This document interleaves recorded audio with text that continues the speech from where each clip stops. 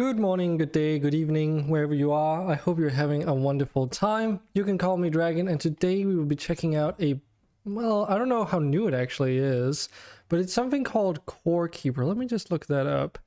So, here we go. So it's this game, it's called Core Keeper. It is on Steam, and it's gonna be coming into an early access. Like, it's technically already available, but it's currently available as a public alpha playtest, which you can sign up for. I did that earlier today, and later in the evening I was like immediately granted access, so I installed it and I haven't played it yet. I was working on some mods, but I was thinking maybe we could check that out today. So let's dive right in. I have not looked up much about what it is because I wanted to keep it interesting, but you know. Hi Hati. New game, yes. Yeah, don't worry. I've also been playing Inscryption yesterday, but you know, a bit too much of what's good all at once can become a bit overwhelming, or whatever you call it. So let me know if the volume is really loud, because every time I do stream a new game I try to, but sometimes I don't quite hit the mark. But yeah, let's create a character. Okay. Oh, so the body's, I guess, supposed to be the gender. And I'm a pale ass mother bugger. You have long hair. So for some of the female hairstyles, that's something I usually end up doing, is using female hairstyles in games, because, you know, if you want to create yourself and you've got long hair, that's usually how it goes. Didn't watch it to avoid spoilers from it. Ah, okay, well that's fair. You're not the only one. I know my fellow streamer friend, Tumbling Satellite, who came raiding on the first stream, he also did the same. I said hi to him earlier today, I think it was, or was it yesterday, looking in his stream, and he was also like contemplating going in and taking a look, but as he said, he didn't want to get it spoiled. We did move further, so yes, it would probably have been spoilery. I don't know how much longer the game is. Rowdy was in there as well, and they said that that was as far as they knew it. Like, beyond where we are now is new territory for them as well. So this looks pretty decent. So that's kind of how it is. Galgatani, hello there. What? Not sure what you mean, avoid FYI. Hey Andre. Good to see you here too. So yeah, it's new territory, but it does seem like it's like Rowdy is saying, the game is built in stages, that you move from one stage to the next, and in between each there's like a revelation that how should you say it, like you get some new, oh my god, what the hell, plot twist kind of moment. Have you ever almost gotten hyperthermia? That's a bit of a random question, Andre, but like, could you explain, and I can maybe answer a little bit better. But let's get this game started in the meantime. In a place far away from anywhere else, you're part of a group of explorers making your way through the forest. Okay. So I guess this is the background. Oh, you can skip it. Okay. But feeling a strange presence, you notice something between the trees. Drawn to it, you approach the strange relic and raise a hand towards it. Upon touching its surface, a blinding light engulfs you.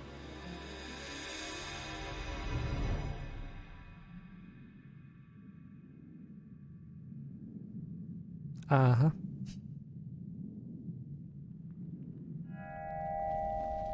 And now we're here, I guess?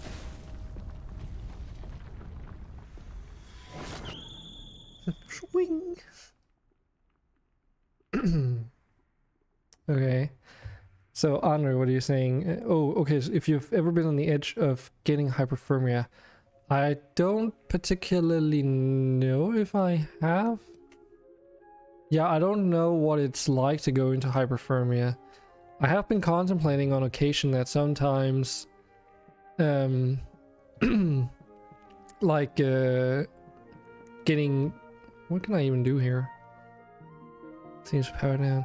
Sometimes, like, just being around my apartment and stuff, I do sometimes have this, like, unpleasant feeling, and I sometimes attribute it to because I'm not aware of, like, the ambient temperature in here. Because sometimes it does go up and down, like, beyond what should be, like, a comfortable room temperature. Okay. Oh, we can punch things. Okay. So I don't know.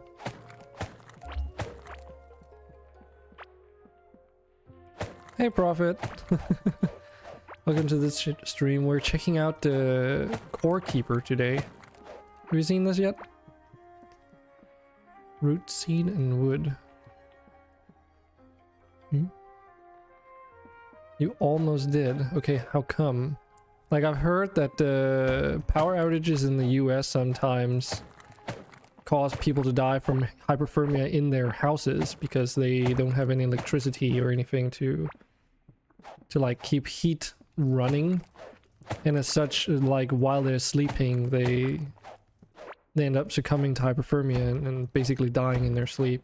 It's a horrible thing, to be fair. Like, it shouldn't be possible in this day and age, but yeah, what can you do? 2 days ago. Well, how did it happen to you? Did you fall in the lake or something? Also, what do we do here? Because I cannot see anything beyond this. Says we can put that down, I guess. There's a map. Okay, not much there to see. Got an inventory here. We've got a wood pickaxe, wood shovel, a basic workbench. Oh, that's the crafting thing. Okay. Oh, so we want to make torches. Okay.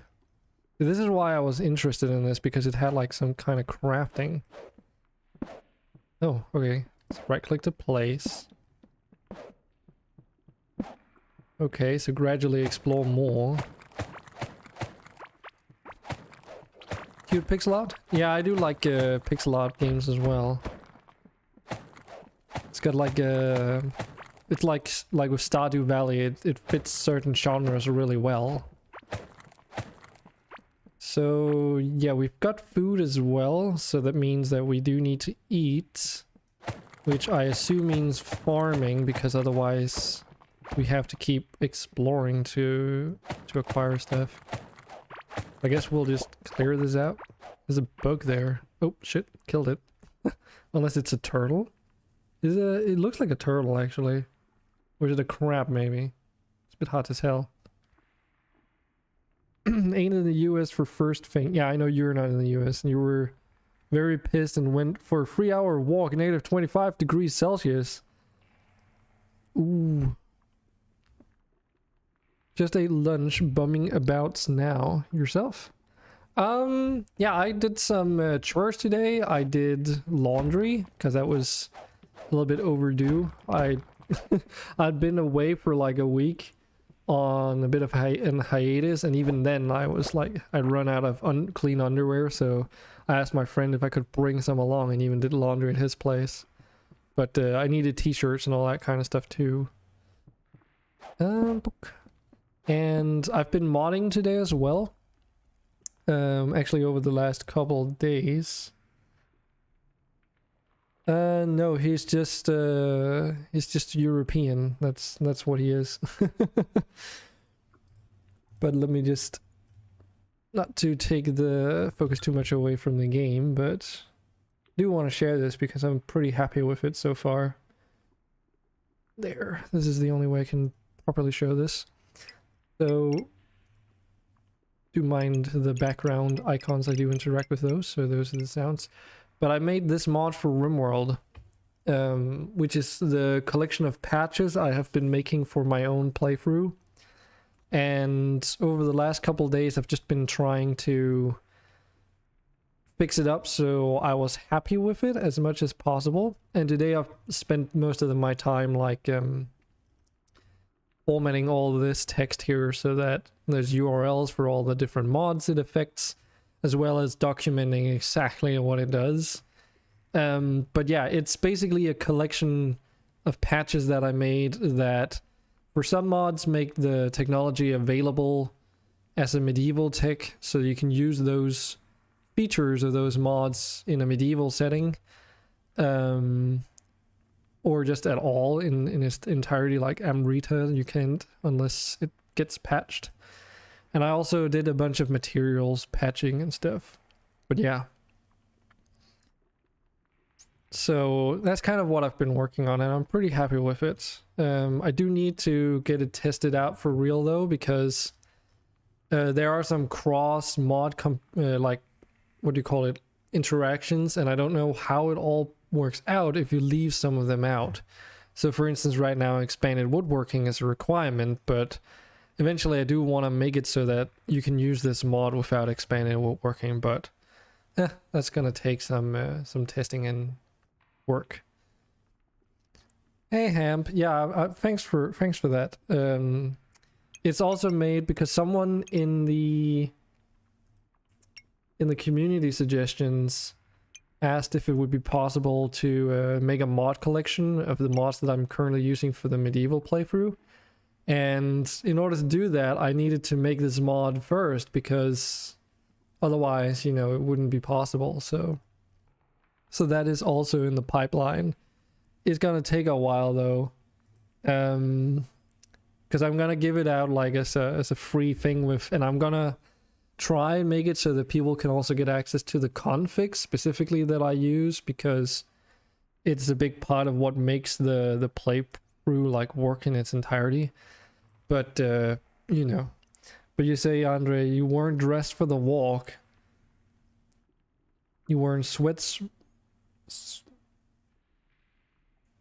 Yo, you were in sweats, a sweater or what? Rubber boots and a winter jacket.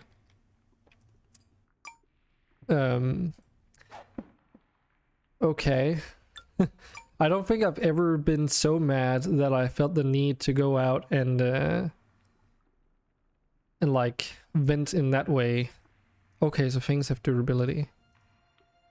Can we place down this wood as well? No, this is just a resource. Okay. But does that mean that we can start? I like that. I like that a lot. I'm getting some crazy ass Dungeon Keeper vibes now. Now you might be wondering, is this multiplayer? And I think the with my voice going a little bit overture, I think it was, right? Yeah, it's got online co-op too, so you can play this cooperatively. And this is like an open alpha. +1 running, wait, what? Skills. Oh, okay. Running speed. Mining damage. Melee combat, range combat, blacksmithing. Increases your physical durability. Okay. And eating. Okay, so restoring health will eventually increase your max health. Okay. And harvest chance. Huh. I'm growing to like this game already, though I've only played like a couple minutes of it. What do you guys think? Sweatpants. Okay. Yeah, negative 25 degrees Celsius. Like, I think it's cold over here, but damn, that is ridiculous.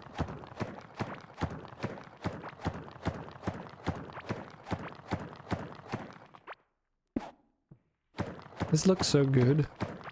I love how the like whenever you strike some terrain, it just morphs the whole thing. Pretty good way of indicating that you're hitting it. Doesn't cost anything. So let me just go over this again, because you probably came in just as I was saying that. Just for good measure. So like if you go onto Core Keeper on Steam, and I can just link it in chat for your convenience. Like right now it says play now down here, but you can sign up for the open alpha, which is what I'm currently playing. And then I guess does it say? Yeah, it just says planned release date coming soon, but not an exact date. So yeah.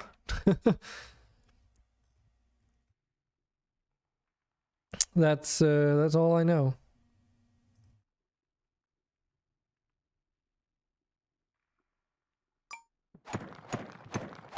I don't know if I guess you can probably play the open alpha multiplayer as well.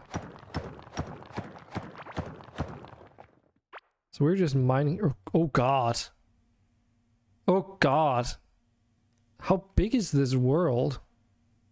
There's like no indication on how far away you can go. Oh my god. I'm dragging right now, by the way. Holy shit. Is this just like infinitely procedurally generated? That would be fucking nutty.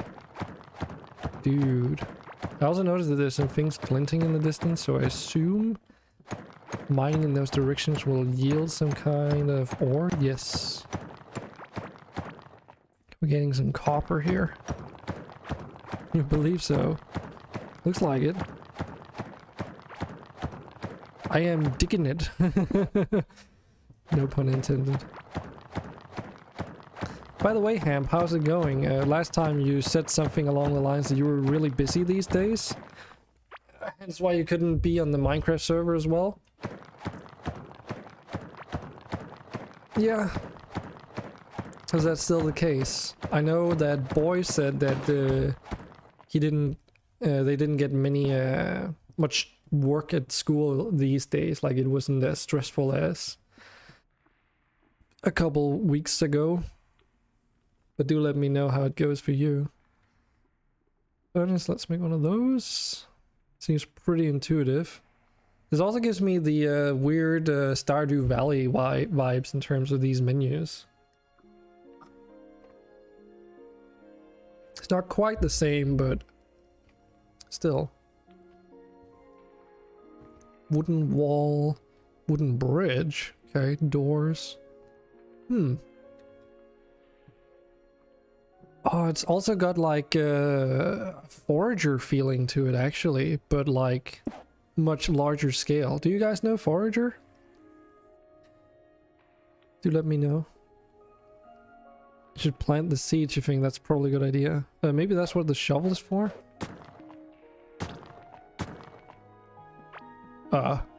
Nope. That's like for literally ripping up the ground. Now there's just void there. Okay.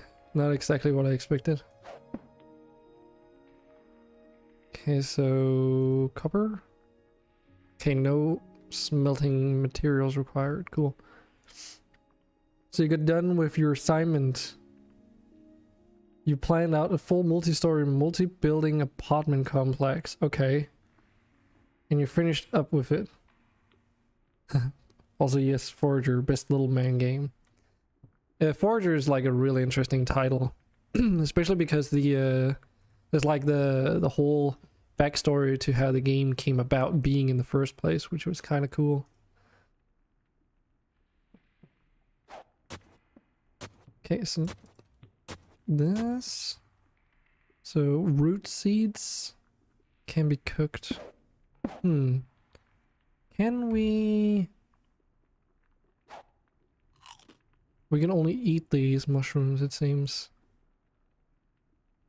Let's make a chest as well.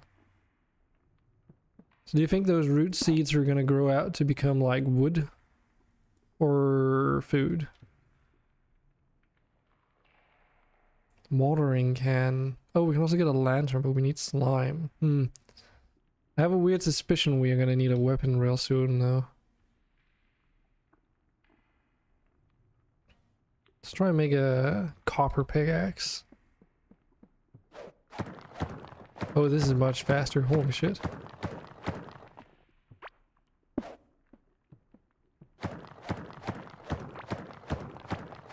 But yeah, it's got that Forager feeling for it because everything is in the same way like removable and exchangeable tiles.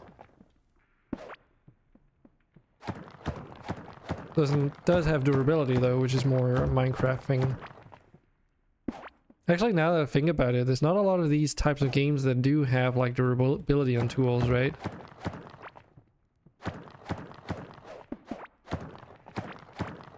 Because Terraria doesn't have durability. Forager doesn't, of course.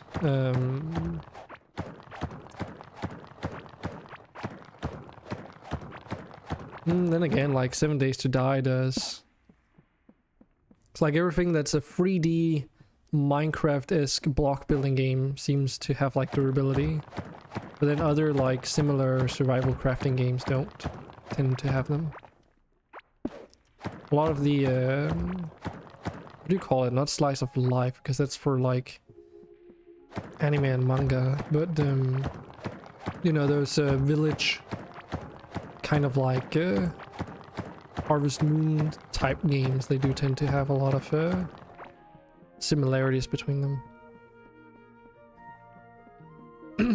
Oh, now you remember what Forager was. Yeah, I think I did stream it like a very long time ago, relatively speaking now. But, and I did eventually end up like finishing off the game in terms of what you could do with it. Which unfortunately, like, I was a little bit disappointed in the end that it didn't have like more replayability. Also, notice these shadows are fucking sick, dude. Like, look at this. It's pixel art, but it's like, I wonder if these walls are actually 3D. Like they're actual three-dimensional terrain voxels or something. And then they just have like a pixel art texture over them, because they could literally be that. Don't know how you would pull off the pixel edge though. That is like fucking cool.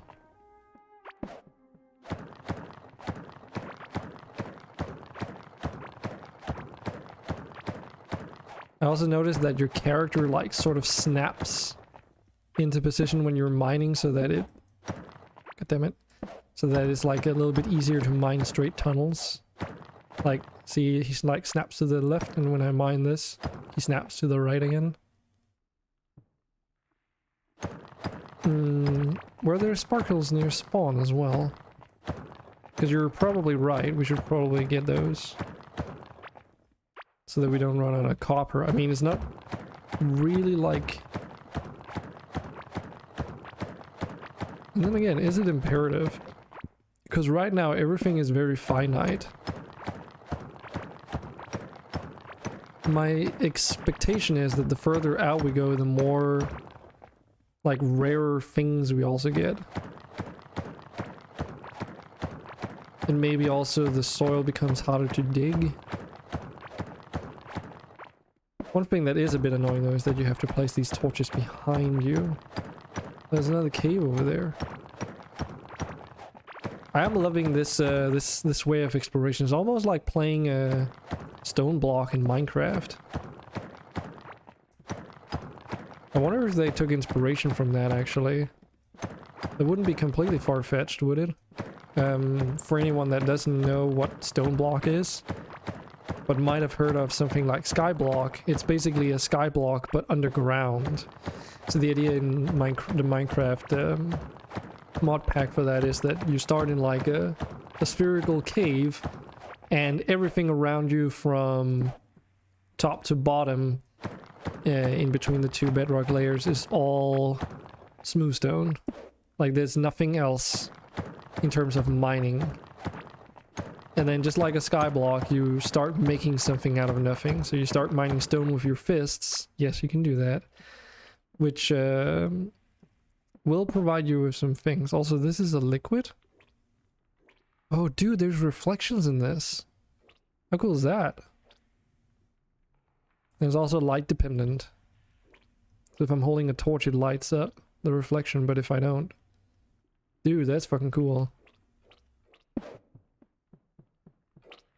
It does make me slower. I wonder if this is actually slime.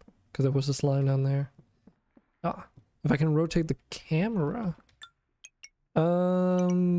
We can check if there's a control for it. I don't expect that we will be able to.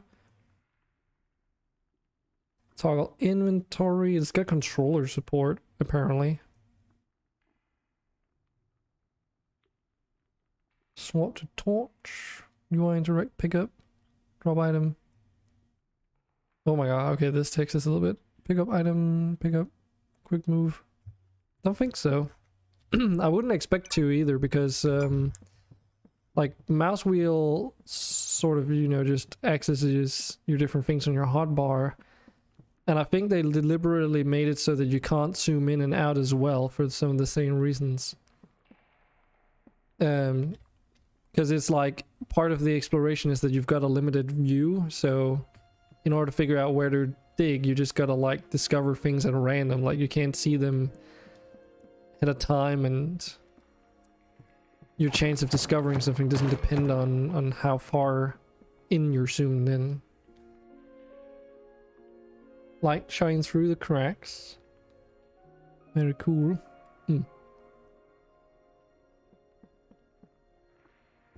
So I am wondering, so there's these free like totems here or whatever. My guess is that you need to insert whatever it is fits into these in order to power that thing. Ah, not available in alpha. Okay. Crystal slot. Okay. Could these be boss related? Because they do look like a bit like Zelda boss design things, you know?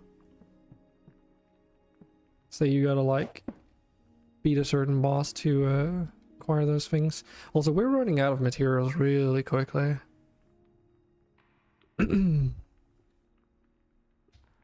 My guess is that I need to make a watering can as well in order to do anything with those crops, because they haven't changed. Well, and for that we need water. Okay. Oops. Well, shit, we're also running out of wood. Is missing a totem? You mean on the bottom side? Or what do you mean? Do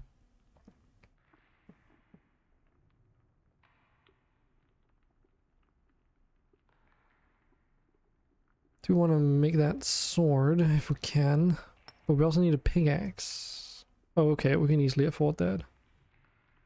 My guess is that swords are like in Minecraft. Once you have them, it takes a while before it starts running out. Stack sizes also seem to be pretty big, which is nice. So eventually inventory is probably going to fill up much quicker than it is right now, but at the moment at least it seems like it'll take a while before it fills up. Yeah, the bottom one's missing.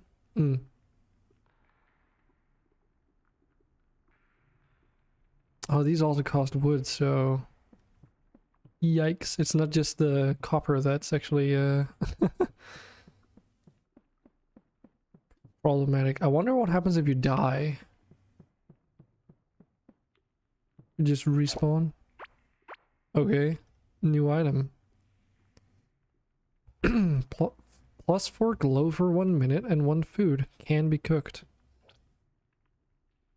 Okay. And then we got a seed for them as well. So what happens if we... Okay, so if we use a shovel in this, we can pick up this ground slime stuff. That's cool. So that means there's also like layers to the terrain, if you know what I mean. Go ahead and fight that slime. Oh, pow. Whoa.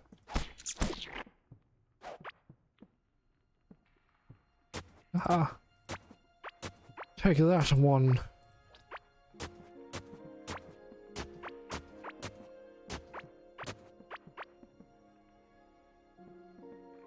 No, it's not water. It does say it's ground slime.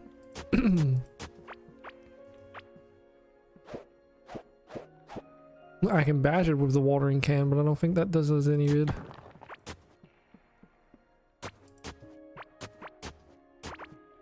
Should probably not, what do you call it? I should probably not be wasting too much of our wood.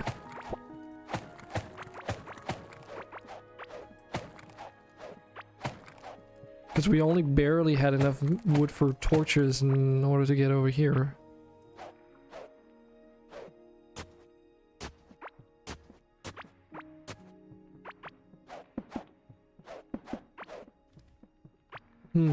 Maybe the ground slime is like for spawning them. So maybe you can like, similar to in Minecraft, make farms using different type of, or that's more a Terraria thing actually now that I think about it. In Terraria you can make like artificial biomes as long as you have the right blocks for it.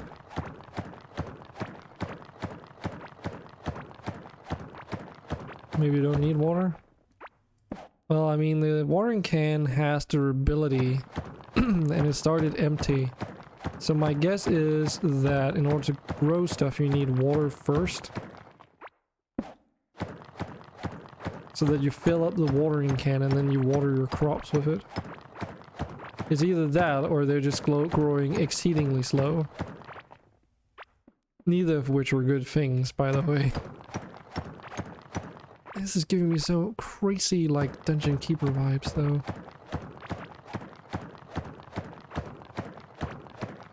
Magic watering can. Yeah. I mean, it would be. Yeah, there's another cave up there to the left. Oh, I think there's water up there.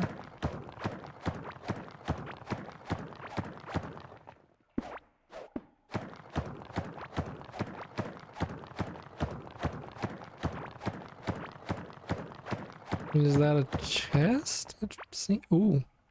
Hello. Complete utter darkness.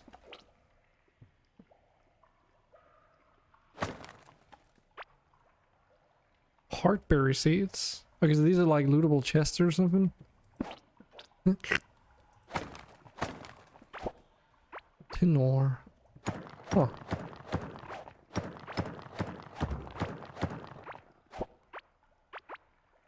Okay, now our inventory is all of a sudden very quickly filling up. Can I? Nope. Can't walk in that. It's impassable terrain. There you go. I wonder. Okay, you cannot dig this stuff up. Ah. Yeah, this is like the craziest Dungeon Keeper vibes.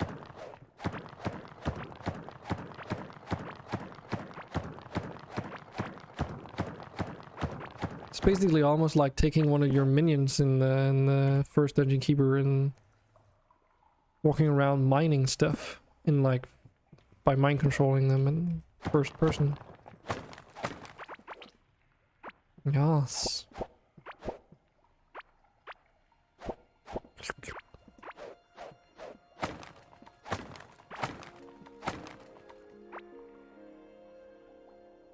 Caveling bread. Dry hard bread. It feels like chewing chalk but fills the stomach. Okay. Couldn't have found this stuff at a better time because we're slowly... Oh, we're actually getting a debuff even.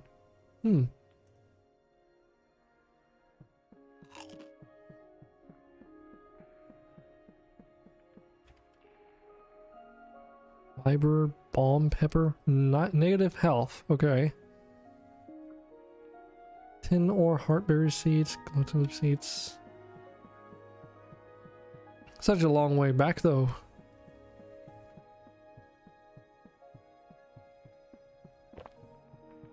Yep, definitely need food.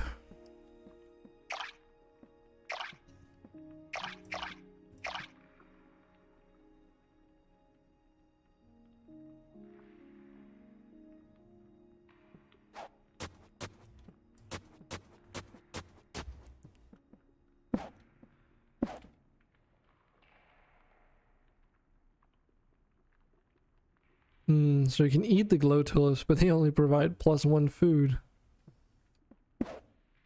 Well, I guess we might as well grow them. I don't see any reason not to.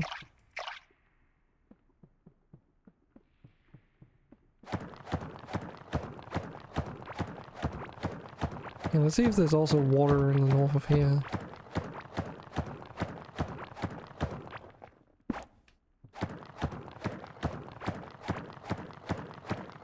There is something glinting over here, but... Oh shit!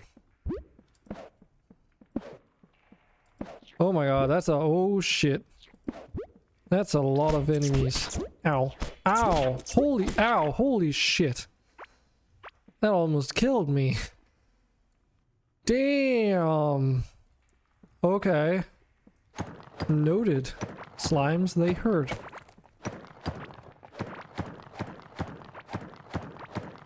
Basically, if another one hits me, I'm dead.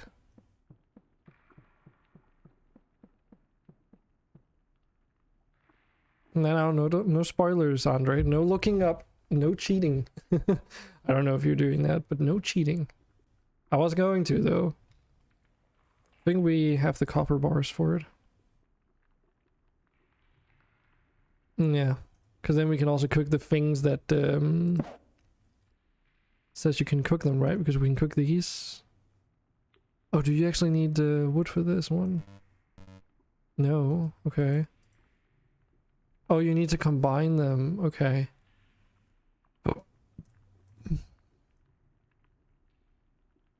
Fair enough. Glowing tulip salad. Okay. This is a little bit better. Doesn't heal me though.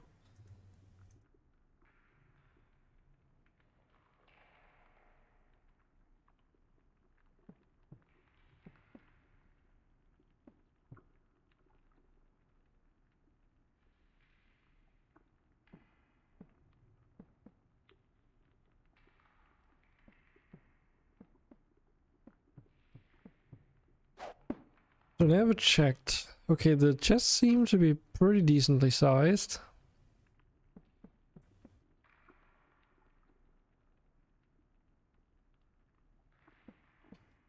Building up a stockpile of copper as well. We can make a copper anvil. I guess that's needed for...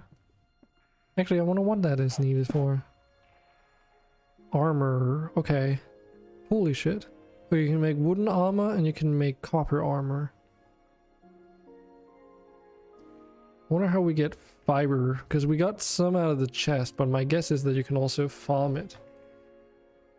If we kill 2 more slimes, we could also make one of these lanterns. What's this thing? Oh, those are our stats. Okay.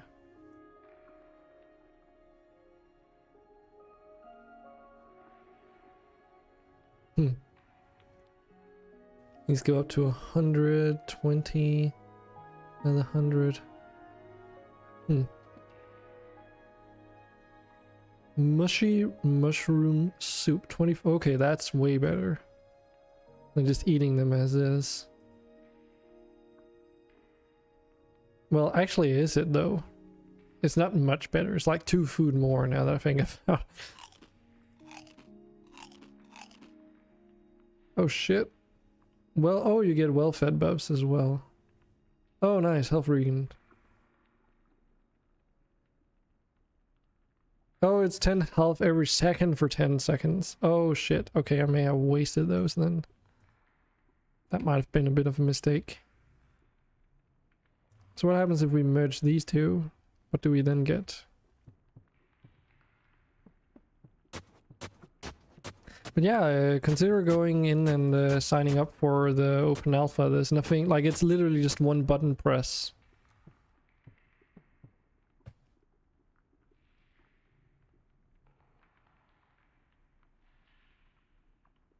Mix a flour and a shroom. That's what I did. That's pretty fucking good. Considering how little those give on their own. Should actually have done that to begin with. At least they telegraph their attacks. really well.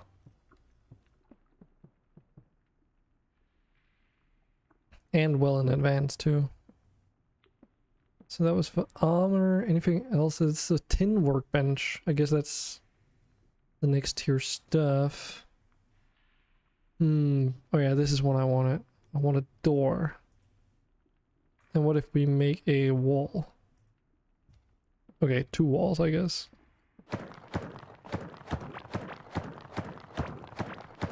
Just so we don't get like surprise ganked by... Huh. Okay, so you do need to have like...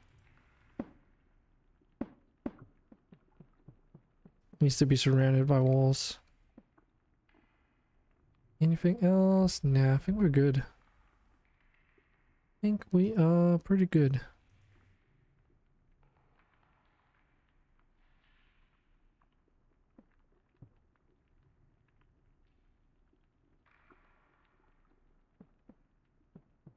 No idea how long it's gonna take before these things are technically grown.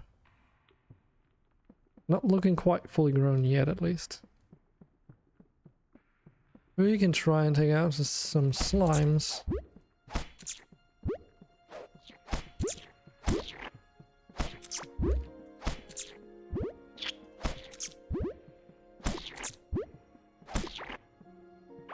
Excellent.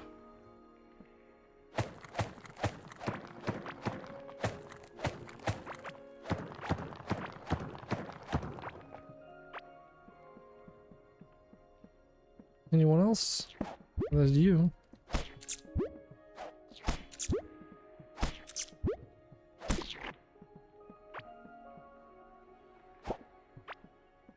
Oh, there's Oli here. Oh god. There's a lot of them over here.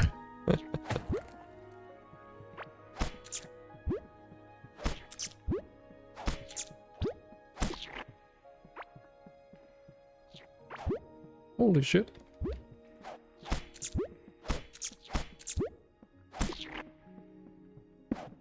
Just hit and run.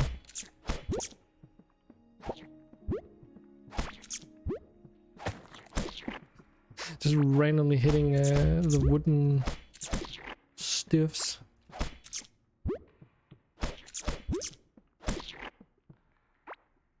Cool, cool. Okay, we got some more seeds as well from that.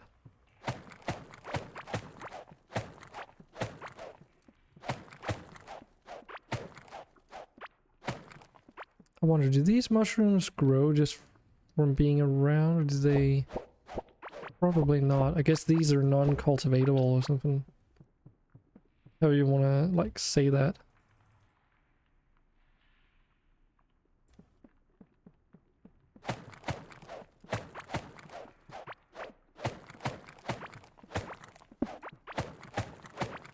So take it there's no reason to leave behind wood, because it seems very useful at the moment. There's no reason to leave it behind other than terrain. Peasant hat. Oh, we got a fucking actual armor. Okay. Don't mind if I do. Dodge, chance, and armor. Now we're real plebs.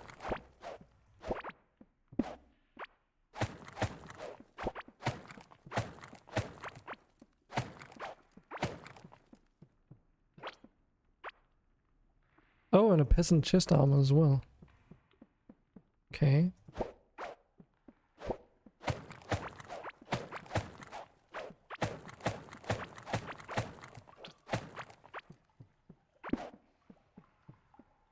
There's something shiny over there.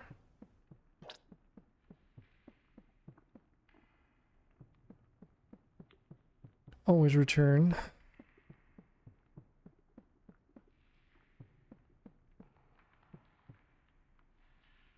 Okay, our inventory is getting a little full though.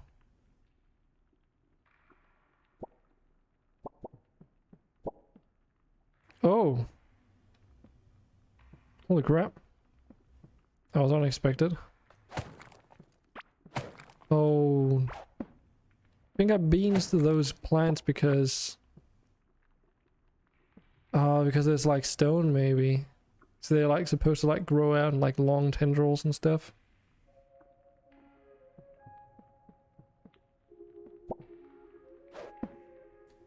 Hmm.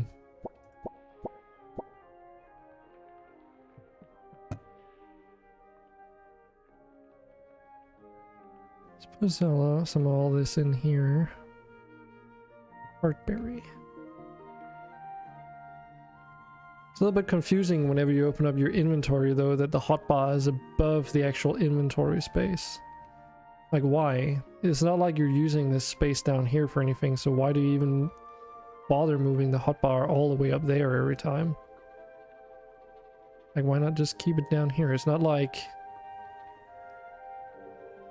Yeah, I don't know. Seems a little bit weird to me.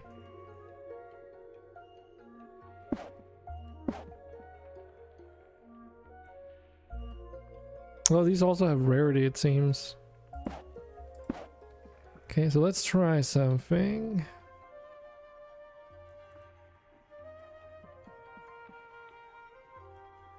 So if we do this, put a root seed over there. Okay, yeah, so punching those do give us not always a seed. Never mind. Okay.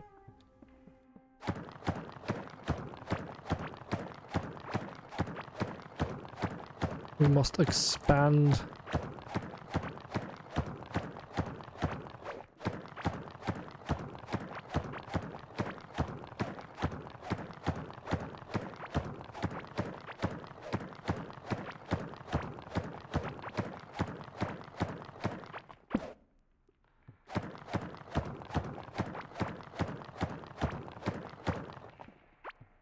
Oh shit, more slimes.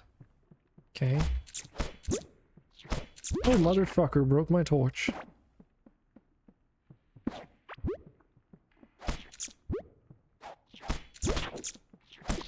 Ow. Yeah, I might be a little bit more reckless. Should probably not do that.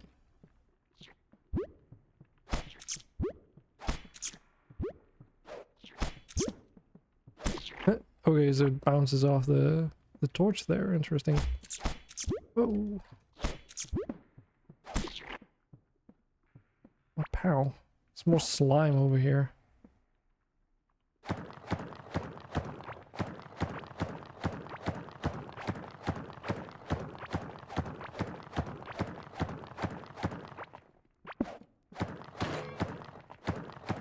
Oh, I like that. So it automatically switches your tools out when they're worn. That is very good.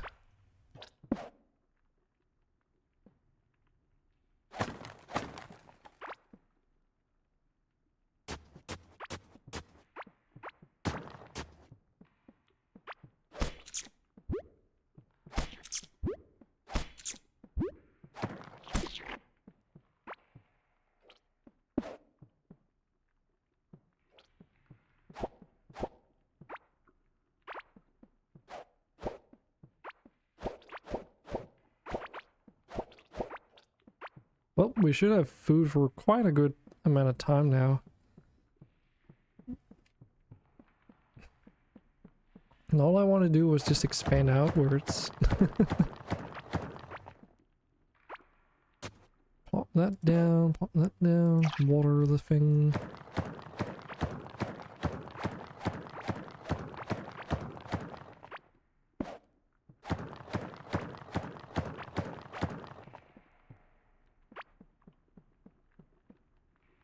Okay.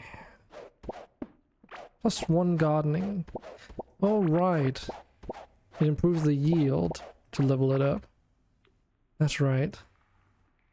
So I guess that means... Let me just double check. Extra harvest chance. So if that's 1% for each level, that's up to 60% really. Okay. But yeah, what I'm thinking is that probably has an influence on your likelihood of getting seeds as well.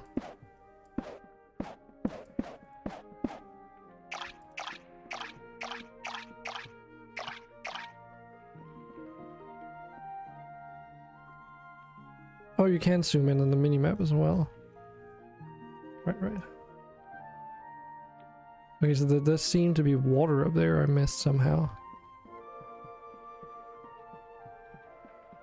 Because that's why I dug this way in the first place. I wanted to see if there was like a closer spot for picking up water, but I guess the answer to that is kind of a no.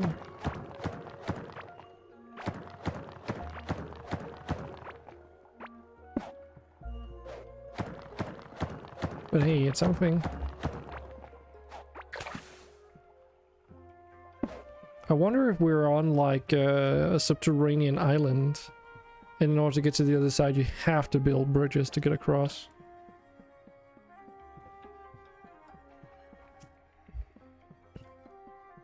It's not completely outside the realm of possibility, at least.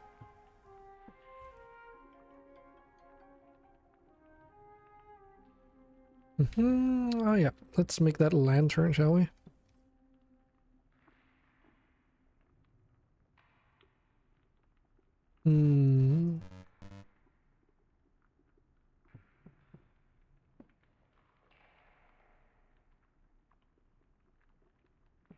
Oh, okay, so we've got like a glow around us, right. And it can be equipped in the offhand. Good. So now I don't have to put torches everywhere. Though, to be honest, it might still be a good idea to do so, just so that you can, like,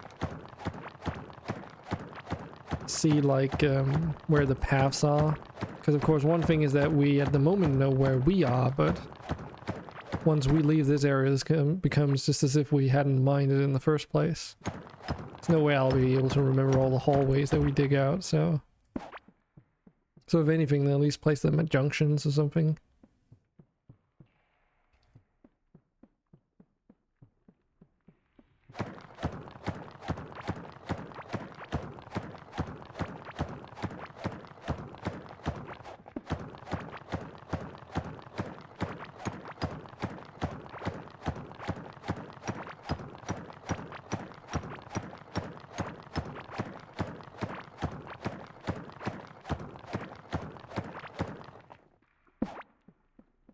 So that is that mined. Yeah, we're only finding copper so far. Which tells me that we probably have to go out much further if we want to find something new.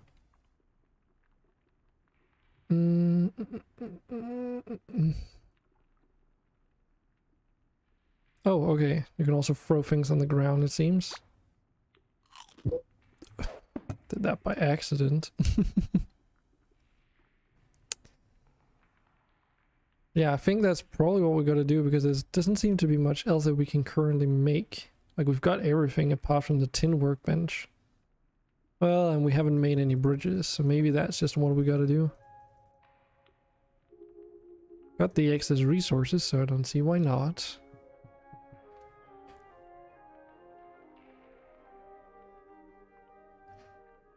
Let's make those.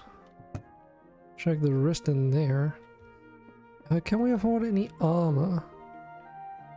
We make wooden armor, but was it actually any good? 3, 4, 4. Okay. Oh yeah, it gives way more than this stuff, even if it is just wooden. Okay, we'll try making some wooden pants, just for a little bit of added protection.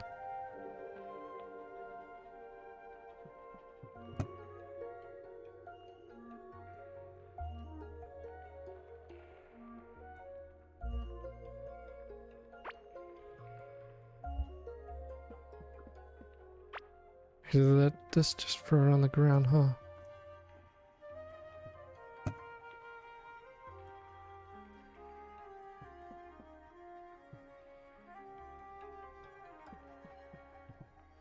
The shovel is almost broken, so let's make a new one right away. Which we can't, because I used up all the wood. Fair enough. Okay, we'll just keep using this until it breaks, and then hopefully nothing critical happens when we need a shovel anytime soon.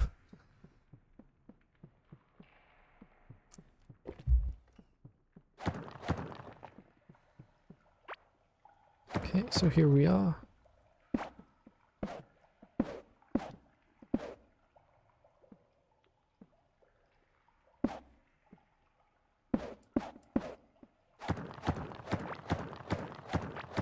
we've made it to the other side.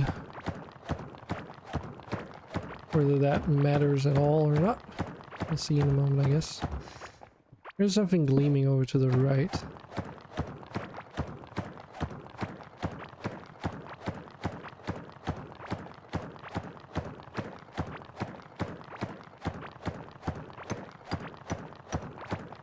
Just more copper. Oh, but we did find the cave.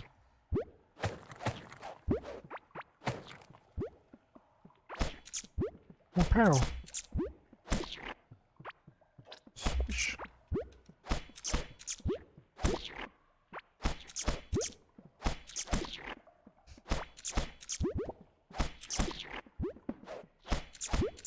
Whoa. Whoa, okay, that one was a bit more story. Ancient gemstone. Okay. Well, we found something new, but I have no idea where to put it. Oh, maybe gemstone. Maybe it's used for that central portal thing. Mechanical parts. One of those are both for that central thing. I mean, this is an open alpha, so I have a suspicion that it's not gonna be like long in terms of content. My suspicion is that the idea of the game is that you like teleport into an area, then you build and expand outwards and gather materials and all that with the intent of restoring the portal in the middle, and then it takes you to like a new place maybe? Thus giving you like reasons to continue like expanding out, and maybe like new areas have new things. Maybe that's the direction the game is gonna go. Because if we take the stone block and sky block analogy again, a lot of those mod packs for Minecraft have a thing where in the center of like the map or whatever, if you're playing a single player map, there'll be a collection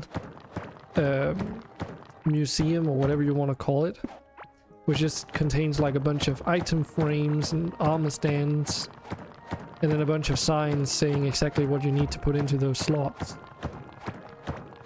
with the end goal of the skyblock or whatever being that you need to acquire all these items. And then once you've filled out this oh shit, all these slots and stuff with the things that the signs tell you to put in there, then you've technically beaten the sky block. And I'm getting the same vibes from having that central structure in the middle, because again, it's like, you know, you spawn there, so that's where you keep returning to. But maybe I'm overthinking it a bit too much and getting ahead of myself. But we'll see, we'll see.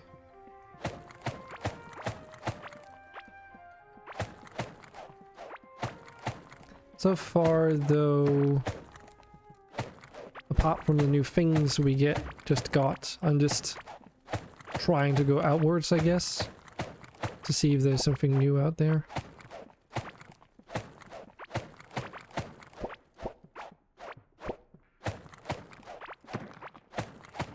Oh, there's something interesting over there.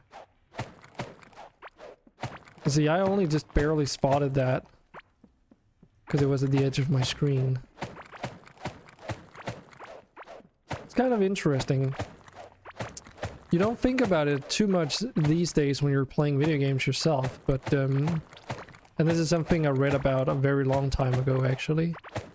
Some senior game developers talked about this. I don't remember if it was like a Nintendo thing or what the source was, but they were talking about how when moving from 2D games, or actually also when developing two-dimensional games and such, that I think it might have been in relation to the Legend of Zelda series, that they realized when making puzzles and stuff that they could do stuff with the puzzles that would be impossible to figure out if you were in the situation yourself, like if you were standing in the situation. Meaning that in three-dimensional space, as an example, you can stand behind cover, behind a wall, but still see what's going on the other side. You know what I mean? That kind of stuff. And that's what they were saying and talking about, is that when designing puzzles, they realized they could use this. They are not completely done yet, are they? They realized that they could sort of make the puzzles around the fact that you could see all these extra things. And this game does a similar thing, right? You would never in real life be able to tell that there's another cavern all the way out there. But because you're seeing it from a top-down perspective, all of a sudden you can, right? And it's not like people that have, like us, that have grown up with video games, we don't really think about that too much, at least. I mean, I know that I don't really. I'm aware of it when I think about it, but you only really stop to think about it when you go out of your way to doing so. I wonder if these just spread out like one block, or if they keep growing. My guess is that they only do like a star thing, because that's also what the seed sort of implies. It's a bit of a form follows function kind of design.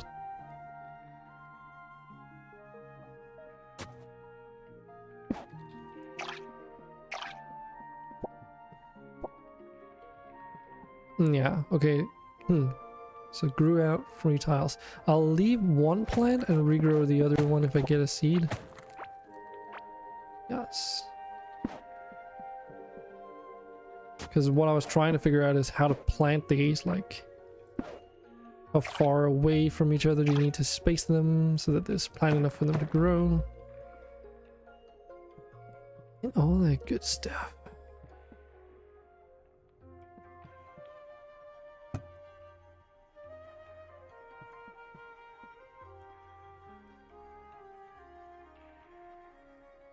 Okay, so we're definitely burning through pickaxes really quickly.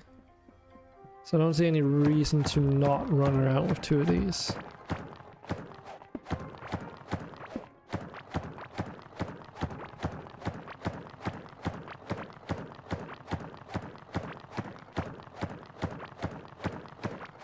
And we're getting a debuff because we're starting to get hungry.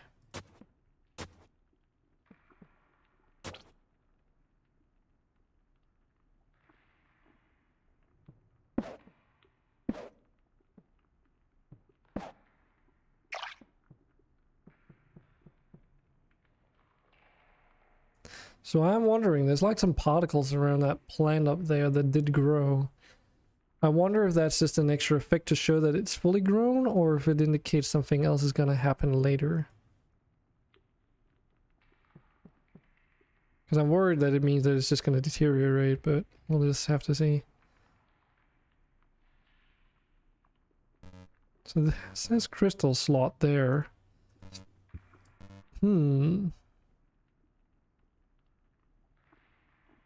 I don't think those are related.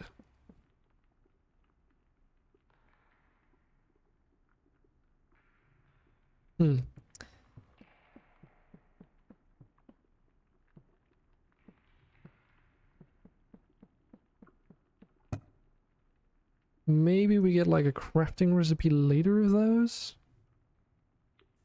I actually don't seem to recall if there was anything. I wonder if crafting recipes are unlocked gradually, or if they're just like, this is all the thing, these are all the things that you can craft like from the get-go. Now we're real tin can man. Well, not really, we only have a helmet, but... Hey Cosmic, welcome to... How are you doing? We're checking out a newish game today. What's this game about? Well, so first off, it's actually really easy to get to try it for yourself if you're curious enough. It's got co-op in it. If you go to Steam, to the Steam page, I might as well just link that again. You'll notice that right now it says play now for me, but it's a play test, so that's what I'm playing as well. I literally signed up for this today, and like over midday I had already gained access to it, so it's really easy to gain access to this early alpha, because this is not even like, you can't even purchase it as an early access title yet, so this is just like super early. But it's like a bit like Stardew Valley meets Dungeon Keeper, I guess. With a little bit of ARPG in terms of some of the UI here. But like dumbed down. Like this is very much the same UI you see for games like Grim Dawn and Titan Quest. Well, they're basically the same. But it's like set up in a similar way with the tabs and then the extended info list. But you also craft things and you mine away terrain. And originally when you start, you're just in like a dark cave and can't see anything. Then you start making torches, you can light up your path. Oh, these do grow further. Oh, okay. Yeah, you can remove terrain. And you can also rebuild it actually. Just like that.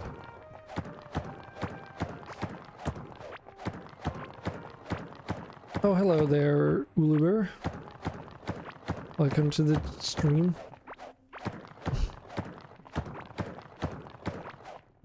So yeah, that is a little bit like the TLDR version of what it is about.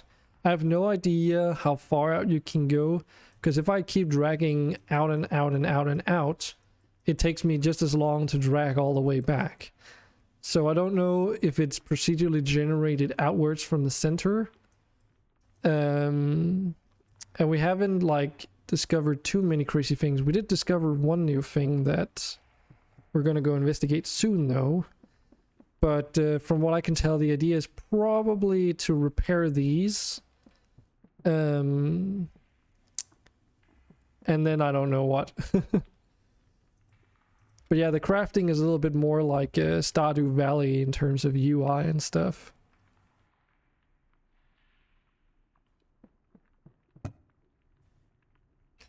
So that's kind of why it caught my attention as well, because I do like these kinds of games. Oh, and Forager. It's also very reminiscent of Forager, if you know what that is. It's even down to like whenever you place things, they go like, you know.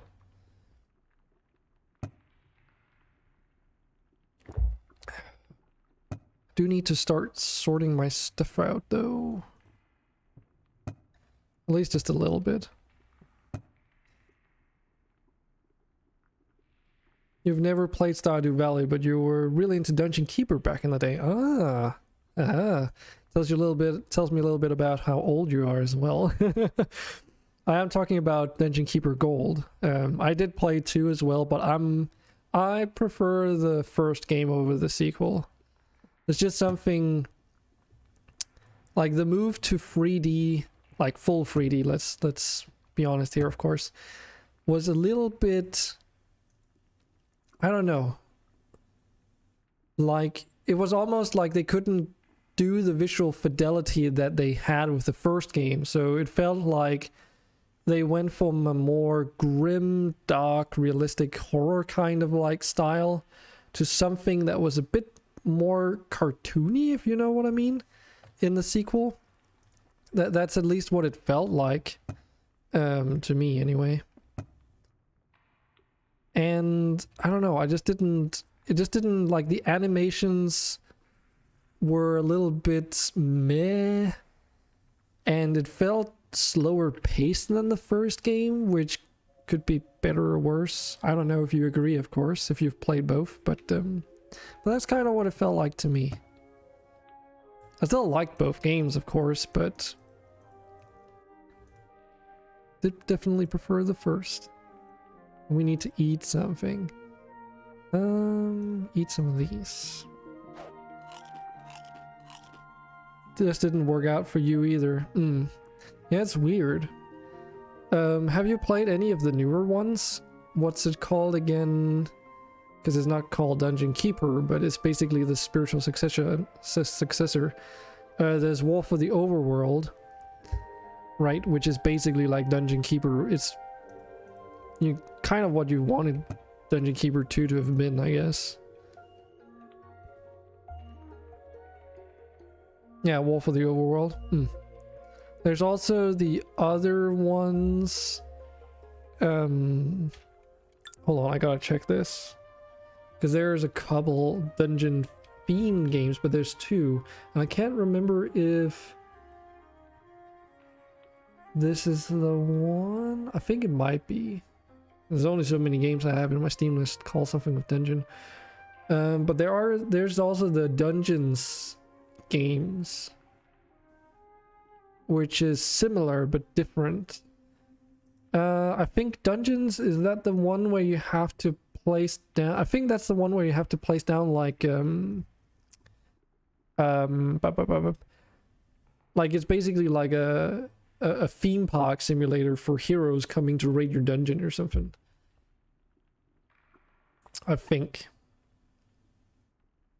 Yeah, those were the ones where you had like those really, like I think the first one was really obnoxious because it's like, oh, in order to pass this level you need to do like get this score of this thing or whatever, and it just resulted in you having to spam. Like you couldn't really design your dungeons how you wanted to because you were forced into placing those decorations everywhere just to get the stats up, to the point where eventually you just realize that, oh, okay, so the game design basically tells me to just spam these things in. And I didn't like that. I did not really like that at all, honestly. It became a bit too much of the old like you're forced to play the game in a certain way. So even though you had basically beaten the level, you were forced to like do more things. But nah.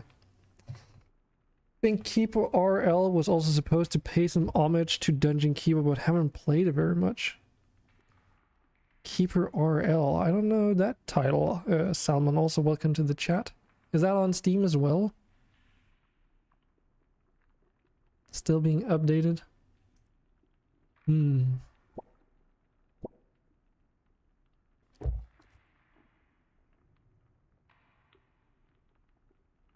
Keeper RL, I've never heard of this game. Oh, that looks very much Dwarf Fortressy. That looks interesting though. This is from 2015. Yeah, okay, jeez.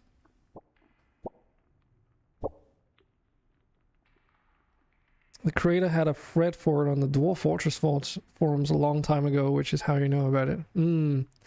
Well, based off what little I know of you and what you stream, then that sounds very plausible. Never did get into Dwarf Fortress. Okay, so Minecraft, right? Notch was talking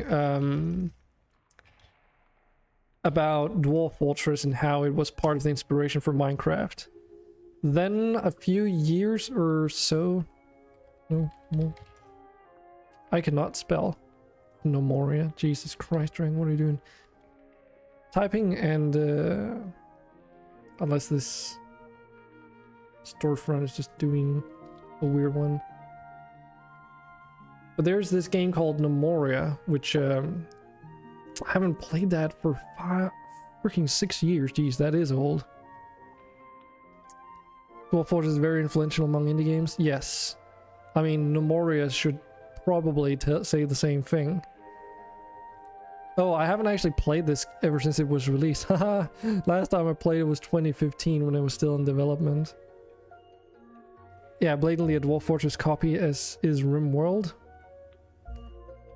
RimWorld not as much as Nomoria though, because RimWorld does not do sea levels. But Nomoria definitely is. I talked with a friend back then about it and he was like, oh yeah, This is basically Dwarf Fortress, but Dwarf Fortress Light. Because, you know, they focused on making everything visual. But it was also not done back then. There's also a newer title called Going Medieval, which is... That is basically... This is RimWorld, but with sea levels. And set specifically in medieval. I actually made like a little joke about this at some point, saying that...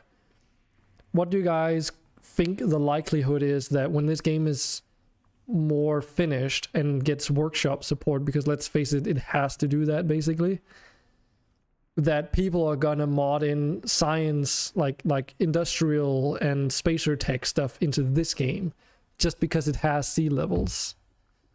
I think the likelihood of that happening is pretty high. From what they've been selling this game as, though, it does sound like they'll stick to medieval, but I don't see why you wouldn't be able to mod this to do more. Yeah, more graphical and more gamey, or with less performance issues. Yeah, that's definitely not RimWorld. But speaking of RimWorld, Oxygen Not Included has a lot of elements to it that RimWorld also does. This is basically a 2D RimWorld, but without a lot of the things that make RimWorld stand out, right? Because you have the work priorities thing, you have the daily schedule thing, you have the colonists, they have their needs, they have their skills, but just in a different format, right? So there's definitely a lot of similarities out there, and I don't think it's necessarily a bad thing. But yeah, I do wonder how these things grow though. Can I just like punch these and it'll regrow maybe? I want to try it. Because then if that is the case, then the idea is that you should not replant these. Like ever.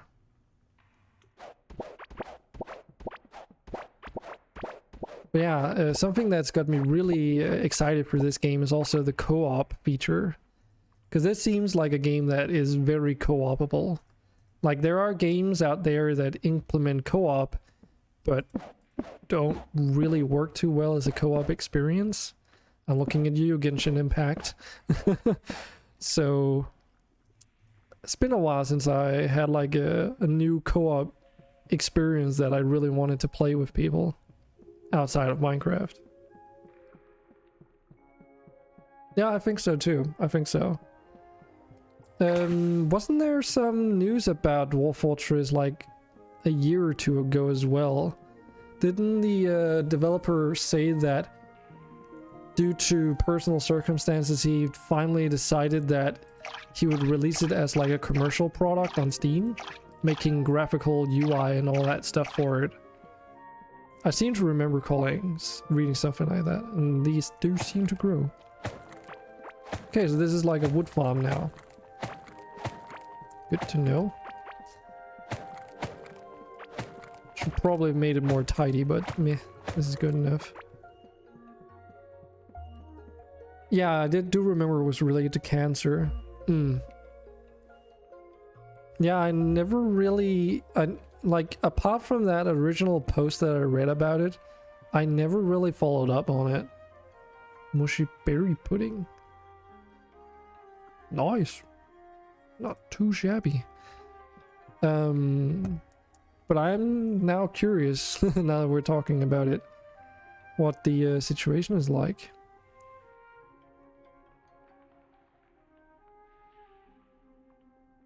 Let's make more of that stuff. So they partnered with Kitfox Games for marketing and are planning a more professional, mass marketable Steam release. Okay.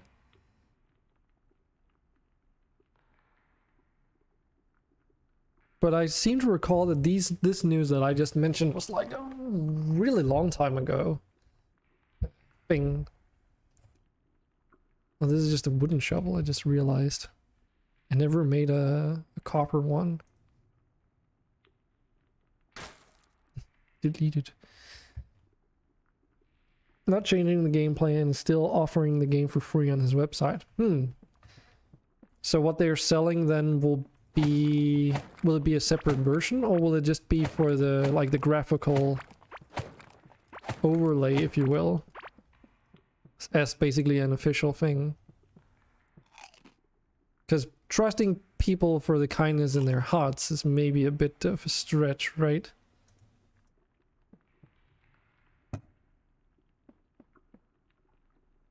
It's like not enough to like have a like make a business plan out of. Also, I wonder if we can... what happens if we... Oh, that just disappears. Okay. I was wondering if that green stuff, that grassy stuff, actually made a difference, but it doesn't seem to. He hired 3 of the community favorite tileset makers and is paying them to make an official tileset for the game. Dedicating the last development cycle for Steam on graphical tileset support, UI cleanup, and performance so people find it easier to get into.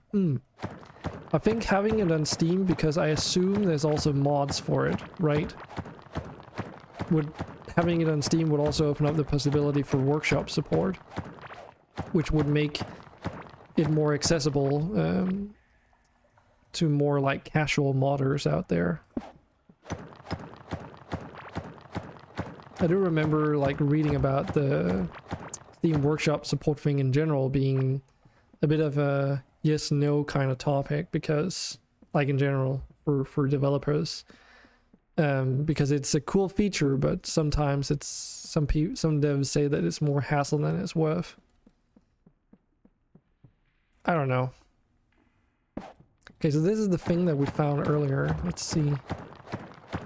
Everything except the core mechanics of the game is moddable because it's all physical simulation modeling. Physical simulation modeling. It's an interesting looking chest up there. Okay. You saying that kind of reminded me of the game called Eco. Valuable. Wait, so there's trading in here? Currency of the underground. It's underground. Got a health potion? Okay. Don't mind if I do. Can I pick that up? Nope. Yep, I can pick that up. Never mind. Okay, so what? Oh, okay. They're basically urns or whatever. Boxes. Old amulet.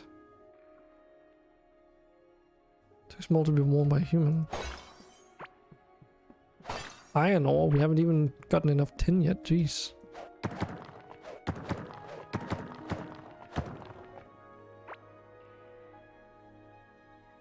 So the structure of a creature's body, for example, is completely written through a scripting system. Okay. Oh, decorative pot. Not exactly sure what that actually means. Because I mean, technically XML is also some form of scripting, right? Or programming, if you will. But what I guess the difference is that you're talking about is that it's created at runtime, right? It's not like you give the system instructions on how, like the computer instructions on how to build those, instead of building them by hand and through XML or whatever your choice would be. But the tissues that make up the body are defined with physical properties, and then every body part is composed of layers of those tissues, and then it's defined how the body part fits together. So like a recipe and cookbook kind of scenario, right? That also sounds like something that programming nerds would have an orgasm about. I do have a background in a little bit of programming, but I decided to put my main focus on a more graphical and designer approach when I was still studying at university. Unfortunately, that also is kind of giving me issues these days trying to actually get a job, but you know, you reap what you sow, I guess. And I was just how do we say it? betting on the wrong cards or something. Hoping that the added focus into just like those aspects would be better than doing programming as a main thing if that's not really truly what I wanted to work with. I don't know. Same kind of recipe system is available to pretty much everything that makes up the game world.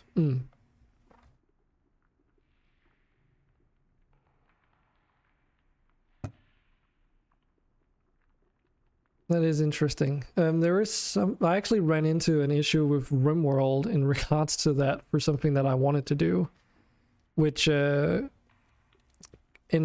up complicating it to the point where I couldn't be bothered looking into it. But it's basically like... so skill trainers in RimWorld. Skill trainers in RimWorld. They used to be the ones that improve your baseline stats for shooting and such. They used to be a XML, like written in just XML documents, what kind of properties they had, and then there would be an XML for every single variant of the skill trainers. Which was, you know, pretty cool because that means you didn't need to actually make a, like decompile DLLs and all this other shenanigans in order to mod the stuff. But they decided, for good reason of course, to change it at some point so that now instead of being like pre-made XML files, all the skill trainers are now created dynamically instead. All the way down to the geology. You can completely scrap the entire game and build a world completely made out of stone types that you invented. And you think it is XML. Okay. So that's what it reads for the properties or whatever? Or are you talking about something else?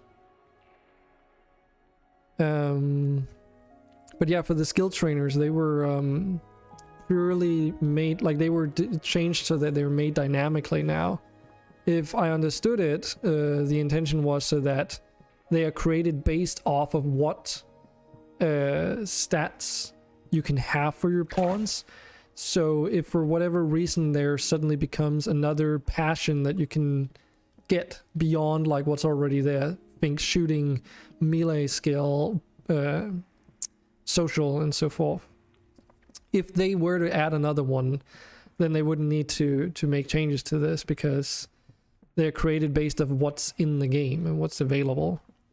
Which annoyingly means that if you want to change out something as simple as the textures for it to be like more medieval-esque instead of like a high-tech thing, it's not as easy to do anymore.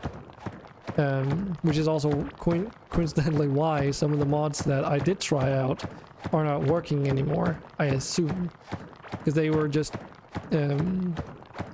like implemented in an old method, and that method doesn't exist anymore, making the mods broken.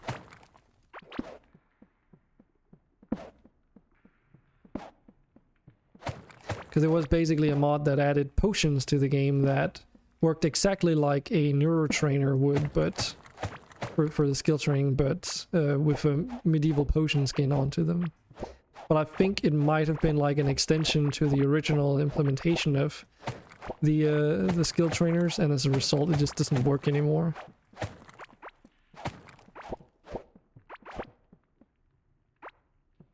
Now the game engine has a bunch of properties that it looks for that are defined by tags in the raw files. Ah, okay. So what you're saying is that you can just define like new tags, and then voila, you've got like a new stone type, for instance, I assume. Just really sophisticated. Well, he's also had a lot of time to work on it, right? Gold ore? Dude, we can't even process this yet. Okay. But yeah, he's had a lot of time to work on it too, right? I mean, for anyone uninitiated, I guess. If Minecraft was inspired by it, and that's really old now, it does say something about the age of Dwarf Fortress. What the hell is this? This is this also this doesn't quite look like regular water because it's completely green. Does it look different on the minimap? Kinda. Just looks like darkness.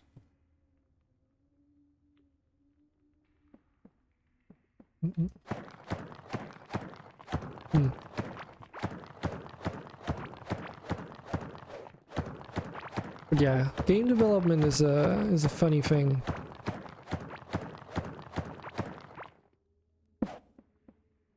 It's also really weird when you come from like having worked in Unity for a very long time and then you start finally looking into RimWorld modding and you realize that, oh, okay, modding for RimWorld is completely different of an approach than if you were to make a game from scratch yourself. Because you can definitely tell that, like, Tin and Has helping him make RimWorld, they probably spend a good amount of time making the framework as well for making the game so moddable as it is. Oh, there's something up there.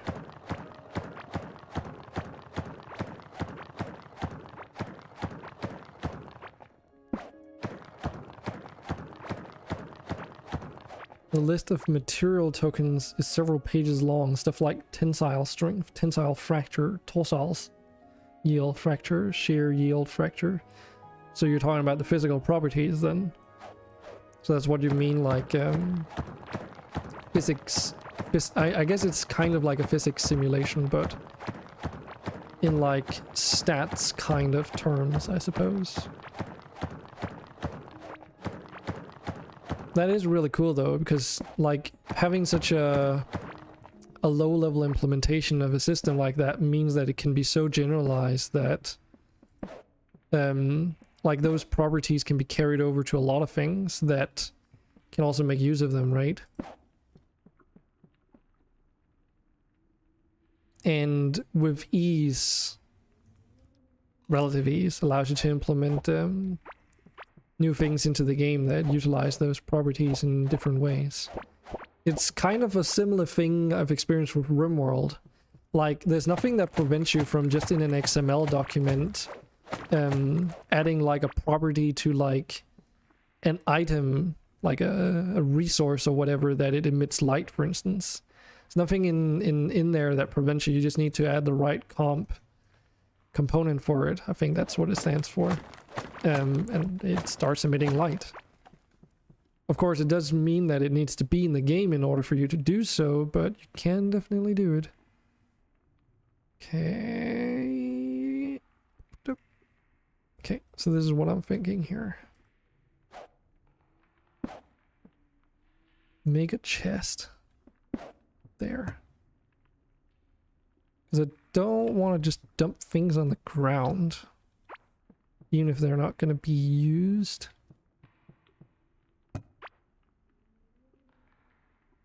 So we got a slingshot. Whoa, that was... Okay, I did not expect that kind of range. Okay. Do need to go back though, because we're kind of full. It's not like this material... it's not like this material... Hold on. This has this armor value if used as armor, and this armor penetration value if used as a weapon.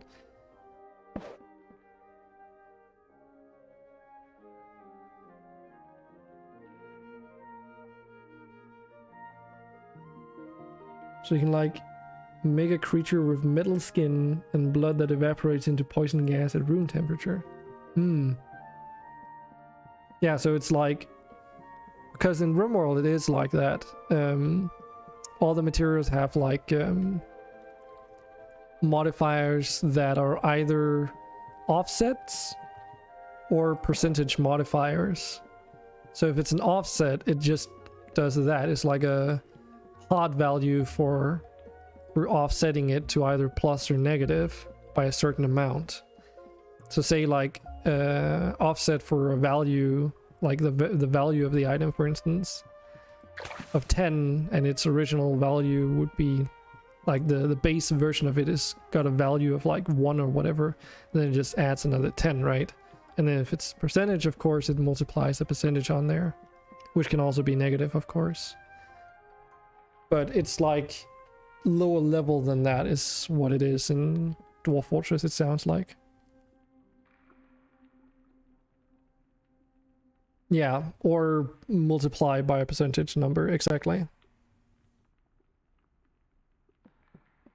And that is where it's funky, right? Because in RimWorld, if you add, as I said, a light source, for instance, to an ore, then that light source is only applicable to the ore in its ore state. So unless there's like some pre-programmed thing in the game that tells it to basically take that light and add it to the armor that it's made of, then it just won't happen, which is something that is a little bit disappointing and makes it a little bit more difficult if you want to make specific things. Not saying that it would be a good idea to add a light source to every fucking item in the game because of how light is calculated and stuff, but you know, it does mean that those options are just not there.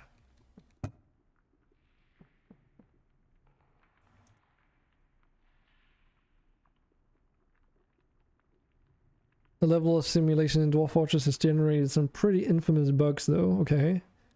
Heard about how when he introduced taverns, cats started dropping dead. I haven't played the game, so no, but do share. I mean, the only things I've only heard very little of Dwarf Fortress, to be honest. Which can basically surmised into the stories that my friend who was playing the game told me. Stuff like, oh, my colony was going well, but then, you know, the chaos ensued when the whole underground was flooded with lava because he popped an underground cyst full of liquid, basically. And then in the aftermath of opening up to that, he basically also suddenly opened up basically access to some creatures that would spawn underground or something, and everyone died. You can have a bit of a similar experience in Nomoria, but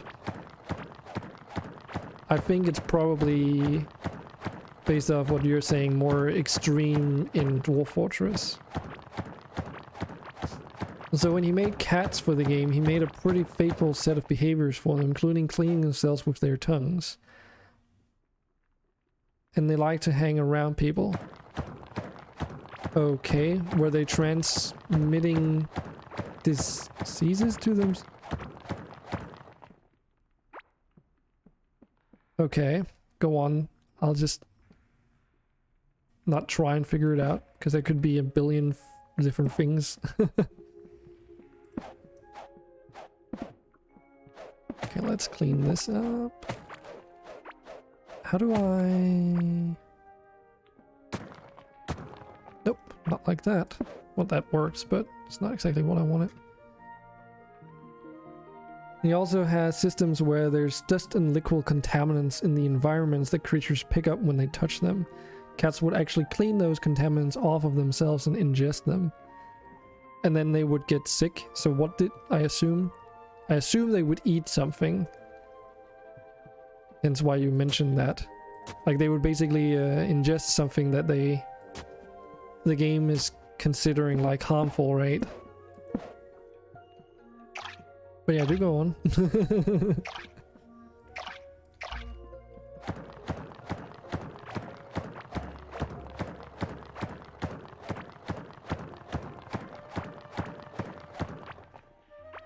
A little bit lost on how far, if I've gone too far out, and I should probably like go halfway out to where we were and then start digging around for ore instead of keeping going further out. Since we started finding gold and I can't even process that yet. happened with taverns is there was always alcohol being spilled on the floor. I expected it to be alcohol related, yes. So would they like lick up the alcohol? Or would they walk in the alcohol on the floor and then basically that way pick it up, and then when cleaning themselves they would remove those contaminants but then get drunk, and then because of their body size and other physical attributes they would get alcohol poisoning and die or something? That's where my mind is currently going. I almost died. You got it. Yeah. Yeah, I can could kind of imagine that based of your description on how the systems work. I mean, it's not like it doesn't make sense. But if you can pick up something by walking in it, then I assume there would also have to be a system that gradually degrades the potency of whatever it is you pick up by just walking around as well. There's no other games where things like that happen?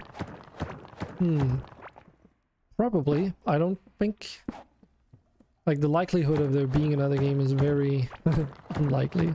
And I don't recall anything having anything similar to that either.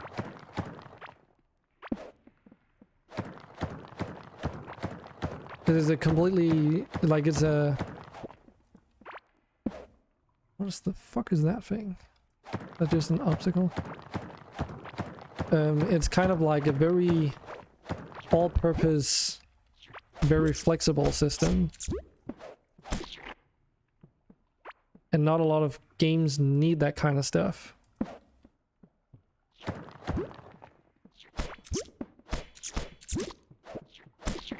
Assume those are just obstacles. Oh shit.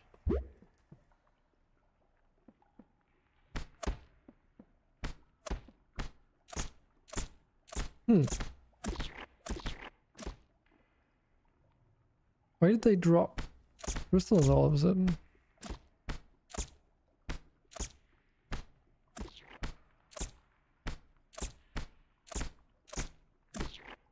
Okay, this does not nearly as much damage as the sword does. Okay, almost.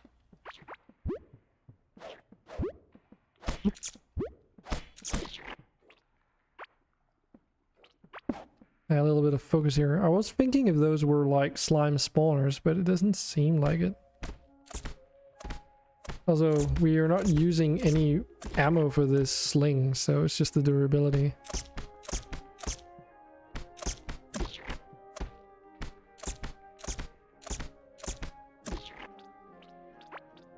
Is it coincidental that they're dropping these gems all of a sudden?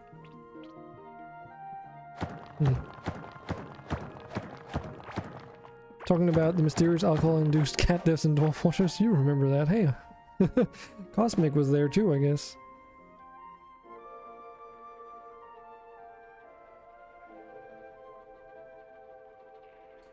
Most games don't need that level of detailed simulation, but the thing people don't really pick up about Fortress is it's sort of not really a game. It's not a game first. I mean, that's kind of how RimWorld is marketed as well. RimWorld is marketed as a storytelling generator. Like, you can go and read the description in case you're unaware, of course, but that is how the game is marketed. They say that it's not a game about skill. There's no definitive end, which is why the actual end game condition in RimWorld, that is also so lackluster, because it's not like, I guess it was technically never supposed to be in the game, but people wanted to have like an end goal to aim towards, so that's why it's there, is my guess.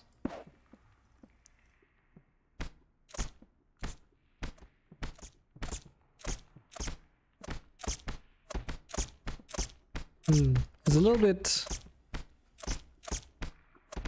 odd that they're not trying to attack me when I'm pelting them with rocks or whatever it is I'm shooting with. It's not like I'm doing a lot of damage, but It's a little bit weird that they're not aggroing onto me. We do get plus range combat too though, so eventually we do start getting more, doing more damage. Kind of takes me back to playing like the very first iterations of Terraria. That was a hell of an experience back in the day. Because it was a situation where one of my friends in class, he was like, dude, you gotta like try this out. Or check this out, there's like a game coming out soon. It's like called Terraria and stuff. It's basically like a 2D Minecraft. I was like, okay, cool. Looked very interesting. And then not too many days after, he came back to like in class as well and said like, dude, so you remember that game I showed you about?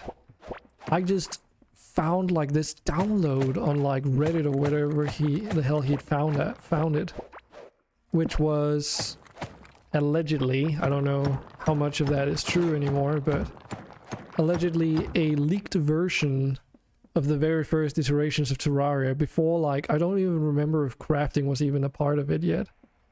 But you could basically like do exploration and mining and placing blocks, and that was pretty much it. But very early version of Terraria. Anyway, it's a fantasy world and story generated first with a game tacked onto it, and the level of simulation detail is what generates such unique stories. Yeah, because it's not like like a lot of the behaviors are not, I mean, everything is coded to behave a certain way, but like the rules are there for things to happen, but they can interact in so many different ways that some things can end up being unpredictable, right? Because given the right circumstances, something really out there and strange might happen. Which maybe, you know, you might even be one of the first people to ever have that kind of experience.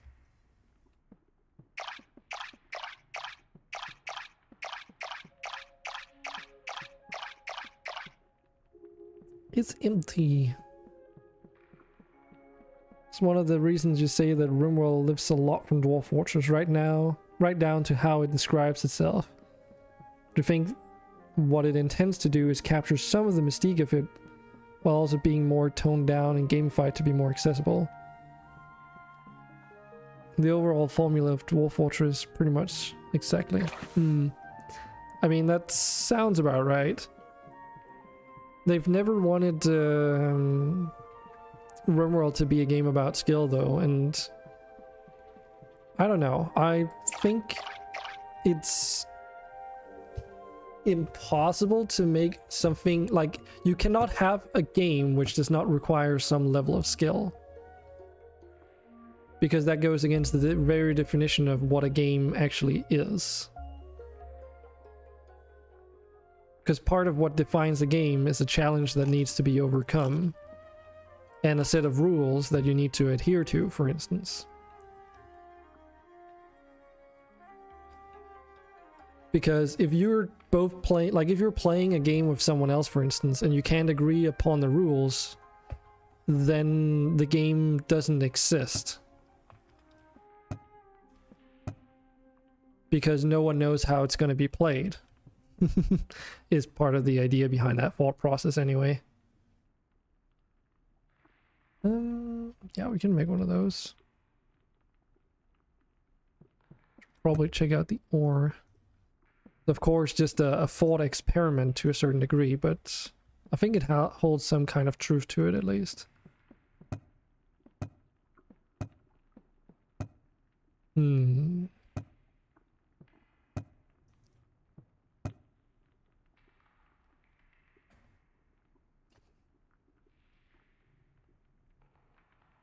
Don't know what this slime is good for. I wonder if I can use it for cooking, possibly.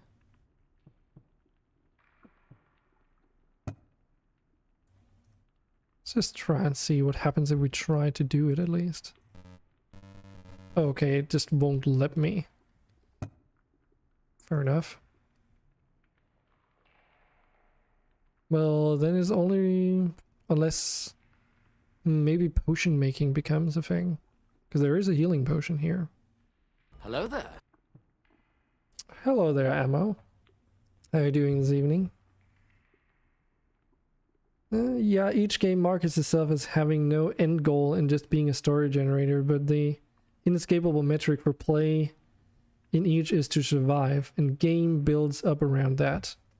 The only thing about RimWorld, at least, that really...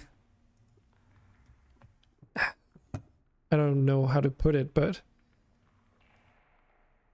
like a part about RimWorld, just trying to collect my thoughts here, that I've always not been a great fan of is the wealth system.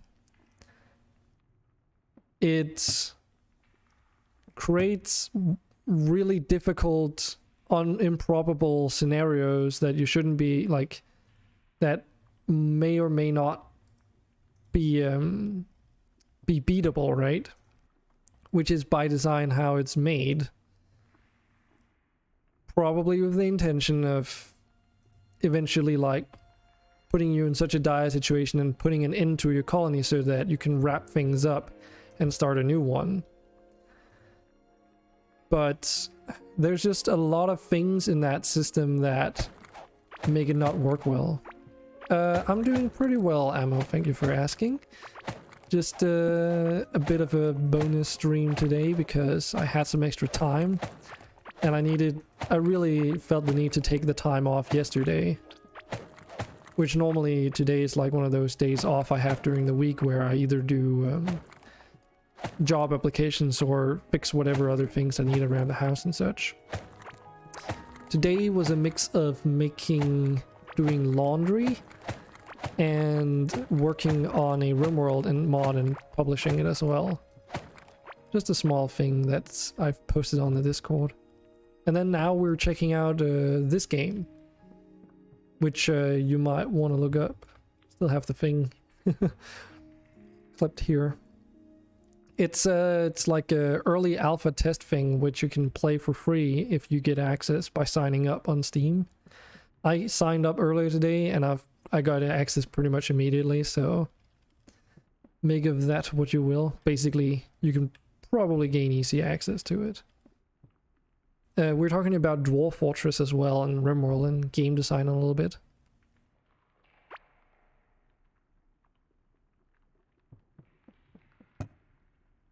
But where you think RimWorld is more gamified is it leans into that with the AI storyteller offering you cadence of survival threats.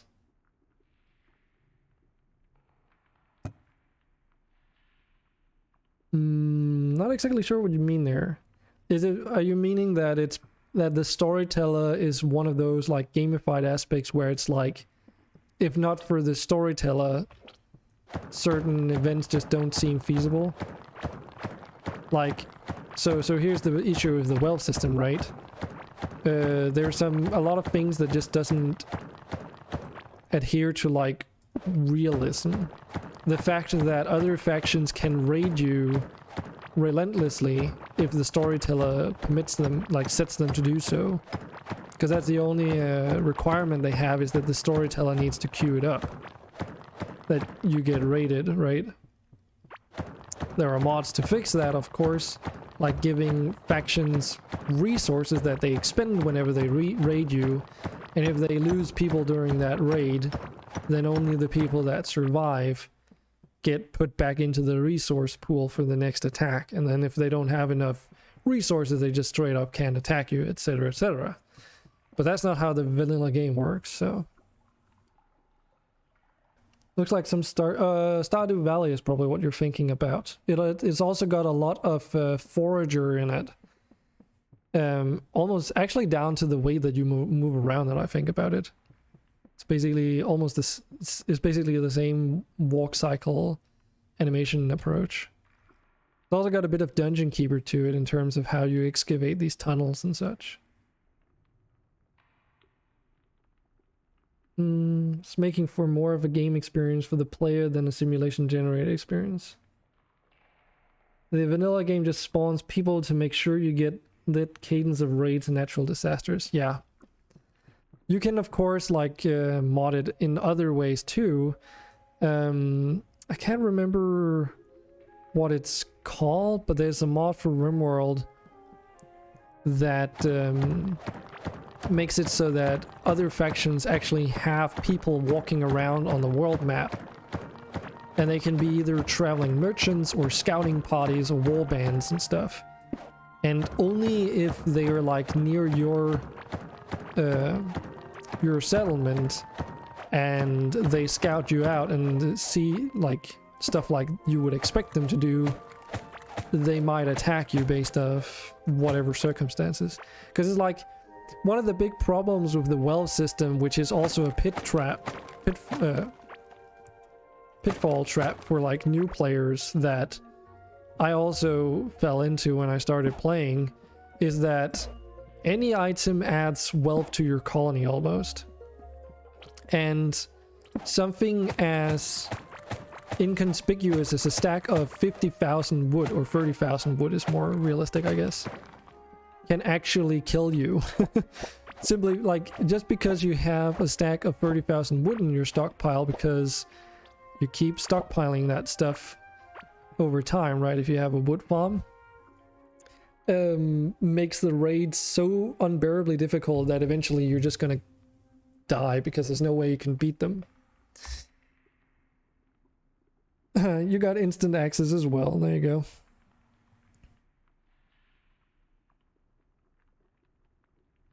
Yeah, Welve attracts enemies. It's not the only game that does it either. I really don't like the base implementation of it, because it doesn't take into account a lot of circumstances.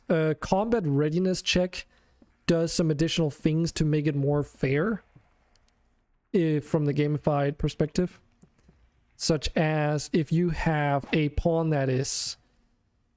So in the base game, let's take that first. In the base game, if the storyteller queues up a negative event, then the way that it calculates the wealth of all the items is that it just takes it at face value, right? Which is already kind of weird, considering that when you're selling the things, their value drops significantly to the point where it's like not even a third of its original value, right? So in terms of trading, the actual value of the items is kind of questionable, right? So that's one thing the game doesn't account for. But the other thing that it doesn't account for on a more gamified level is the state of your pawns.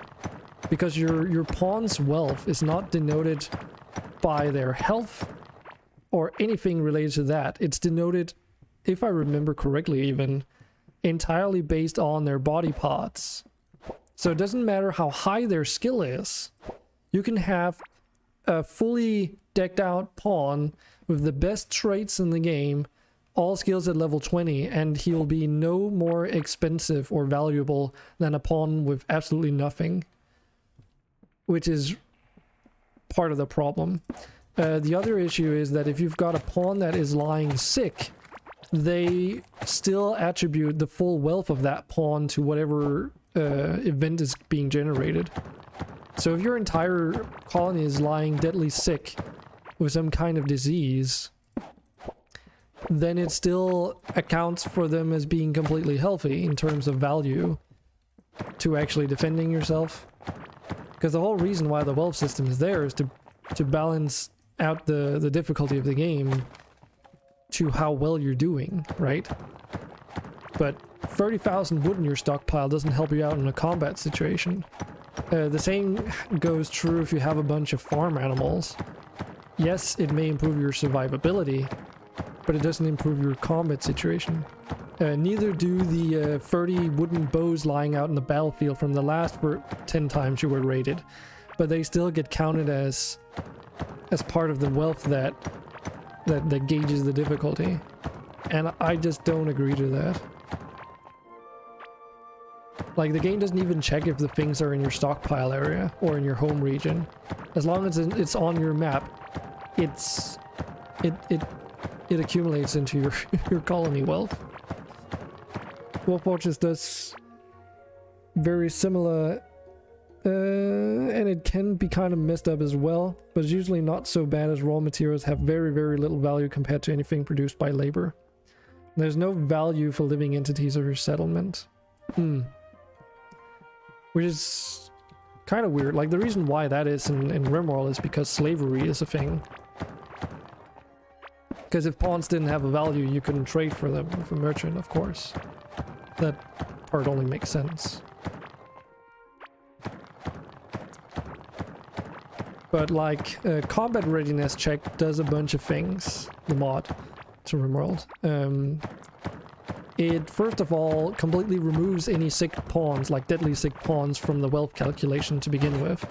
So if you have like a pawn that is completely decked out with like 30,000 silvers worth of bionics, but he's lying sick with like some kind of mortally dangerous disease, then that does like if he's completely paralyzed as well, like then he doesn't get added to the wealth calculation.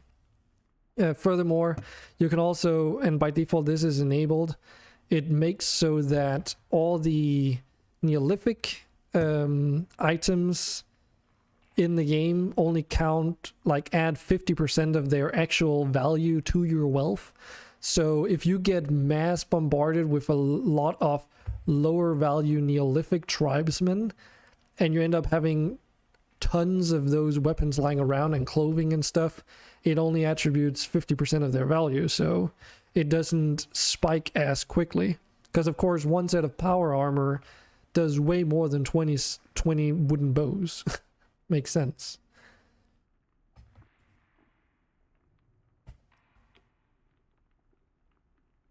Yeah, I've got like 300 and something mods in my medieval playthrough as well. The modding support for RimWorld is pretty on point.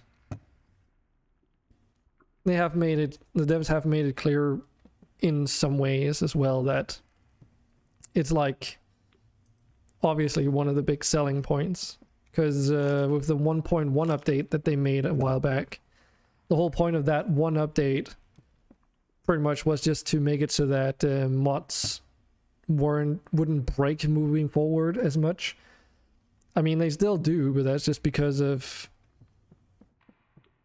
either the devs they put in completely new functionality into the game so that modders have to completely change something, or because the modders themselves break their own compatibility. That actually has happened, and it happened in the 1.3 update to a lot of mods. Actually was kind of interesting. It was such a big problem that the devs actually went in to make an official statement reminding all the modders that they didn't have to break support for older versions of the game when updating the mods, because that's what people were doing. They were updating their mods and straight up broke compatibility with the previous version of the game, which was a little bit unfortunate, let's put it that way, right?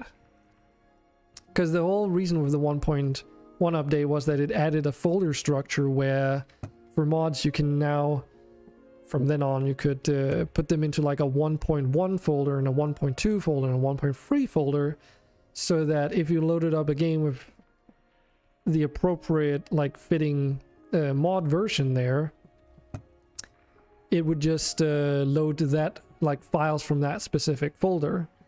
So all you would literally need to do to not break backwards compatibility would be to make a new folder and then keep updating your mods moving forward. So unless you're relying on some brand new code, then you would need to like branch off the uploaded mods into two separate ones, so that you've got one that's like 1.2 and then a 1.3 moving forward version or whatever.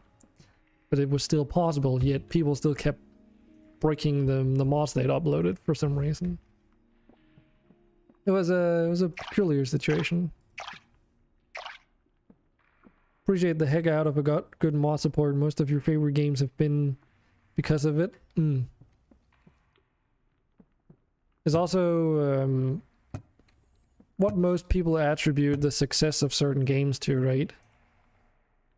Like, for instance, would the Elder Scrolls games have been as, like, probably still would have been, but would they have been as popular as they are now if they didn't have the modding support that they do?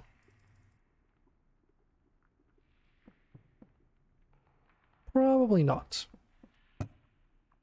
Yeah, we definitely have the food situation sorted now. I'm fairly convinced of that. 15 tin bars though. It's gonna be a while. Do have 7 though.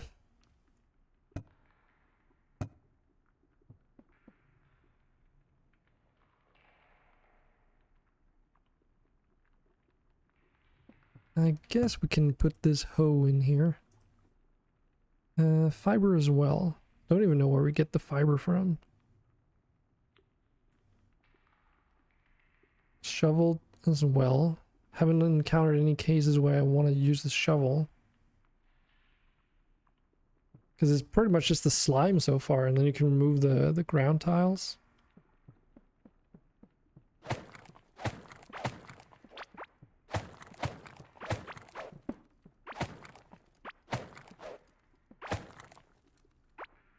Hold on a second. Nah. I was just seeing things. This is an interesting way of growing wood though. But it works.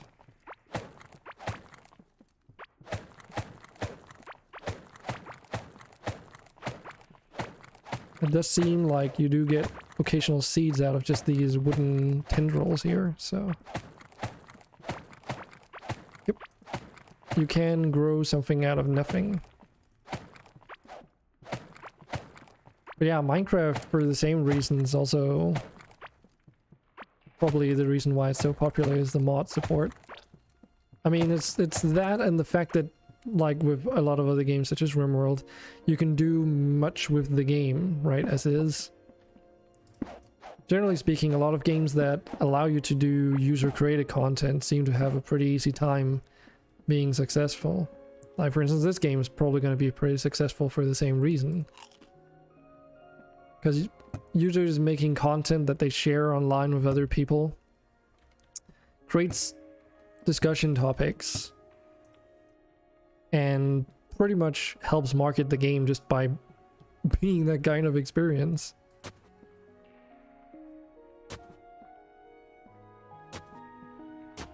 Because it's in its nature that people want to talk about it, right?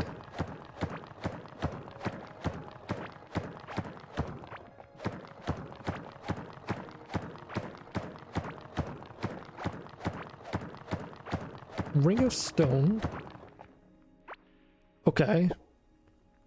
Huh. It's a set item. So if we get Ring of Rock, then it's Rock and Stone. It doesn't seem to do any difference right now, though. We still take 2 hits to mine this. And our mining skill is level 21. So all these mining upgrades have had no impact on our mining capabilities as of yet, at least.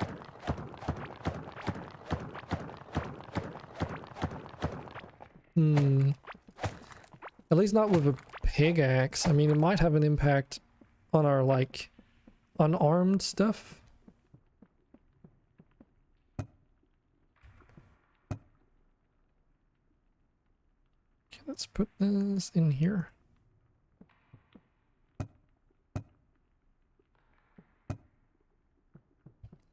Where do we want to go? Because we've explored a lot of the northern part. We haven't been south at all. But maybe we don't have to. See, the thing is, I've not really paid attention to where all the tin we've been collecting has been located at, so... I've just been digging around until we eventually found some.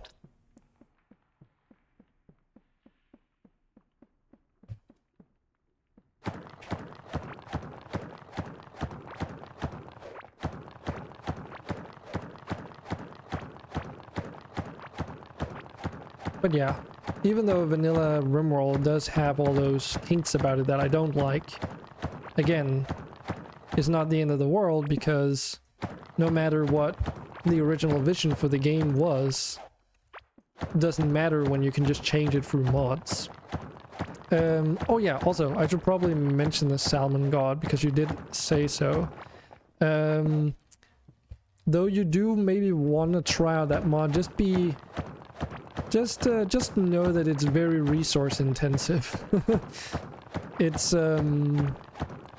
very resource intensive, and it doesn't work well with other mods that do similar things, because it also adds a resource system of its own to the game. So for instance, it doesn't work with a separate mod that does that exclusively. Similarly, there's other event-based mods that just don't work with it, because in order for those raids to happen, they have to be on the world map.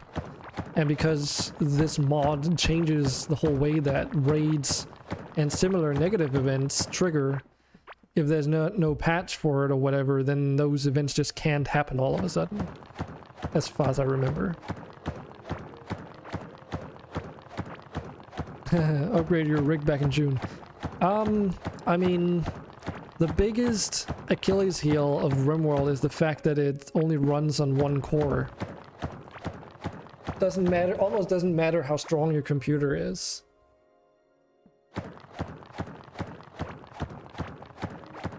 Relatively speaking. Because there's not a lot of things you can do to upgrade your computer at a certain point. Dwarf Fortress is infamous for the same. Oh god. Nice. Well, it is with an asterisk, of course. Because RimWorld itself is not multi-threaded.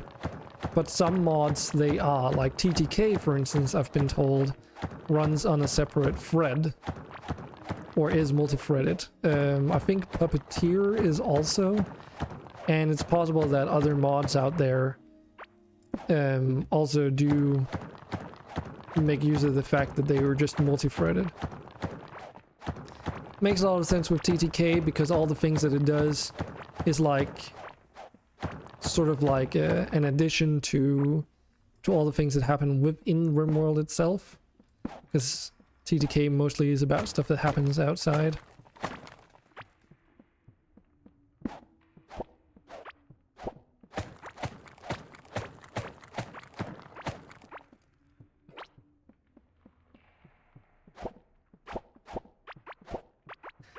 But yeah, the biggest system resources hog in terms of mods that I've ever heard people complain about is the psychology mod. And I guess, in extension, probably any other mod that adds to the social system in RimWorld. Which, just for good measure's sake, the social system being referred to here is like, so-and-so talked to so-and-so.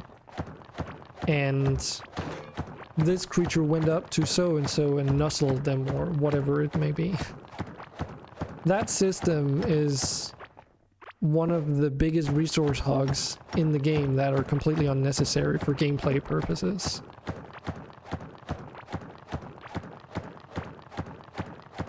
The most common end of a game for experienced players is FPS death.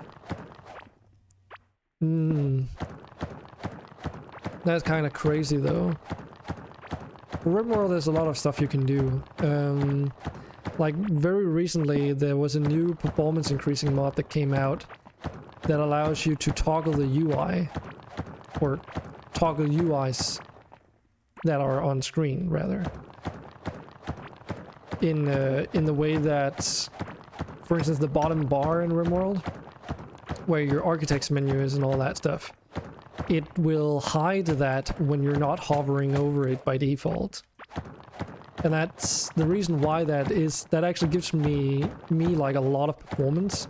I added that mod, and just doing that alone, on top of what else I was running, of course, in my medieval playthrough, changed my TPS from 30 or something to like 200. No, it must have been more than 30. I think it was running around 60, 80 or something, or 100 and something, but I can now go up to 200 or so.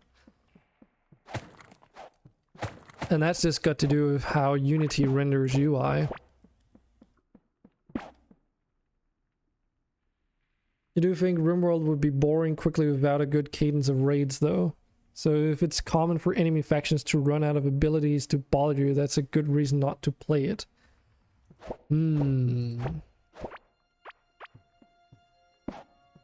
Well, I don't know. The thing is, like, you could look at it in a different way, too. Because the fact that you get rated less, possibly, does open up the possibility of you rating them. Like, you doing more world map stuff. Because with certain storytellers, it just feels like there's never room enough to go out and about and do things. Like, I rarely ever enter the world map. Well, there's another reason for that too, but for part of the reason why that is because of how, like, colony resources intensive it is to do an expedition, and the fear of being raided while you're away. When they're on the world map with that mod, you can tell if there's enemies nearby. You can also go out and attack them preemptively. Because they don't just have, as I said, they don't just have people walking around as war bands, they also have scouts, and they also have merchants and the like. So if you're at war with another faction and they've got merchants going about, and they don't attack you because they've run out of resources or whatever, and you wanna see some action, you can probably go out and raid their caravans as payback. Because that's the thing in vanilla RimWorld, there's no way of really getting back at other factions and completely wiping them out. And unlike a lot of other things in RimWorld, or unlike the raids in RimWorld, the faction bases don't scale as dramatically in strength as the actual raids themselves. So after a certain point, it's easier to take out the faction bases than protecting yourself against a raid from that faction base almost. If you want to look at it that way. Which is kind of weird because they're just spawning out of nothing, right? Still new and have hardly given any thought yet to being active on the world map. Like, the main use for the world map that I had when starting to play RimWorld was to go out and get rid of shit and then reinvest it in other things. So, for instance, capturing and breeding stuff like muffalo or alpacas that will yield you a steady income of wool or whatever is very, like, can very quickly add to your colony wealth. Again, going back to the wood situation as well. But unlike wood, you can actually trade this stuff. So you can go to other nearby faction bases to trade, and doing so will not only allow you to get access to things that might be harder to acquire, such as steel. Eventually you might run out before you have deep drills running. But yeah, go out and buy stuff like resources that you need in large bulk, or things that you can't acquire outside of quests, like serums, Macula serums, that kind of stuff. That's usually what you do. So you basically convert either live animals or the goods they produce to, like, other things that are more useful in a combat scenario.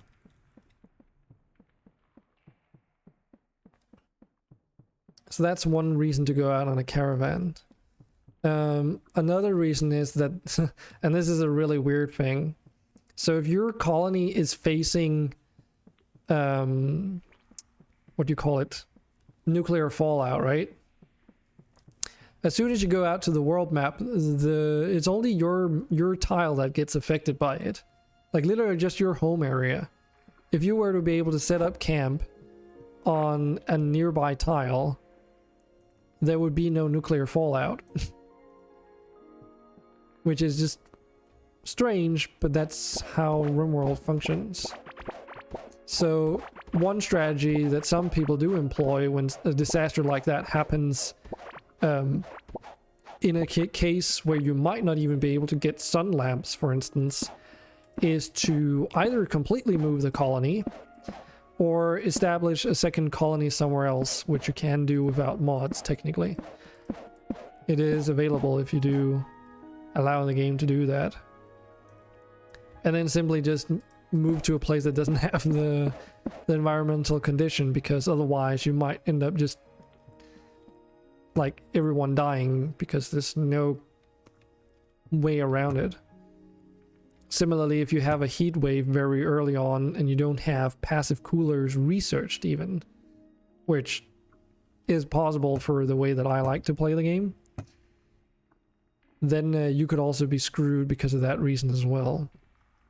Which could be countered by going out to like other areas on the world map and just wait until the heat wave like cools down.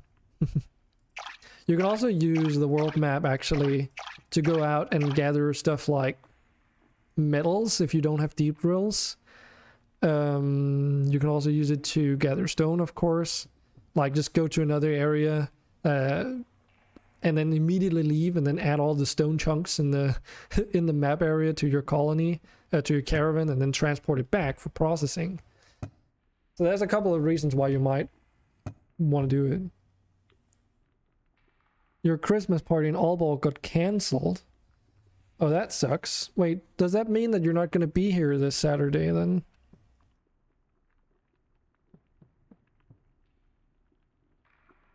Oh, you'll drive up anyway. Okay.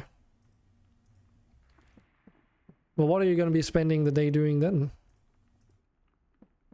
Gonna go on a date with your girlfriend?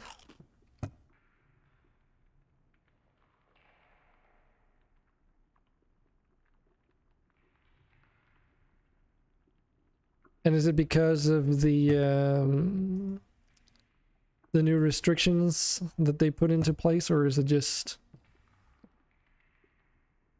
I assume that it would be something related to that, but I guess you can clarify. 7 fiber, we have that, right? Yes.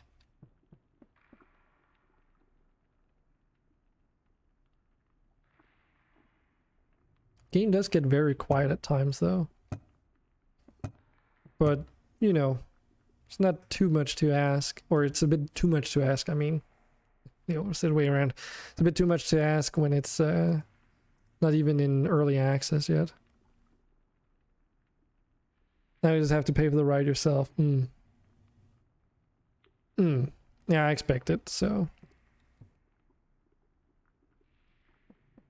Okay, so we are getting some tin ore, but we're getting so much copper as well.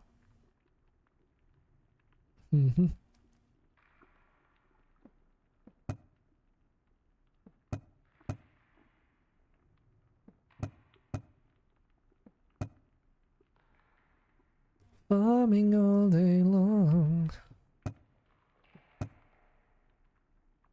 Got like all these things that I can't even use yet. Because we need like 15 tin bars. I wouldn't be surprised that once we get that thing, we need like more tin still. To make whatever it is that you can make with that thing.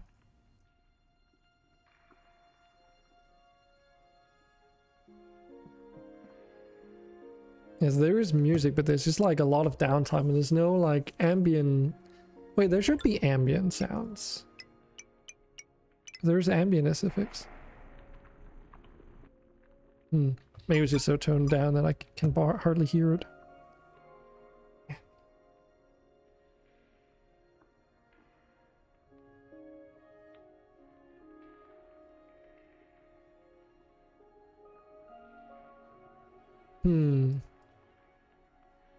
Yeah, this is... There's no shortcut for dropping things? Hold on. I'm just like in Minecraft mode. Move item to other inventory, equip, quick move already existing, pick up, drop 10 items at a time, left control. Okay, that is useful. What I was trying to do though was just doing the Minecraft move of picking up the entire stack and then dropping down 4 items, but every time I right click something it only drops 1 item, but then if I right click it again it picks it back up again. And that's because if I just right click the item it just picks it up 1 at a time, I guess. That's not what I wanted to do.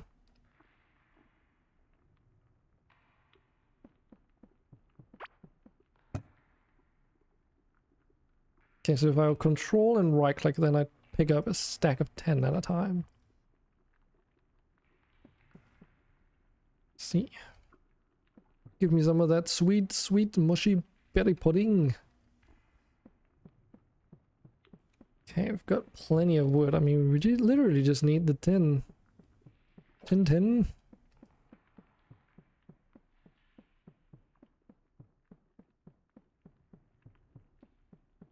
These tunnel networks are getting pretty extensive though. So what are we going north here? It's hacking and whacking.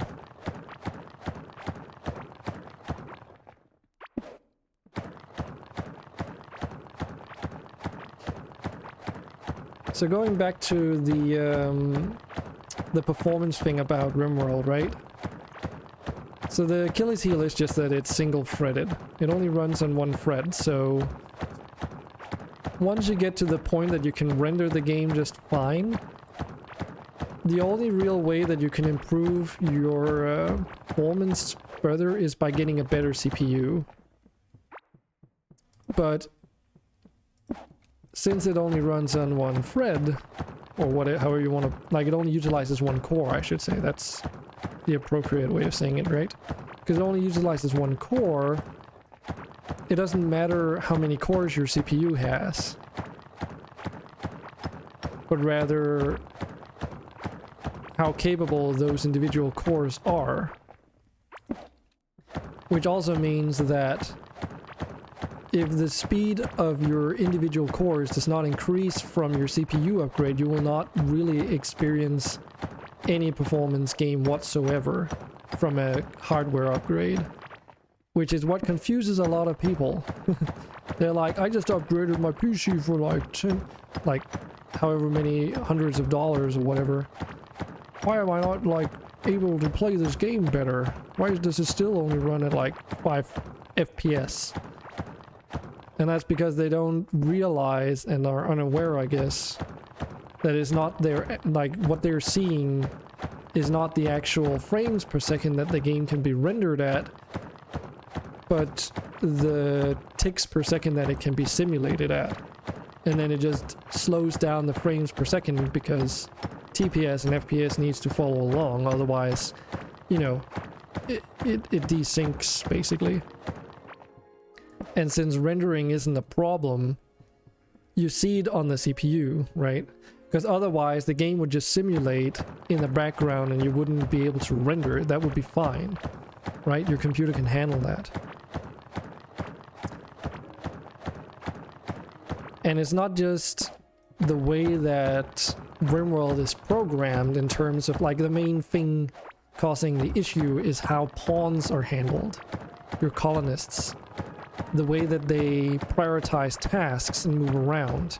Not the exact pathfinding, but their decision making, like which things to go and do, in what order, and where to do them first and all that stuff. As well as all the different needs that your pawns have, etc. Like all that stuff is the main resource hog in the game. So like a colony of more than 16 pawns is slightly unfeasible performance wise, because that's when you start feeling the major impacts of this issue. But pathfinding is not the issue, like not the pathfinding itself. The only cases where pathfinding in RimWorld can become a little bit of a problem is when you're being attacked by like hundreds of pawns or colonists from another faction. But like in that case, it's still the the processing of each individual pawn's other needs and decision making beyond pathfinding, that is, that takes up all the resources. And it's kind of crazy how much of an impact it has. That's why, like, I've found that if you go beyond 16 pawns, as I said, you're challenging the performance of the game. And there's a reason, like, even in the game, it's by default programmed so that once you get to 16 pawns, if not less even, might even be 12 or something, the game deliberately makes it harder for you to acquire more pawns.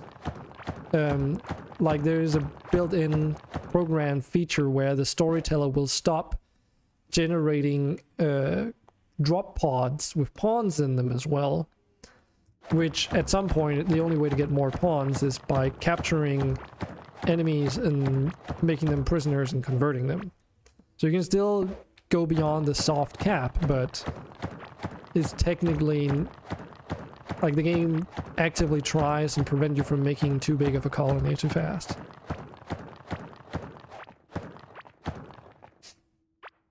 Excited. Hope one of the guitars works. You're stoked to play Clone Hero. I do hope it works out. But I was also thinking that given that C, he doesn't want to, like, he wants to get rid of them, probably means that you're getting one of the guitars that actually work, right? So hopefully. Death by 100,000 cuts of individual decisions calculations. 23 pawns right now, and in your run you're still doing okay. Right, but you probably can't go beyond 2x speed. Because changing from 2x to 3x, which is technically not 2x, it's technically jumping from 3x to 6x or whatever. But you're probably not feeling any speed up of the game because it's not capable of simulating it fast enough. Did it tell you to take both and test them both and then bring one back? Okay. Okay, then we'll see Saturday.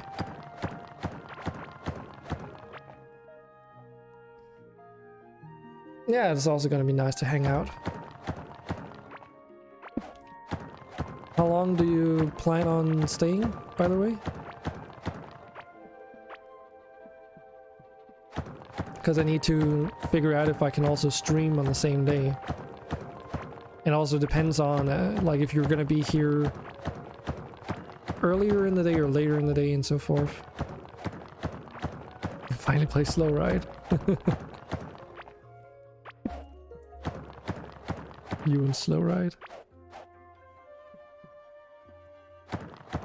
But yeah, 23 pawns. So, at how many pawns do we have?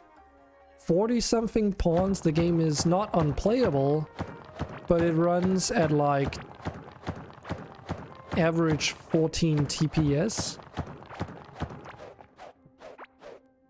which basically means that it takes about 3 or 4 like 8-hour long streams in order for somewhat half a year in game to pass or something. Like, that's how slow it is. Whereas in the beginning, I've got it modded so that I can go 4x speed, which is actually 900 TPS. So that's like 12x speed or something, like 16 or something. It's like really, really fast. You can have a year go by within like an hour or something, if not faster. Well, it's not if it's gonna take too long, it's more how long you plan on staying. Because if you also want to hang out just a little bit, instead of it just being like testing it out, I don't know how much of a rush you're in. Because of course, if you're probably gonna want to spend the most of your time with your girlfriend, right? Since she's coming along too. Wait, that means I also get to meet her, I guess. I haven't quite thought about that one.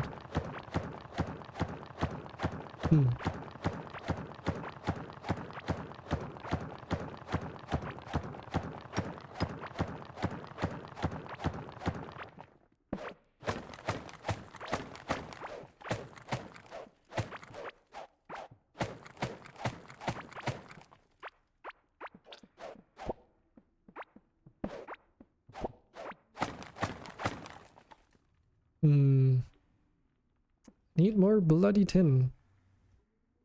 Where is the tin at?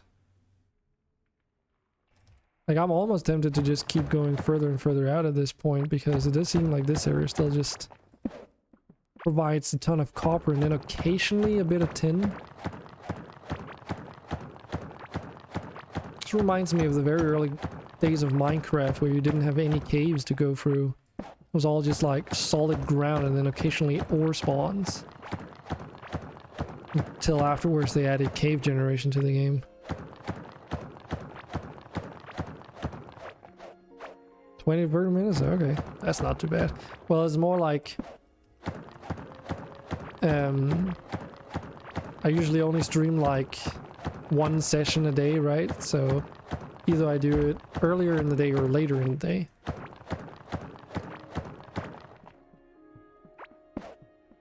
So whichever it's gonna be, you know, whenever you're gonna be here, it's not like we're in a rush. Because of, yeah, now that I think about it, it's not really gonna matter at all. Because of course, if you come earlier in the day, then that's just when it's gonna be. But if you get here later in the day, then to plan it out, I would probably just stream early in the day. Because then I won't be streaming when you're here, basically. What's early for you? So earlier is before 17:30 and later is after 17:30. Because 17:30 is when I start making food. So that's why today is a late hour stream. Or later.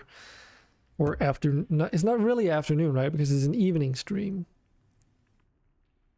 But technicalities aside, I guess. Now this thing can't even smelt gold. Can't comprehend. But yeah. Yeah, before 17:30, no problem then. Yeah. Oh, then I need to worry about if I'm even going to be awake when you get here. Remember, I get up late. Like at 10 the very earliest. Usually at 11 these days. In recent... Cool. No problem.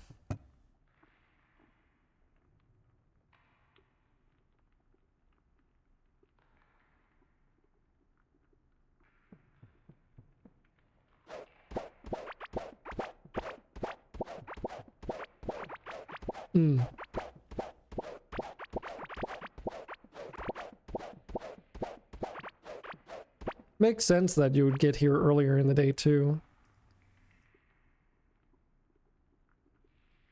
Because otherwise you would be up here and then barely get to do anything because most of the days already passed before you even get here. Exactly. So it's like if you want to be able to like do anything while you're up here other than just like get the thing and then go back home again, then it makes sense why you would be here earlier.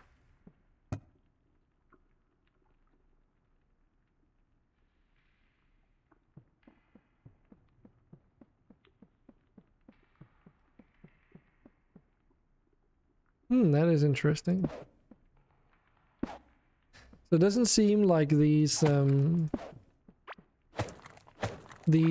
plants, these tendrils, they don't just grow out in a straight line, they also spread out to the sides from the main plant.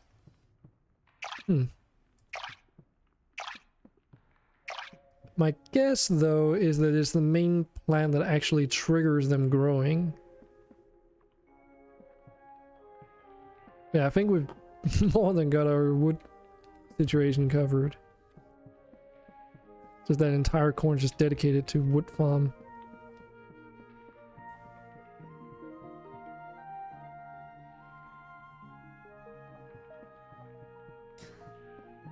And though we do have plenty of food to go around,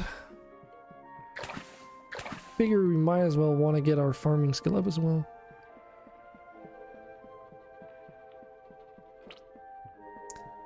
Um, so again, the multi-threaded thing, because there was something more I wanted to get to. Yes, so RimWorld by default is not multi-threaded, but there is actually a mod that does so that RimWorld at its core becomes multi-threaded, with support from for a lot of mods, and the devs behind the mod is called RimThreaded. They are working over time to sort of iron out these incompatibilities with different mods whenever they do arise. And I gotta say, like, when it was brand new, like the RimThreaded mod, I did give it a go just to see what would happen. Now, I didn't know at that time that some of the mods I was running were incompatible, but I decided to give it a go anyways. So barring a few critical errors in the log, the game did still run, and it went from like 30 TPS to 500 TPS. So RimThreaded, and the closer to vanilla you're playing in terms of gameplay, like the less mods you have that add new code and new functionality to the game, the more compatible it is. So basically any mod that just relies on things that are already in vanilla RimWorld are going to be like 100% compatible. So if it's just a materials mod that just adds new definitions in there, shouldn't be a problem. Something like psychology, though, again, might be an issue, or like short range transport shuttle, SRTS, as well, save our ship. Those larger game changing mods do have like a tendency to cause problems, but good thing is that at the same time they're so popular that the devs behind RimThreaded are also working on them. There are like actually a collection of things. Since we're talking about this, we might as well just take a little break from Core Keeper and there. So content, workshop item, nope, collections, because I did start making a collection for the current playthrough I have. It's not published yet, and there are reasons for it, but it's almost there. This is also arranged in the actual load order that I have there. So this is one I wanted to share. So these are the performance mods that I use. So you can take a mental note of that if you want. There's Performance Optimizer, which is the new one that I did talk about just a moment ago. This is the one that does all the UI things, which can be very impactful because UI in Unity is something that's really expensive to render, because the way that Unity does this inherently is that if you imagine that for every single UI element, the CPU has to tell your GPU that it needs to render that object. You can quickly see how the screen being full of UI objects and is all built up as a modular system means that you have hundreds of UI elements on screen at any point in time. So this mod also does some other things beyond just being able to temporarily like hide those UI elements, like a faster get comp method for replacement and a bunch of other stuff. But just know that Unity inherently is like bad performance wise at rendering UI. Then there's Dub's Performance Analyzer, which is part of like a debugging tool for figuring out where your lag comes from, TPS lag. So if you find like something in here where it's like taking a lot of your CPU's processing power all the time, and it's not related to the job tracker, then there might be one of your mods that is running a lot of loops or something like that. on a programming level that you might want to take a look at, because if that is the case, it could literally be one mod that's just eating up all the resources because of poor implementation, or it's running into some kind of issue where it's just like getting stuck. Oh god, I have to like scroll all the way down because I didn't control left click. And Dub's Performance Analyzer also adds some options for optimization. Then there's Runtime GC, which replaces the I guess garbage collection of RimWorld to be a bit more optimized. And also has a few other additional features, but it's mostly for clearing out memory. So if you have a lot of RAM, you probably don't really need this that much. I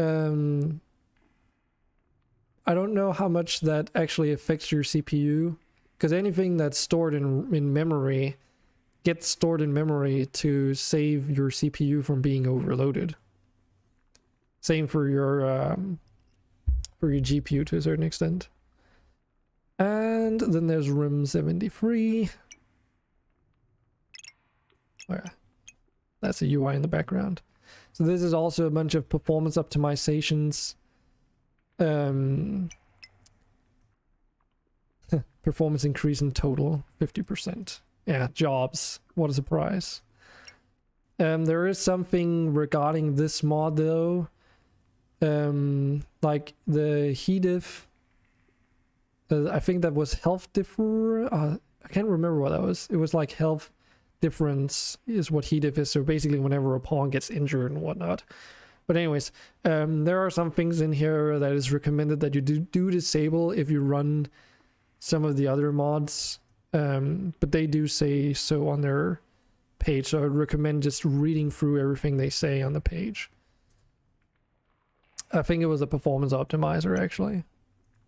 Let me just double check. Yeah, this also mentions rim threaded. And I'll go back to why I'm not reducing rim threaded in a moment.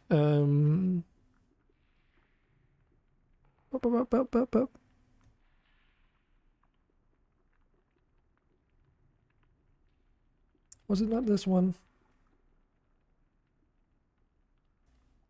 Ah, there, recommended mods. Yeah.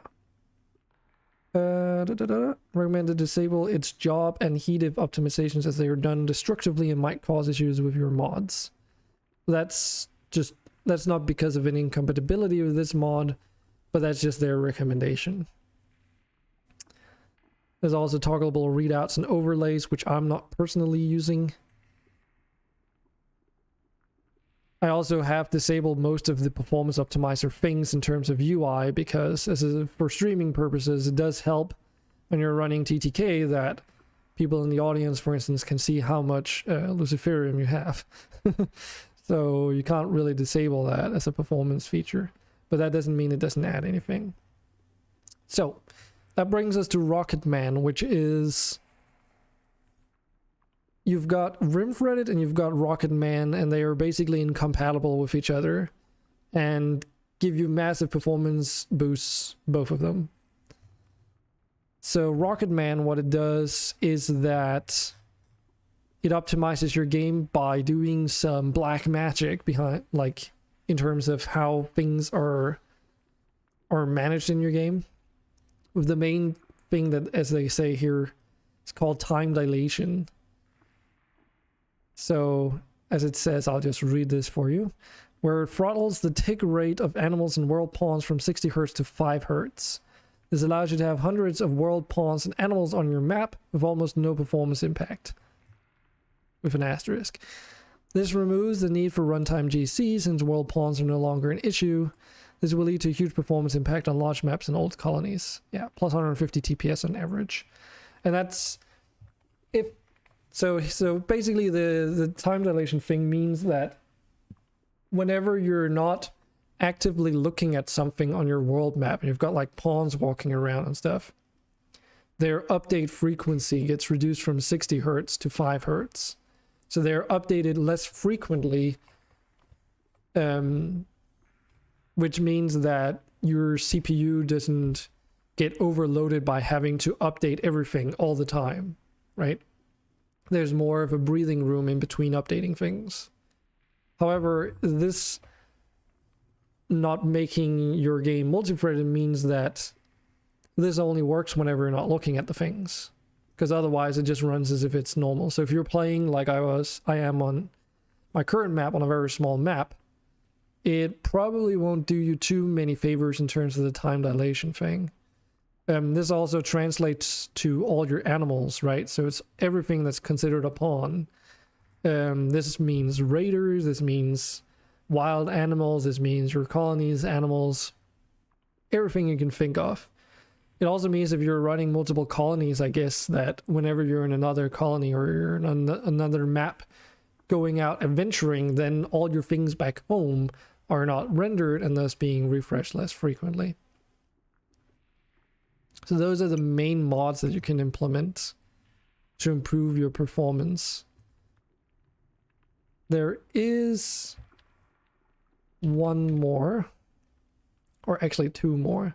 There's this one, three more. Compress, there's compressed RAID. And then there is one more that I was thinking of. What was it again? There's actually a couple. There's something that doesn't do you too much, but there's no sleeping seas. It just removes all the set letters that appear above pawns whenever they're sleeping. And because they get rendered individually, probably. I don't know if they're particles or whatever. If they're not particles, then that can actually improve a couple things. There's also like some things in relation to very specific vanilla stuff like Psychic Harmonizer lag fix, Caravan lag eliminator, but that's not really performance in that way. That's just because of how caravans get calculated. This mod allows you to do a bunch of things, but the most important one is where is it? I don't know if this is actually updated. No, there it is. Hide power connections. So basically your game does not render all the power connections. Don't know how much that helps your CPU, but it's a thing. And then compressed raiders, or compressed raid, because that allows you to basically turn an army of 100 pawns into a small group of 20 buffed individuals instead. Which I would rather have 20 buffed individuals and actually be able to play my game at a reasonable pace instead of it being a complete lag fest. Because that also allows you, like, makes it more feasible to be raided by multiple colonies without murdering your game performance. And because it just buffs their strength, there's no imbalance. And is also like a different way of approaching game balance in general. Can't even make it so that it actually becomes much more difficult as a result. Because you can change things such that the compressed raiders, they get like bionics as a part of the value calculation for the threat. Basically, raids get balanced by what's called a threat point value. So every raid in the game or negative event has a threat value associated with it, and that's like the storyteller's or AI's budget to generate a threat towards you.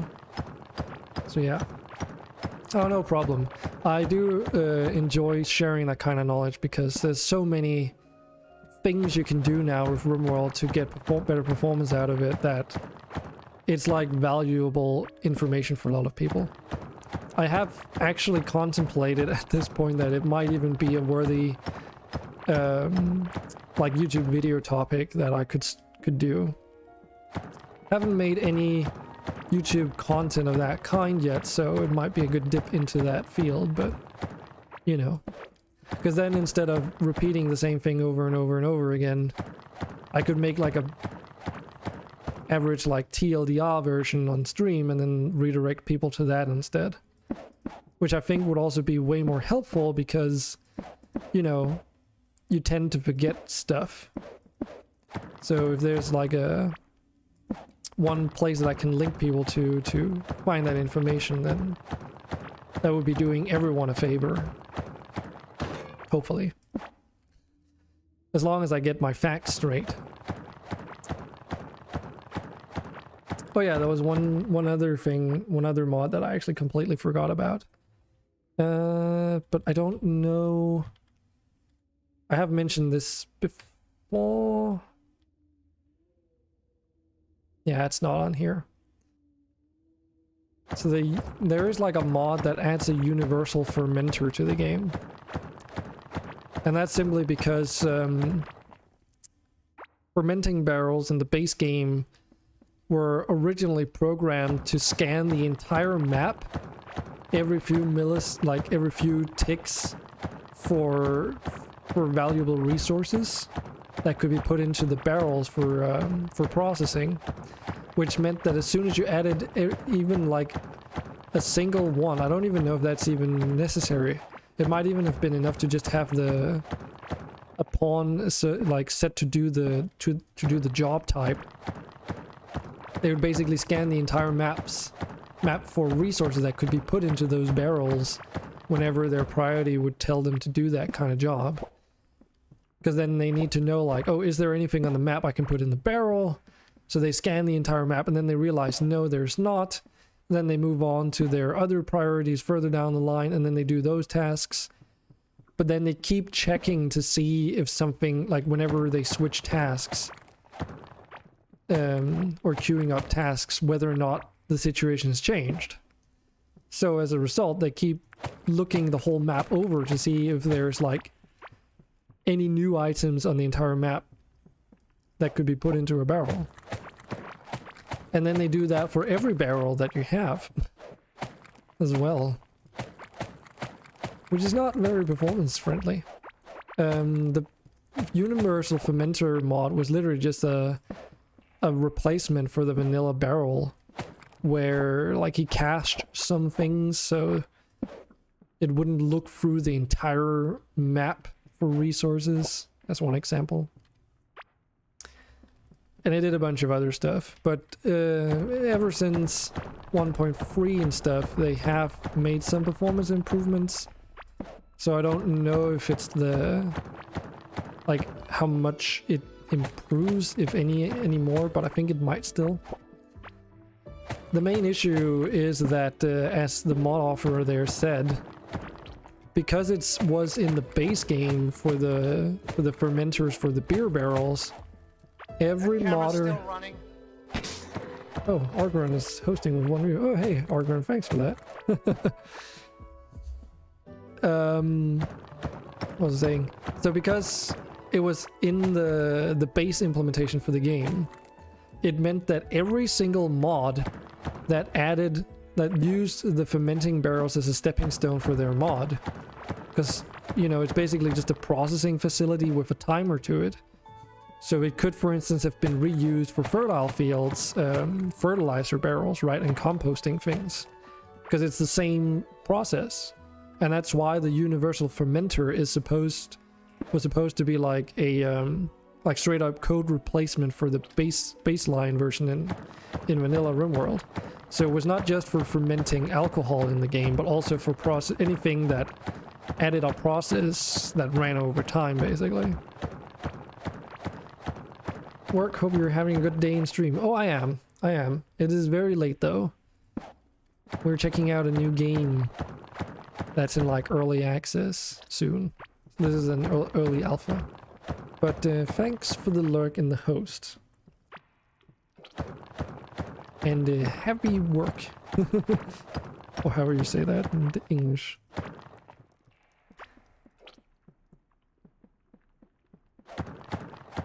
Definitely feel like some of the job decision stuff of the nature could be mitigated by implementing some of the stockpile zone features that Wolf Fortress has. You can tell a workstation to take from specific stockpiles. You can do that in RimWorld. You can, when you're setting up your builds, you can tell them that they're only allowed to look for resources in a specific area. But it's not forced upon you for one, and as a result, like, I've never used that system, but you can. You can literally tell it that through cut, like, and define custom areas, and this is all new. What the fuck? You can define areas and tell it to only look for those. Okay. This got really sketchy. Real quick. Huh? Oh, I can't even mine this shit, dudes. What the? Really? Okay.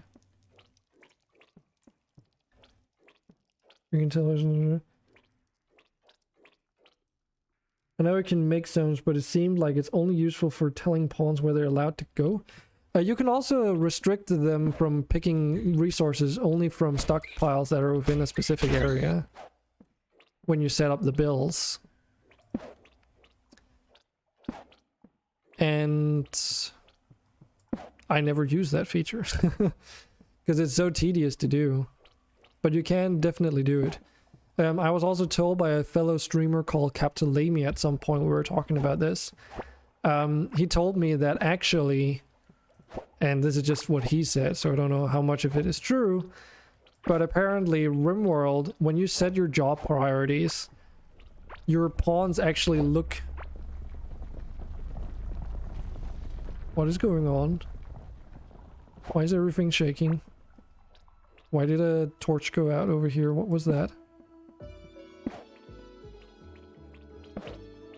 Fuck?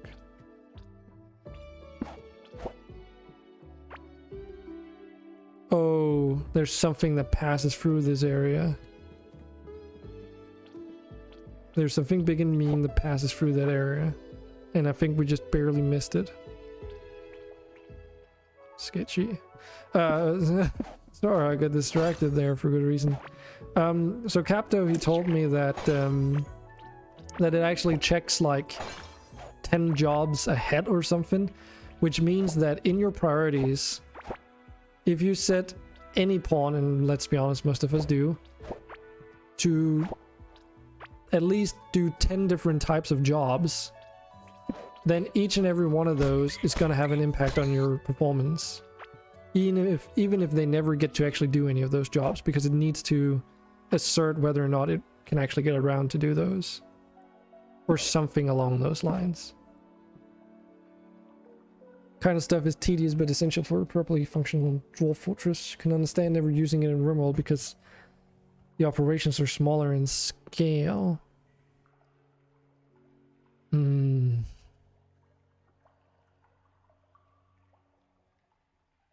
Are they though? Yeah. I mean, they did in 1.3 they changed it so that a lot of animals no longer get telepathically moved around when you're, or rather you cannot telepathically move them around by just setting up zones. That used to be a thing. So you would just tell them what zone they could be in, and then that's where they would go. Which coincidentally was also like one of the main reasons for moving them around on the map.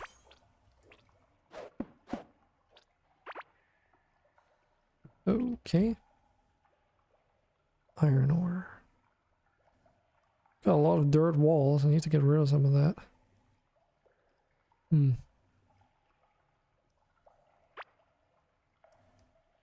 So pick one of these up. It's weird how you can't open these until you've broken them. When you find them out like that. Unless I can. I'm an idiot. I should just press E.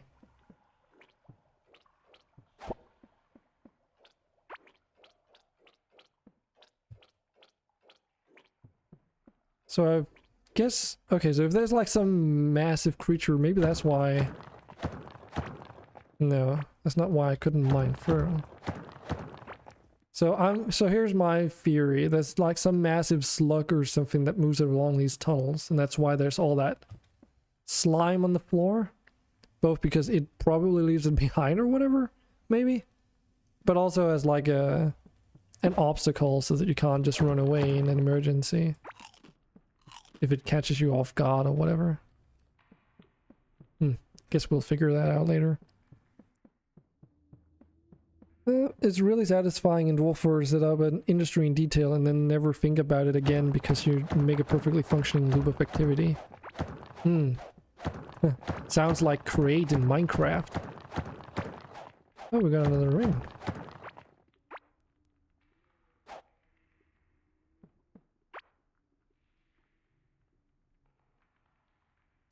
Another one of those. Okay. Oh, we can one-shot these now. Fuck yeah.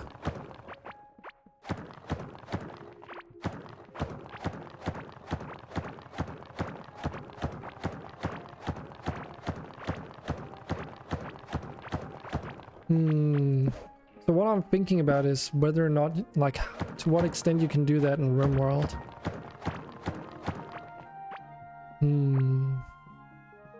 The way that I play the game usually involves a lot of configuration and setup when playing. But that's mostly like stockpile configuration where they need to go, sorting out your inventory, setting up work types for automatically hunting things and that kind of stuff. And of course crafting bills for clothing replacements and such. Because after all, your pawns don't want to be like wearing tattered clothes, so for instance you do need to make sure that you always have at least, you know, clothes that have more than 50% durability basically.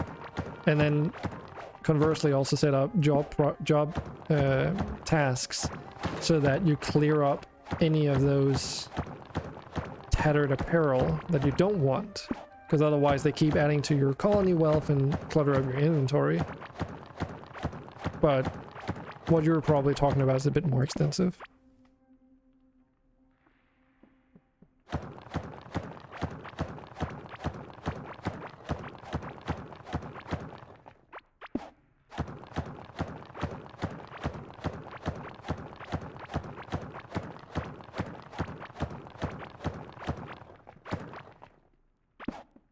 I guess this is akin to making like a elevator in Terraria. Okay.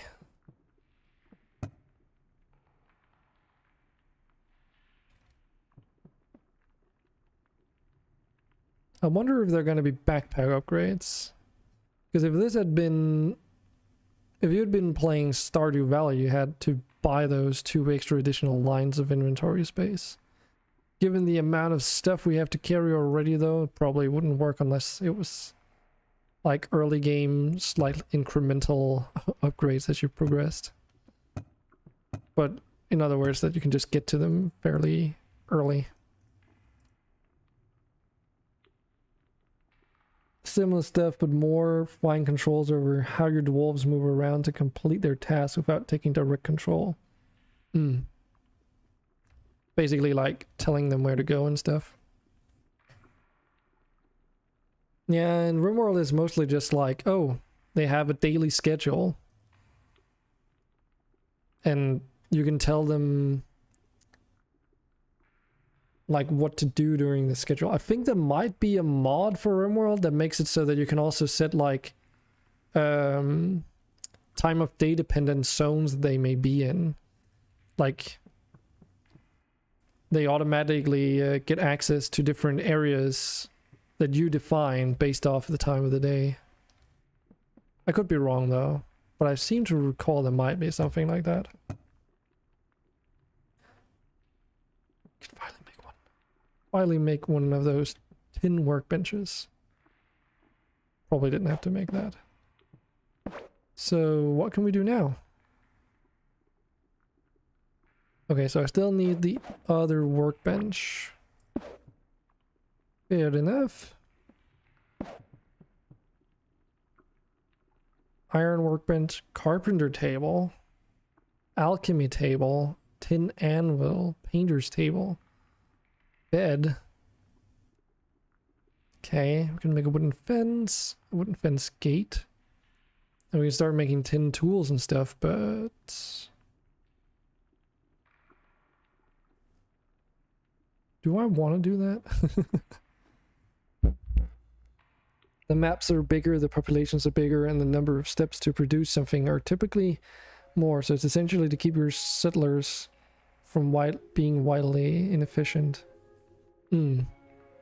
Yeah, I mean, that's kind of one of the things that I'm also experiencing in RimWorld when you add mods, that the amount of tasks very quickly outgrow your population because you have some like so many mods in there that add a lot of extra gameplay, that you need more pawns in order to fulfill those roles of your colony. Otherwise you can't fulfill those gameplay needs.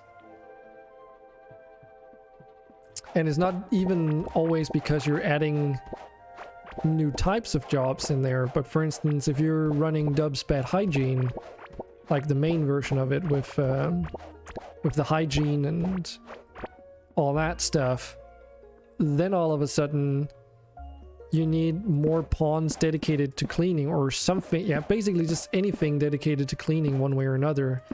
Otherwise your colony just doesn't work, because everyone's gonna start being very unhappy with their situation and stuff.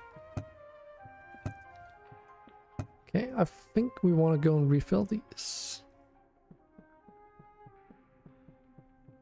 And that's just one mod. And like, I've tried a few approaches to this particular issue with Dub's Bad Hygiene, of course.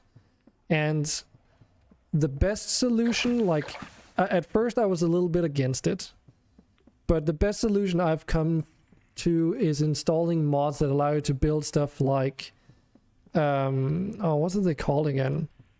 The floor mats mod, which allows you to build a floor mat in front of doors and openings where your pawns will wipe their feet, leaving filth and stuff behind, and then there'll be an extended period of time where they're not going to produce any. Basically, with the idea being that they wipe their feet and then don't drag it with them inside. And then whenever you have a pawn that does the cleaning tasks, they are more optimized because they only have to go like... okay, so this is how big. Shit. Because then they only have to go to like a few locations instead of all over your base in order to clean it. As one example. And the reason why I was first against that was because it felt a little bit cheaty compared to how it like works in vanilla, because there's a reason why you have a cleaning pawn and stuff. But before this, I was using a cleaning and hauling bot as a mod in order to fulfill those roles, and I noticed and realized that even though they were literally just robots and not full-fledged pawns in terms of needs and all that, they were not really being as performant as I wanted them to be. So yeah. So you want, for example, your smith to take bars from a stockpile to his left and put the product in the stockpile on his right, and an intermediate hauler bringing him the metal bars and hauling the products away to the armory or training depot. Because we're a pawn in RimWorld, will waste a couple hours wandering the map if you don't do that management. A dwarf on a large map might lose days. So, going back to Dub's Bad Hygiene again, some people have stopped wanting, like, started losing interest in Dub's Bad Hygiene because of the hygiene feature and the need to go to the toilet. Because, and it's a bit of an indirect quote or whatever, they basically feel that your pawn's just ending up wasting time, basically. They end up wasting time for the sake of going to take a shower and whatnot, because they have to go from one end of the map to the literal other end of it in order to, you know, go to the toilet and take a shower and all that. So they might be in the midst of hauling something from across one end of the map and back home, and end up cutting their tasks short halfway through because they decide that they need to go to the toilet. And as a result, people have stopped wanting to use it on larger colonies if they just want to see a lot of action, because it's just a time sink, even if it is a cool feature. Oh, you can use this to remove it as well. Okay. And then it actually does become a pawn wasting literal days just because they need to go to the toilet. One solution, of course, is to have multiple toilets and bathrooms, generally speaking, around your colony, but it's not always possible. And especially if you're running a medieval setting but still insist on using Dub's bed hygiene, it's not like you also need to have pawns walk around and empty out the toilets and filling up the bathtubs with water and all that stuff, even collecting it from the water wells, which also quickly adds up to a lot of tasks that need to be done, leaving less time for pawns to do other tasks. So recently, that's why, because I've been streaming RimWorld, I've started going more towards a trend of allowing pawns to become strong, like stronger is maybe a strong word, it's part of it, but more efficient than the base game normally allows for. Because, you know, normally you're only allowed to go to 20 in their skill levels for whatever task it be, like farming or whatever.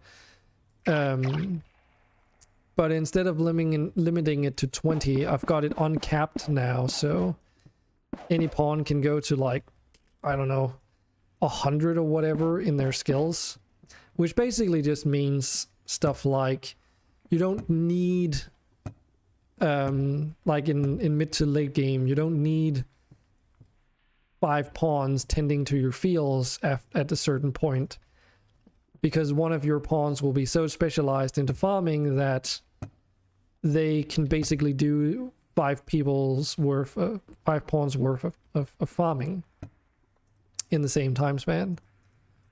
So instead of having more pawns, you're just making the ones that you have more capable, since they already have to calculate all the tasks that they need to do throughout a day. You're not spending valuable system resources on what is, you know, as I said earlier, one of the most system expensive aspects of the game. So it's just a way of getting around it.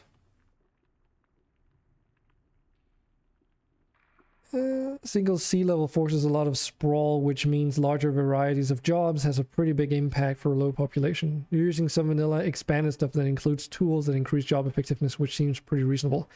Yes, they do that, but in the grand scheme of things, they're very limited. Also, because you're a little bit new to RimWorld, I should probably mention this in case you didn't know, which I assume you don't. So you've noticed that on the health tab, similar to Dwarf Fortress and such, I assume, you see all their blood pumping and their what other, like their sight and all that in percentages, right? And baseline value is 100%.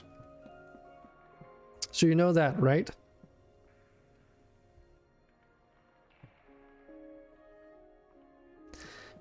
Yeah, so you also know how bionics have the capability of inflating those values beyond 100%, right? Well, what you may not know is that in effect those values do not, like, cannot exceed 110% or 120. I think it might actually be 110%, meaning that if you get blood filtration beyond 110%, any additional percentages are just voided. They don't do anything. The only case where those actually have some kind of matter, like impact at all, is if your pawn gets affected by something that reduces their stats further down again. So it's like a buffer in vanilla. But having 200% handling speed does not make your pawn research twice as fast. Kinda. Like, it's not explained in game that those numbers get capped. And that's because the number that you see is like how should we say it? Like the number you see is both representing how effective that body part is in actuality, but also like how high up in efficiency it actually is. And the game just completely fails to tell you what the the cutoff is, and it's at like 110%. There's a mod called Unlimited, I think it is. And also, this is one of the vanilla features that I absolutely hate. I don't understand why this is in the game like it is. I guess they didn't want you to be able to have superhuman pawns or something, so they decided to put an arbitrary limit of 110%. But the problem with that approach is that the value of your pawns is still denoted by the value of the bionics that you put on them. And the bionics, they even just one bionic pod easily puts you beyond 100% of the original pod's efficiency. So, yeah. Why have advanced bionics without allowing to become superhuman? That too, like that's also part of why I don't understand it. But this is the mod that I'm using. It's called Unlimited. As it says, a RimWorld mod that unlimits certain pawn stats. Basically, RimWorld will limit how much health capacities can affect your pawn's various stats. For instance, a pawn's manipulation will affect research speed. Also, like, medical 10 speed and all that stuff. But any manipulation over 100% will improve research speed. However, in vanilla, manipulation can only have so much of an effect, so the effect of a pawn's 110% manipulation and 700% manipulation on research speed will be exactly the same, essentially rendering it pointless to give your researchers bionic limbs. With an asterisk. As I said, it basically is a buffer so that if you have gut worms, for instance, or some kind of non-lethal disease, sensory mechanized is another one, it does reduce your capabilities as well, right? And then you can use this added buffer by having bionic limbs to negate that. Also, bionic limbs are more durable than regular human body parts, so that there is that too for combat reasons. Like you can't bleed out from losing your bionic arm from it getting destroyed because you already had no arm. Like they can't bleed either, so there's a couple things there that make them superior to regular limbs.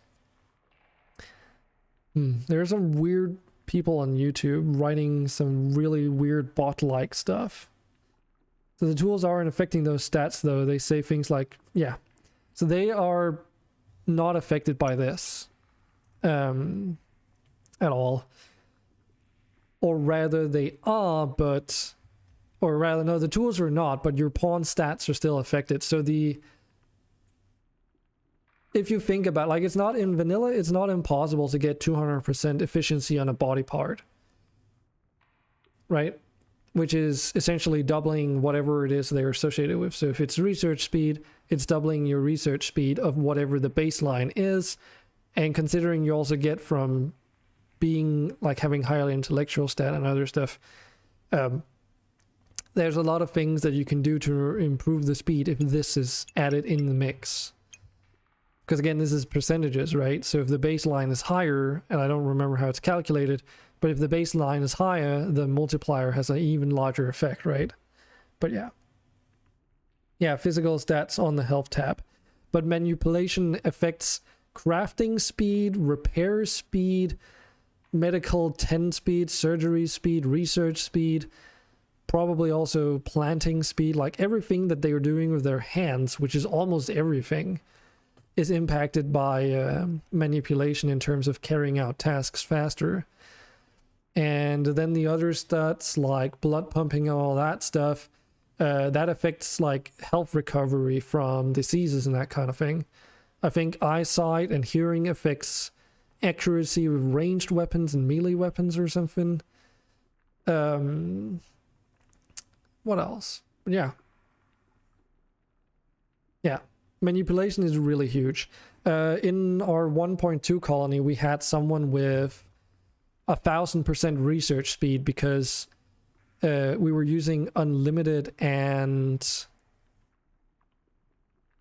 I think it's Duck's, one of Duck's mods that does it, because I was testing out this insane skills mod for the first time, this one, because they had like 50 passion in what do you call it, intelligence.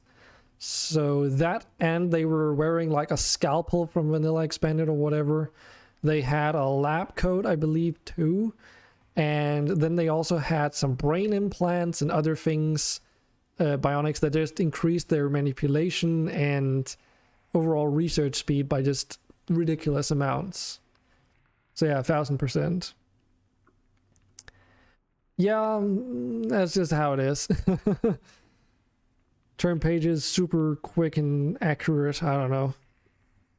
Make super accurate experience or less mistakes. I don't know. But this mod basically just unlimits the cap as well. And it's not really balanced because, you know, pawns that come in, they can never go into these numbers. The only way that it's sort of balanced is that it will keep requiring more and more XP per level. So after level 20, level 21 is going to need even more experience than the last one, and so forth. Excellent handwriting. Yes, indeed. But yeah.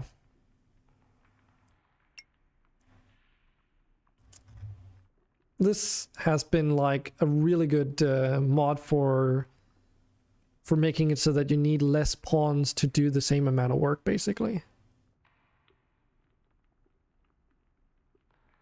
What is Linda saying?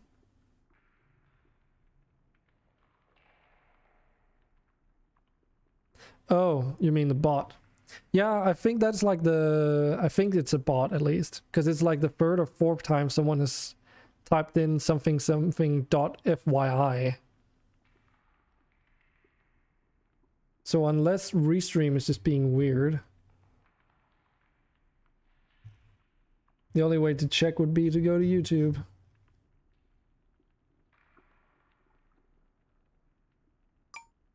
But if it's an issue with Restream, it's not like I can do much about it anyway.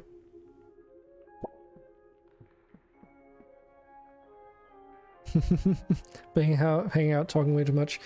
Well, it's also, you know, it's an interesting topic to you by the sounds of it, so it's understandable, but I mean, if you gotta go, you gotta go. Oh, it's the same message. Okay, then it's probably a bot. I think it doesn't... No one's gonna complain if we don't think about it. Because I've been replying to them, but no one's been following up their messages, so I assume it's just a bot. But yeah, it's been a lovely chat nonetheless. And yeah, you're more than welcome to come by when I'm also streaming RimWorld, if it fits with your own schedule, of course. Because I'm very prone to talking about these things. It's not the first, and it's definitely not going to be the last time. Definitely not the last time.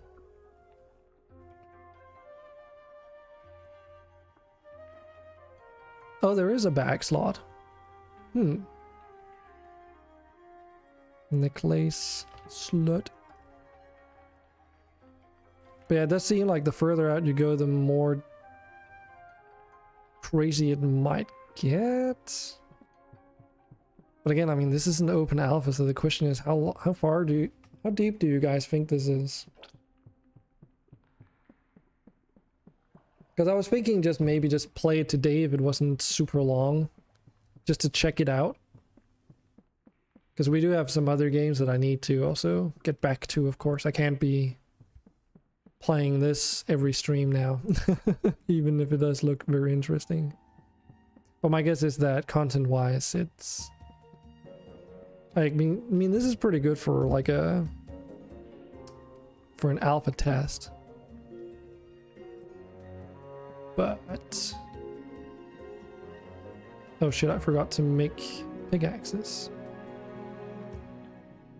Maybe it might make sense to make like an outpost out here.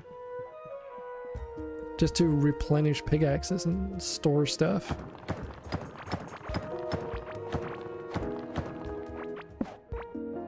All of a sudden, music.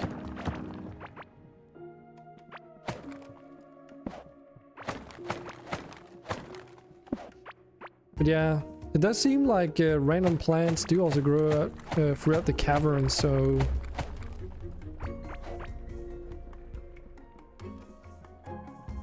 Okay, the whole screen was shaking there. I want to go and take a look, but probably too slow. More nothing. Give Restream bot mod, or does that come with the bot? It's something you have to do, yeah. So, yes and no.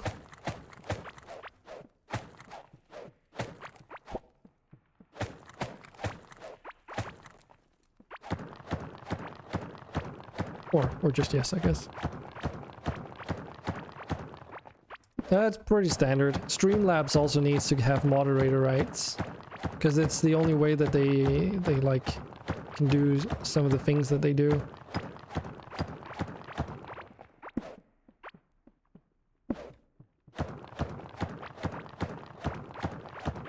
Because you gotta consider this as well. Restream does integrate with all the different platforms in various ways. So like, for instance, Restream, without being moderator, wouldn't be able to post links. So if I have like a bot, like Streamlabs actually, if Streamlabs wasn't a moderator, for instance, it wouldn't be able to paste in URLs. Because you need permission to do that. Or be moderator to do it. Yeah, it makes sense, but since it types the messages of the other platforms, people would be able to do real bad stuff. No, not really. What are you thinking about? Because I think I know what you're thinking about, but the answer to that is no.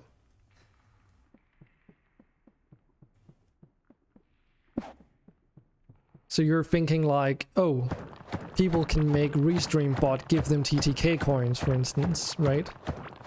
Or say, make Restream bot ban someone else, right? Because it's moderator. But the thing is, if you think about it, it can't. Because the way the text gets formatted, it says like square bracket YouTube colon name of person square bracket close and then their message. So if you do that and then type in the command doesn't work. Similar for the same reason TTK commands don't work. Because for TTK commands to work, it has to start with an exclamation point. And then you type the command, and then you can write whatever you want. But because it doesn't do that, then those commands at least don't work. No, because that would be caught by Automod, wouldn't it? On YouTube.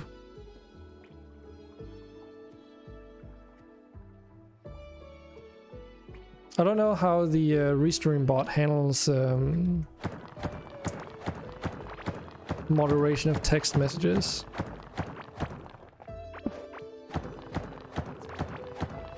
But aren't moderators still subject to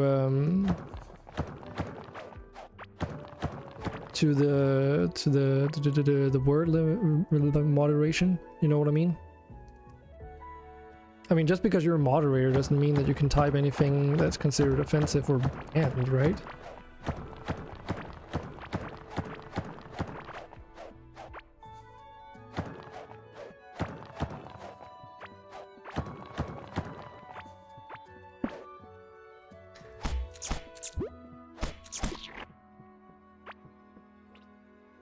I mean, it would seem like a massive oversight, and I don't see any reason why that would be the case.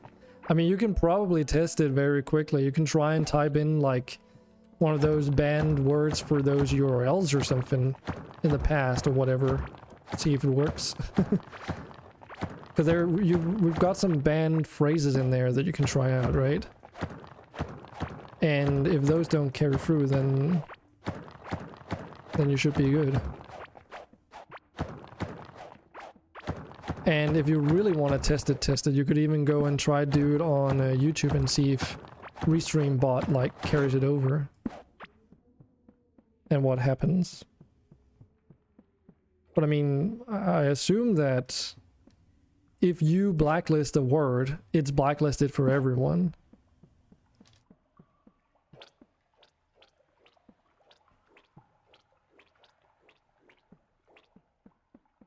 It goes back to the, otherwise it will go back to the thing that I didn't quite understand, like why you can't time out one of your moderators without also removing moderator, right?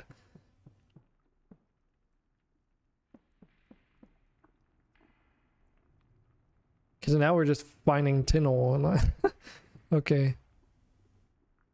And I actually wanted copper to replenish some things. Okay.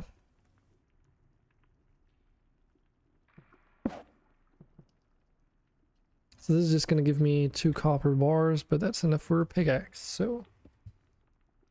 Oh wait, I could... Oh right, I need a... See, so this is annoying. Now I need a tin workbench out here if I want to make on-site tools that are higher than copper. At least chests don't cost metal. So we can put that ring in there, and that crystal in there, that's seeds. Excellent. Yes, it did.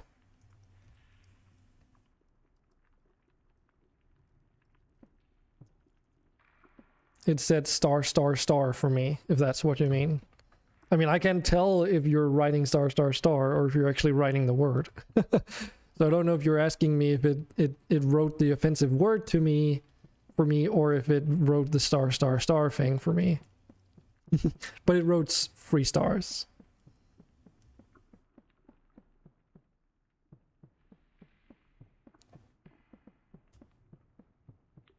Oh, hello.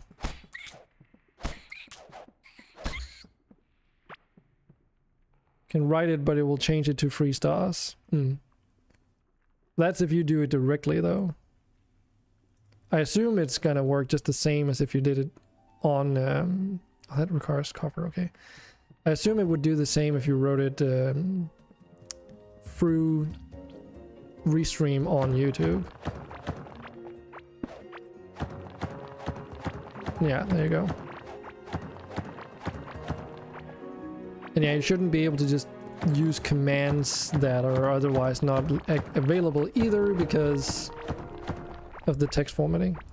Whoa! What the fuck? That's... Holy shit. Called it. Whoa! Whoa! What's all this tin doing here? Holy shit. Okay. Doesn't do that on the stream chat. Oh, really?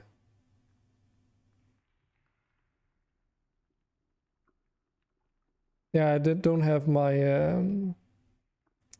stream preview running because saving resources.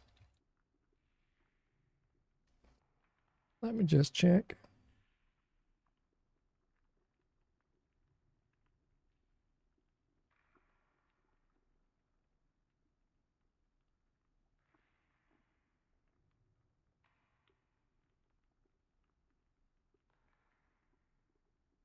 Ah, for fuck's sake.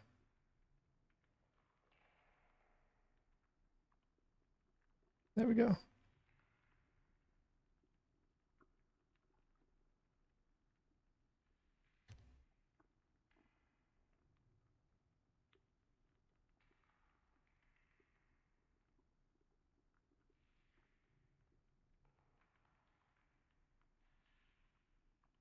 But that is kind of peculiar, though. Oh, yeah, true. Yeah, I can actually see it in here, too. In my Restream overlay. Huh. 'Cause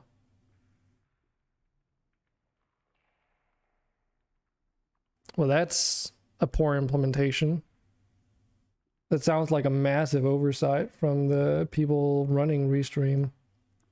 I guess the best would do to say, hey, fix this shit. Because obviously that shouldn't happen.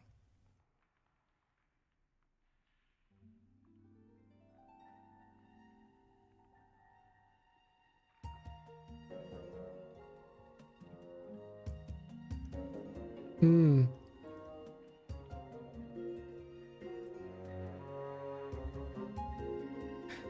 Yeah, so, okay. Huh. So it's like... So the reason why it probably works that way is because the chat overlay is Restream's own chat overlay. It's not the one that Twitch provides and such. So it's a different chat overlay than you would normally use if you're just only running Twitch.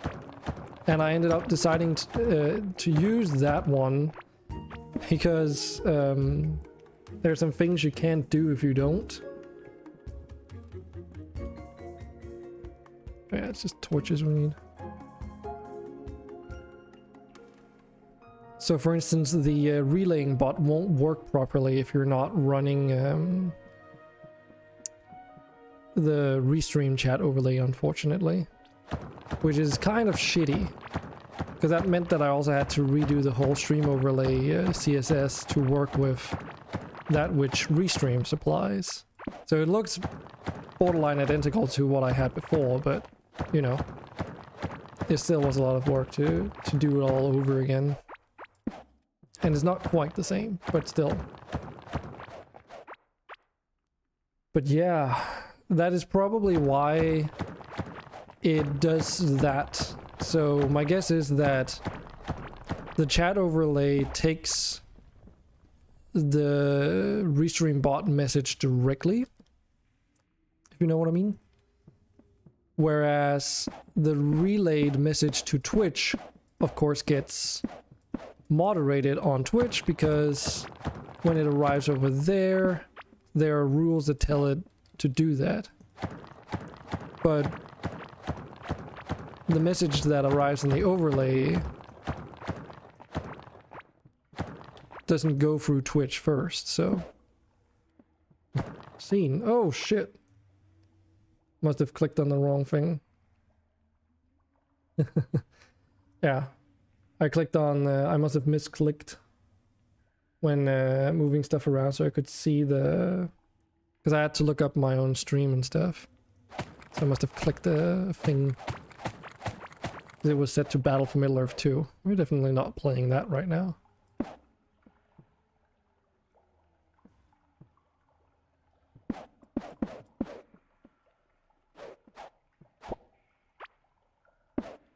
Hmm.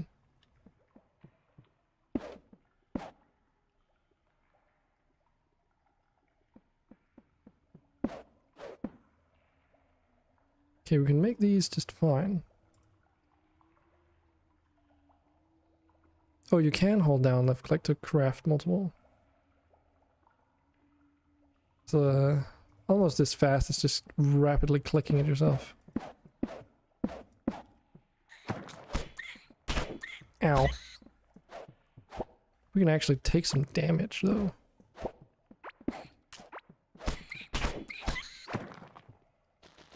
Larva ring. Oh god. What's that? Oh, this is fucking acid or something. Oh, that's fiber. Oh, so they drop fiber. Immune to being slowed by slime if you have the 2 sets. Okay, it just gives you more health though. Do you think I prefer my mining speed? For now at least. Being able to one-tap these things is very useful.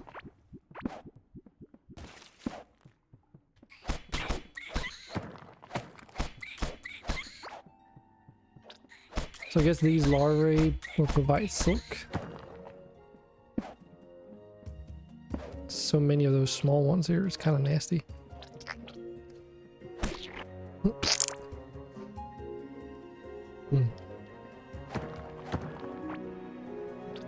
Crystals? What? Oh, you can pick these things up. Oh, chrysalis. Chrysalis. Not crystals. Know what those are good for. Oh, I can make a wooden shovel. Great. Then I don't see much reason for running around with like a high quality shovel. Because at this point, making a temporary shovel is very cheap.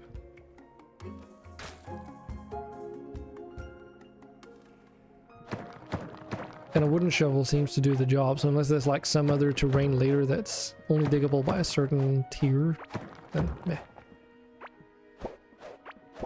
Yeah, going back to the whole bot situation, one of the very first things Toto also experimented with when she heard about the whole setup that I had was also to see if you could abuse the bot to do your bidding and just give you coins for free as a like because it was moderator.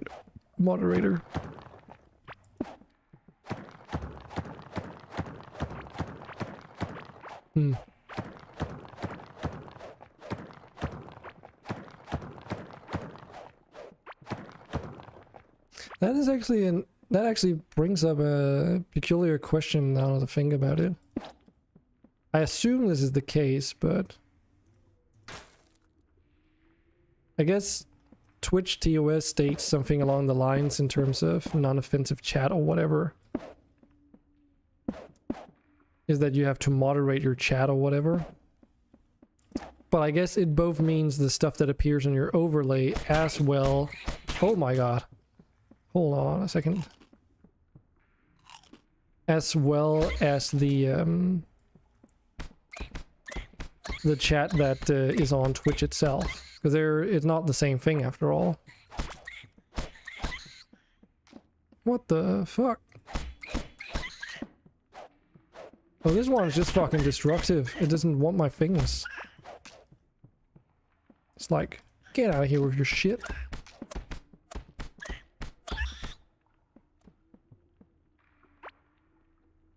Caveling skull. Okay. So something I'm not a big fan of is how long it takes sometimes for these items. Like there's a massive delay between you going to where an item is before you actually start picking it up. Are you picking this up? Oh my god. Oh my god. Fucking hacking and whacking. It's 100%. 100% it's part of your stream.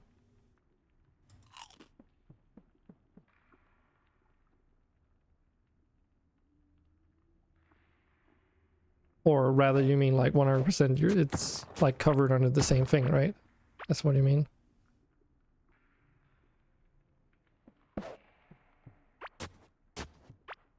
But I actually don't remember. I haven't closely read the TOS in terms of that stuff. Like,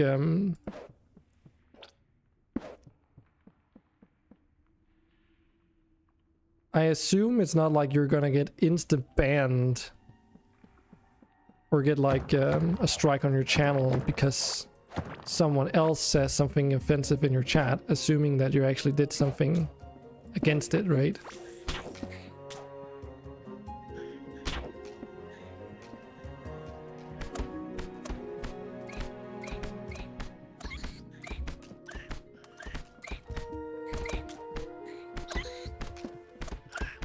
Because after all, the auto mod on Twitch is also optional, right? You don't have to use it. I can't remember though, is it enabled by default? Because that does sort of escape my memory. I don't think it is, because the auto mod is part of what's limiting URLs, and in the beginning, right? In the beginning people could post URLs until I enabled it, but then I found out that it was also restricting a lot of other stuff, and you couldn't really give people temporary access to post links or whatever, so I started using the one from Streamlabs instead. Because Streamlabs also does auto modding, but in a different way. So I wonder. Someone sends you a picture of Avena and you open it showing it on stream by accident, you're most likely going to get 7 days.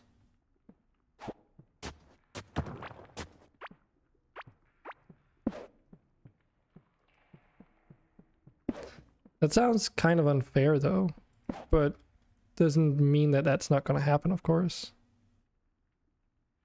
It does kind of sound unfair though that you would be punished for something that would be completely out of your control. I assume you'd be able to contest the, you know, the suspension, saying if you've got a valid reason or whatever. Because it sounds pretty unfair that someone can just sabotage you deliberately.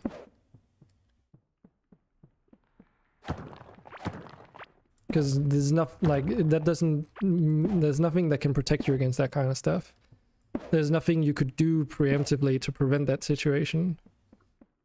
Well, you could open it off screen, like off camera or whatever, check it out before you share it, which is what I of course do in the situations that revolve around other users' content and whatever. So I guess there's that. Because in that case you could definitely have avoided the situation, right? But that's not always the case. Like if you're streaming VR chat and someone walks in front of you with a large nude poster or something, there's no way that you can protect, mitigate that whatsoever. Other than being, like, you were just being unlucky, right?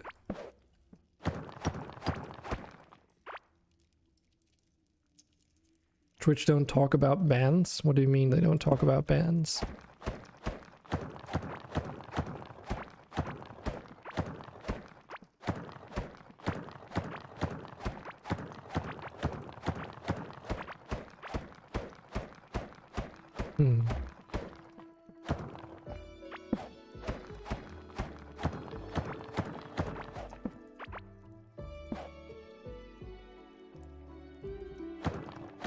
We'll return to this later.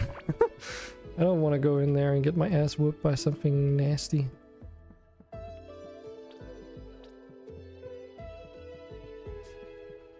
But yeah, I mean,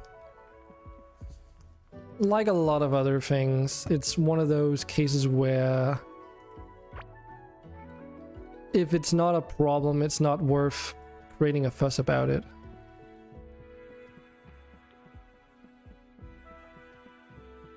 Because there's like a lot of things that, in theory, looking at what I'm doing with my stream, for instance, that I should probably look at to make things better, but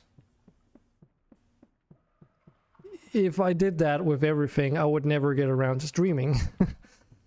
Because I would never be done, basically. There would always be some new thing popping up where I'm realizing, oh, I need to do like some kind of thing against that, and if I were to wait with streaming until I resolve that issue, then a new issue would appear like so frequently that you would never get around to get anything done. But meh. Has been partnered big streamers who have been banned without knowing the reason or being able to negotiate. Yeah, then that's why restream, because then I would just continue streaming as normal and didn't just not stream to Twitch. If it becomes that serious of a deal. Because I'm not affiliate, I can do that just fine. I don't have a contract with, like, an exclusivity contract or anything, so... So because I'm not affiliate, I can just stream onto YouTube and then tell everyone that, hey, I'm over here right now because reasons. So it doesn't prevent me from streaming, so... If Twitch had, like, some weird-ass reason to do that, it would affect me, but it wouldn't shut me down. preferably, you know, that wouldn't be a worry to begin with, but like you can't 100% foolproof yourself. And also, just because that has been the case with some streamers doesn't mean that they're telling you everything, right? Because those streamers could be hiding some truths about the situation for various reasons.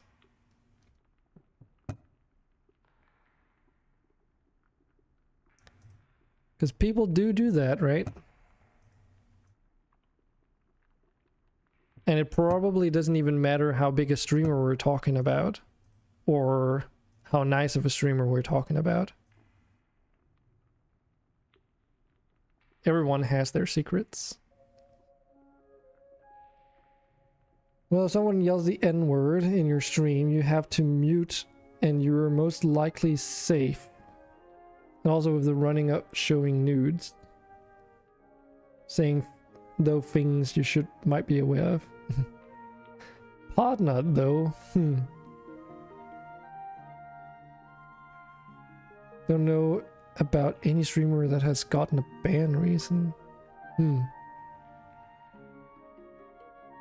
I mean, I guess it's because there's a difference, yeah.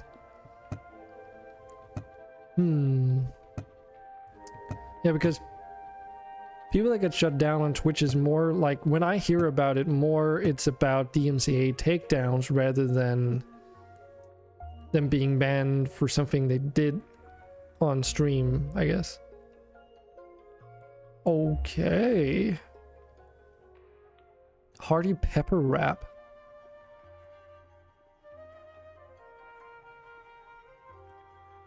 Huh.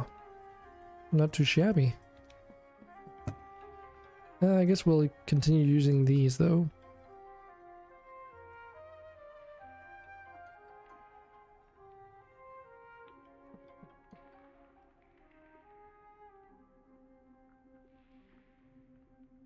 And they have less reason to tell a small streamer than a partner.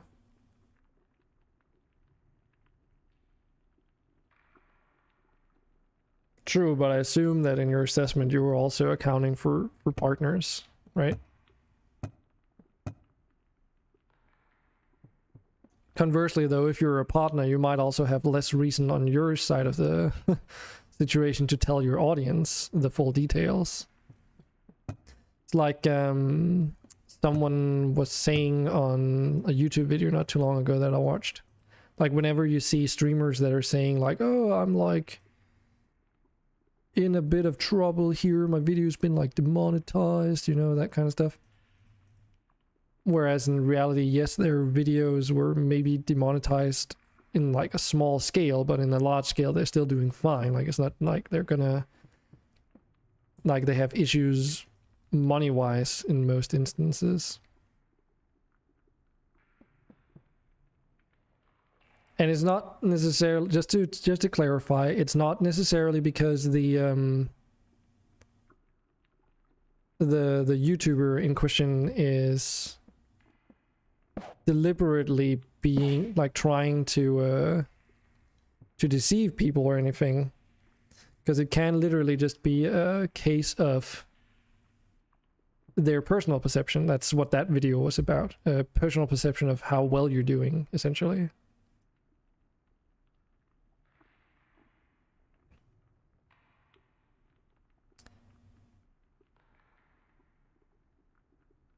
And the idea being that people like gauge their own progress and how well they're doing based off of like views and such. And it could, and it was also like, oh, whoops, shit, not what I wanted. Like whenever you make some really good content for a while and then all of a sudden some YouTubers experience this drop off where all of a sudden like they're getting half as many views as they were on the previous video or whatever streak they were on, and then they perceive that as they're failing all of a sudden, even though like relatively speaking the numbers that they were pulling in the grand scheme of things compared to what they were doing like before that mean streak, they've just reverted back to a normal, which might even be higher than before that streak. But because they're not keeping on pushing the envelope higher and higher and higher, they feel like they're failing because they're going down, right? But that's what it is. It does go up and down.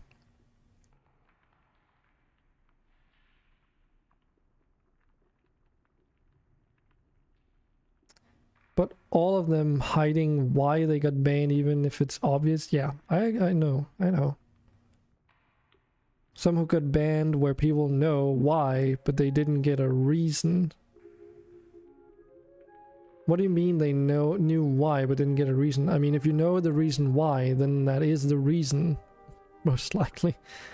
Sure, what you're probably saying, what you're meaning, I assume, is that they didn't get a confirmation that that is actually what it was. Like, they didn't get a confirmation that that was the actual reason they got banned.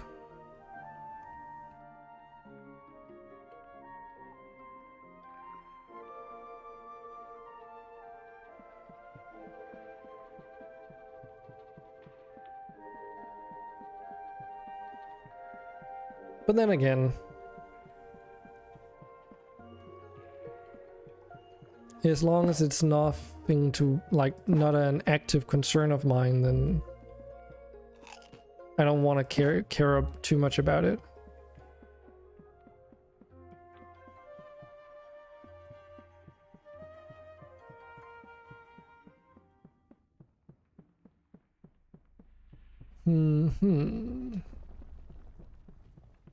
So far, in relation to this game at least, there hasn't been a lot of, oh, you need to put this into the portal kind of thing, unless I've just been doing it wrong. My guess is that we just haven't explored the particular places, but I'm hoping that because these things are behind like unbreakable walls, that makes them special enough to be like aggressive or something.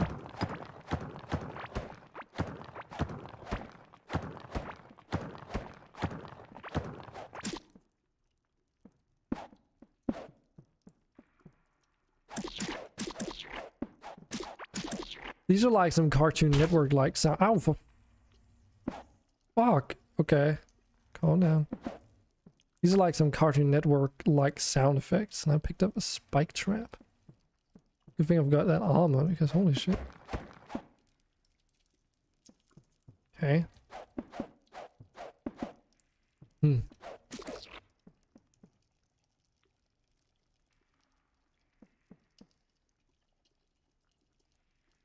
Well, if they show a wiener by accident and Twitch is sending your account has been terminated, yeah, then you'll probably know. We need to go to bed. I think we will be at my place at around 12, 13 o'clock. Okay.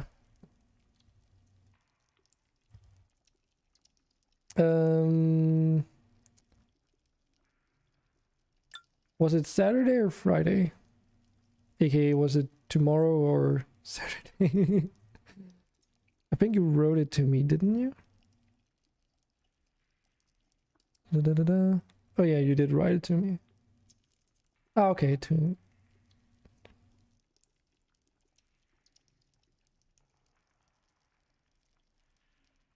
Oh yeah, but you didn't say if it was tomorrow or on the 11th. You said 10/11. Okay, Saturday.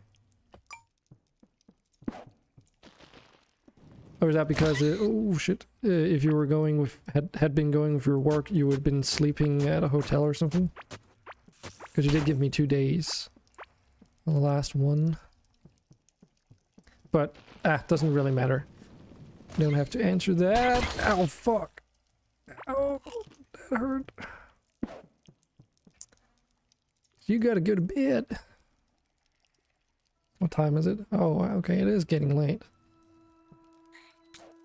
Yes, you would have stayed at the Cornwall White House Hotel. Oh, okay. I think I know where that is, actually, now to think about it. Photographic memory and all that.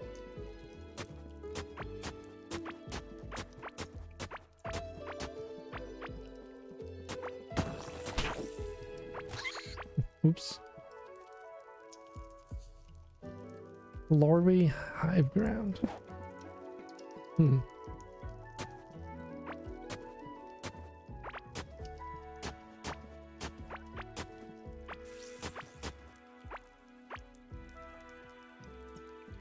You too. Talk to you later.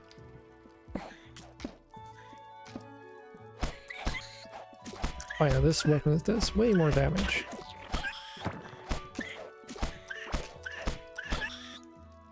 So we keep getting harassed by these Farewell for now, mortals. larvae that can't come from the back. Oh yeah, talk to you later. Where are they coming from? Wait a minute, are they spawning in this area? Is that like a legitimate thing? They make spawners? Ow, fuck. Do want to clear out the side rooms.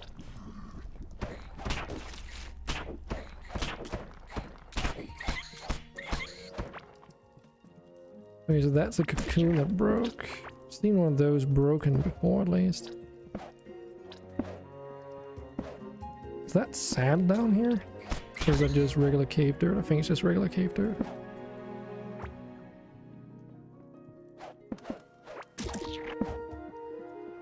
Hmm. Oh, for fuck's sake, not again. Keep doing that by accident.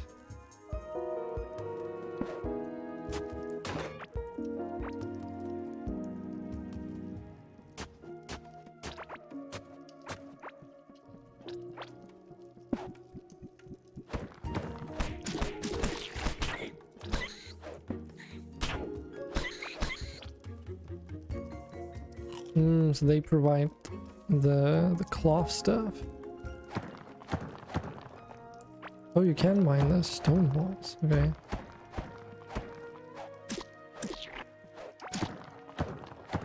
It's like a special chest here. Shingding. Thanks for the follow there. Can I open this? I can. Petrified egg. Okay. Nothing too crazy in this chest though. We can bring that back home. Oh, that makes me... that reminds me that we're getting close to 200 followers. Shit. That means I have to figure out what to do for 200 followers. I've been thinking a little bit about what to do, but I haven't quite made up my mind.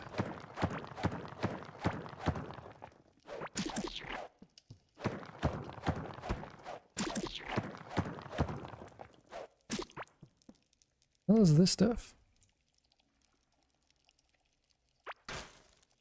Oh, a clot ring. Oh, it's lifesteal. That is actually very nice. Wait, there's two of them.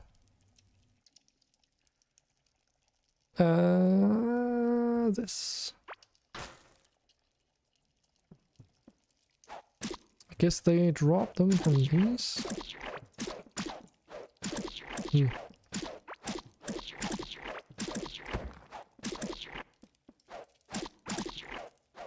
Lifesteal, sick.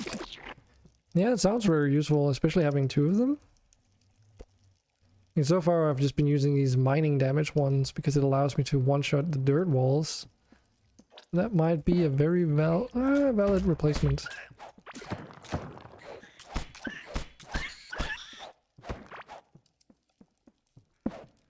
Yeah, these enemies are definitely respawning though.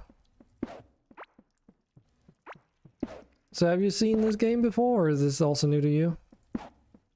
Because this is the first time I'm playing it today. It's like a early access, early alpha thing. Been playing a bit. What do you think of it?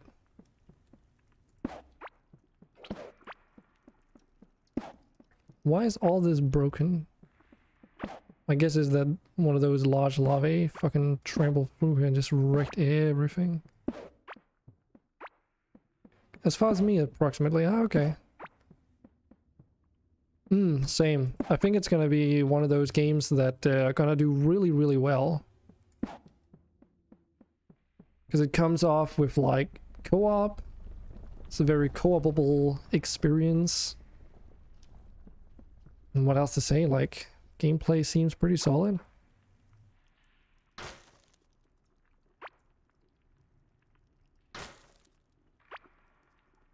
God damn it. That's what I wanted.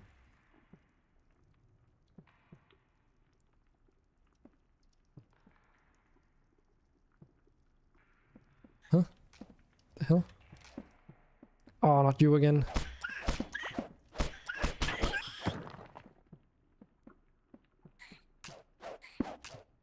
Keep spawning up around this tunnel area up here, so I want to put like a wall and door in between. No, I did not. Like when you're saying Discord, which Discord?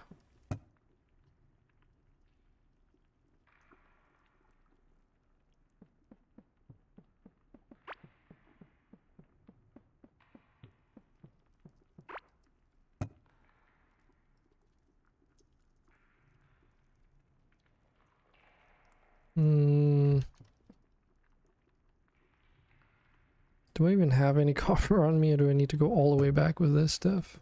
I think we might have to go all the way back. Okay, so we'll just take just valuable things.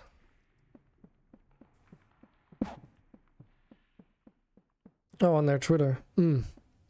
Yeah, I don't really join too many game developer discords because it gets cluttered very easily and I'm already bad at managing. So I try to keep it to a minimum. But no, I haven't seen. But I'm not surprised. I don't know how much you can do in terms of base building though.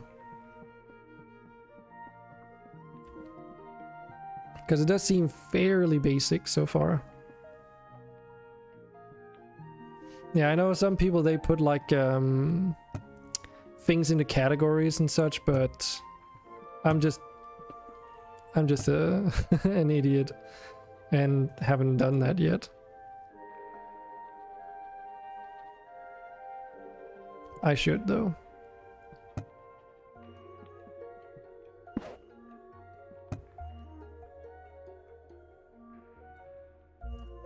But yeah, for a free alpha version, there's nothing to complain about here. I was honestly surprised that this was just like so freely available.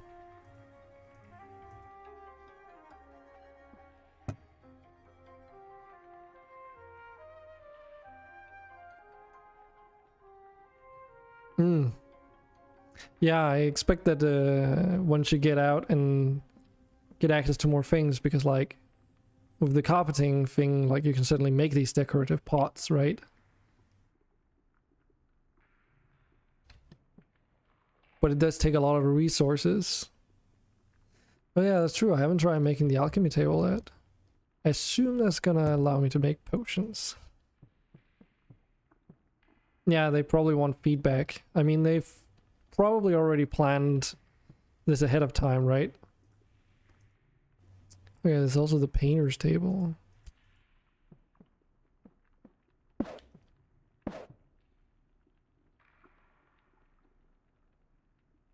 Oh, that's easy to craft. A bomb. Oh, bomb, pepper, and slime. Okay. Paint certain objects. Mm-hmm.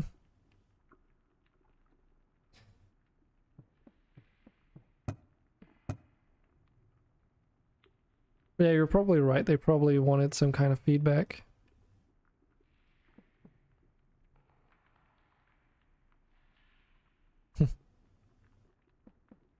Yeah, they're probably going to be changing a lot of stuff.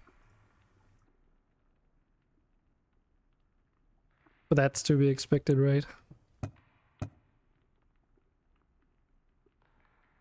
10 there.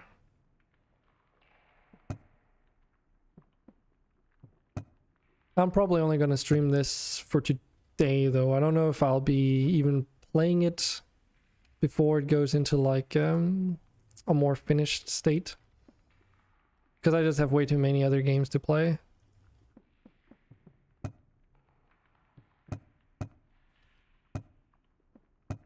And especially for the stream, we also have a couple things going on, so I need to get back on track on that. What else do I play? Where to start? So I tend to play these kinds of games a lot. Survival, crafting involved, that kind of stuff.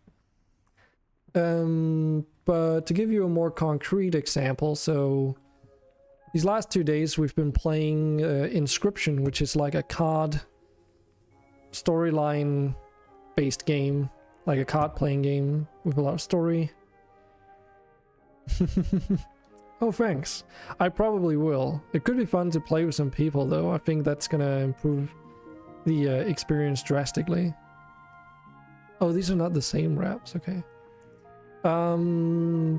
What else did we do? Recently I also did like a playthrough of Battle for Middle-earth, which is an ancient RTS at this point. And we just did the campaign stuff, and we started with the first game and then moved into the sequel. There we still got to do the Rise of the Witch King expansion and then the War of the Ring mode. Still got to do. It's a pretty good game, right? But you can definitely tell that it's aged a lot. Especially the zoom patches that you need in order to play it properly. Yeah, it's got its issues. Trying to run it on a modern computer though. Not because it runs poorly, quite the contrary, it's because it runs too well. It runs too well, and because of that, because the game is tied to your FPS in terms of how fast your units move around and such, activate their abilities and their attack animations and everything, literally. It makes it very hard to control all your units and micro everything in the first game. What else do we play? Well, I shouldn't say frequently, but usually I also play a lot of RimWorld, or I used to. I haven't played it as much in more recent times because I wanted to set some time aside for other games as well. Basically switching the focus of the stream a little bit around. But I do that. I also do some RimWorld modding, so there's some custom stuff on there when I play. What else? I played Dismantle recently because it came out as a 1.0 release. Yeah, just a whole bunch of different things, really. During Halloween, we played through Medieval for the PlayStation 1, the original game, which was very cool because I'm very familiar with the game, but a lot of the regulars here, they were unfamiliar with it, so it was their first time seeing this game. It was just very interesting getting impressions of people who had never played it before. So yeah, I also tend to be quite chatty when I play games because I like talking about the things that I play, of course. I do try and pay attention to chat. Doesn't always mean that I hit the mark every single time, but I seem to be pretty good at it. At least that's what people say. So yeah, I've been wondering what we need for these things, because there's some kind of crystal slot. Oh, I just realized this looks very much like that giant maggot thing. So my guess is that if you beat the maggot queen or whatever, you can put a crystal in here. I don't know what these things, if these are going to be other things you have to do, but also these growths here are just like going insane now. I have a suspicion they're just gonna keep on growing.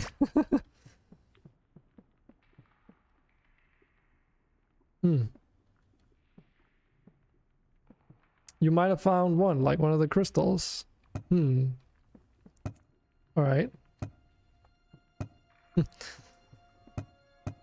Speaking of spoilers, that inscription card game is so fucking weird. Like, if you've not seen it before, I would look it up. It's very interesting, let's put it that way. At first you think it's a roguelike, but then you realize that it's not really a roguelike, but more a linear story with separate acts that get carried out without saying too much.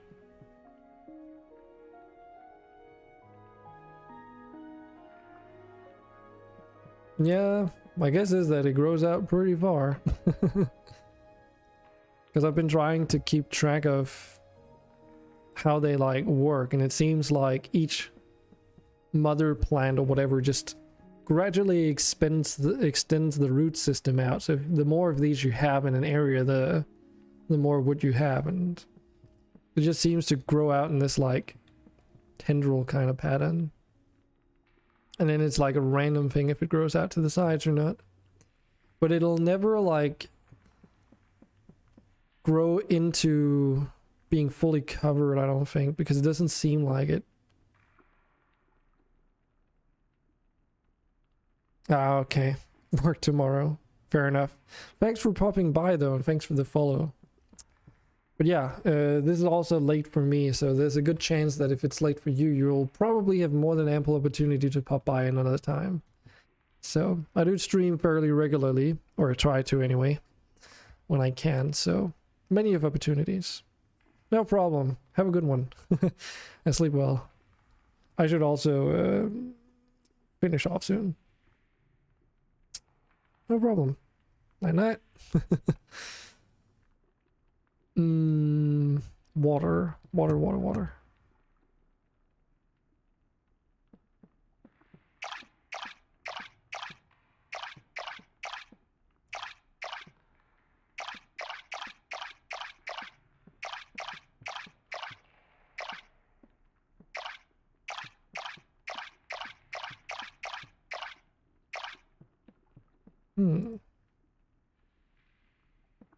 So I wonder what you grow in those decorative pots, if anything at all, that can be planted at the moment. My guess is that you can plant any crop in there, but it didn't seem like you could water them, so...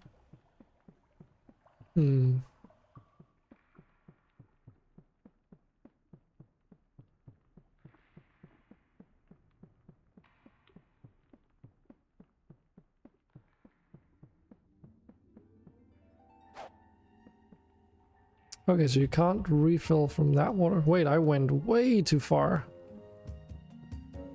Must have been sown out.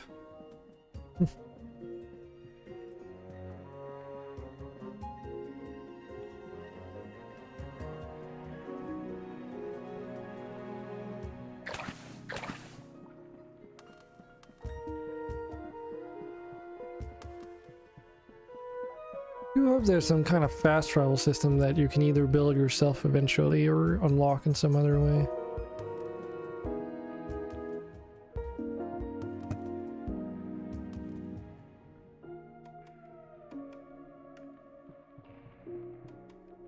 It also doesn't seem like you can see the actual durability of the tool, so even though it says here, where is it? Or did I... No, I misread that. That's the physical durability of you as a person.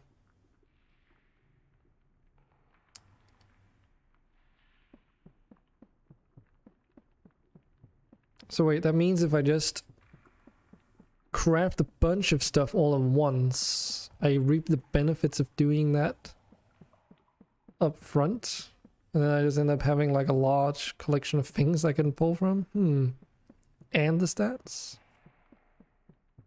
Wonder if that's worth it at all. Probably not as much.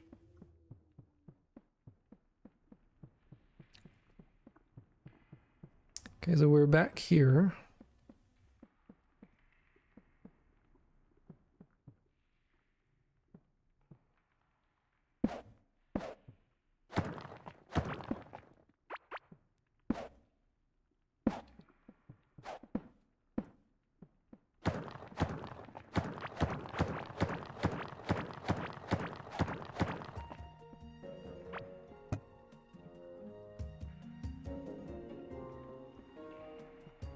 Okay, so we're here. There's some more of that brain matter, not brain matter. I don't know why I think. Oh, it's got like a fucking crystal on its head. It's got a crystal on its head. That's definitely what you gotta do.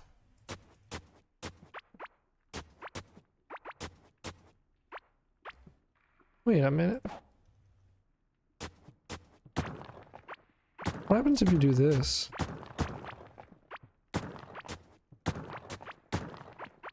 Can you just like block it by doing that?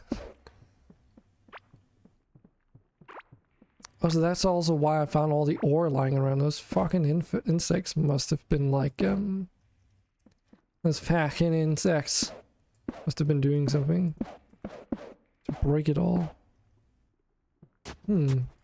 Yeah, this is all tilled soil, isn't it?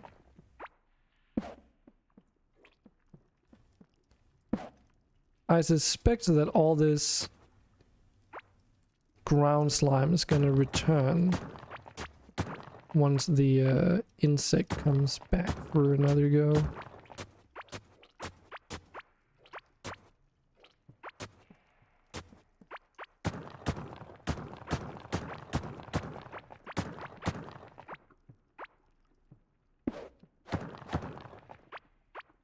Probably just gonna run straight over this, is my guess. And if you build any walls across, it's probably gonna break them as well. Unless that is like how you hold it so that you can do more damage to it before it runs away again.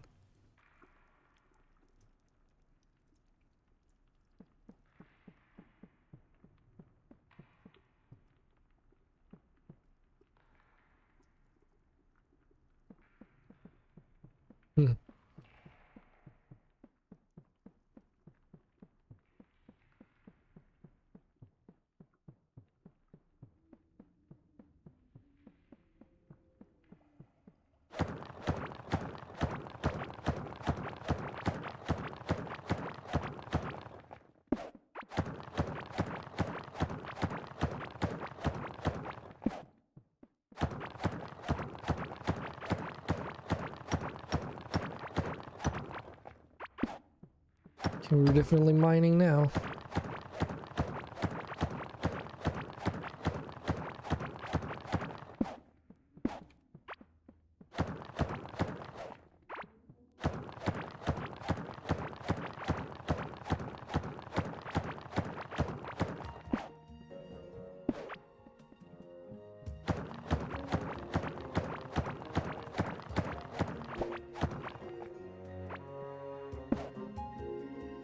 Okay, this looks a little bit different. It's got a large mushroom up there.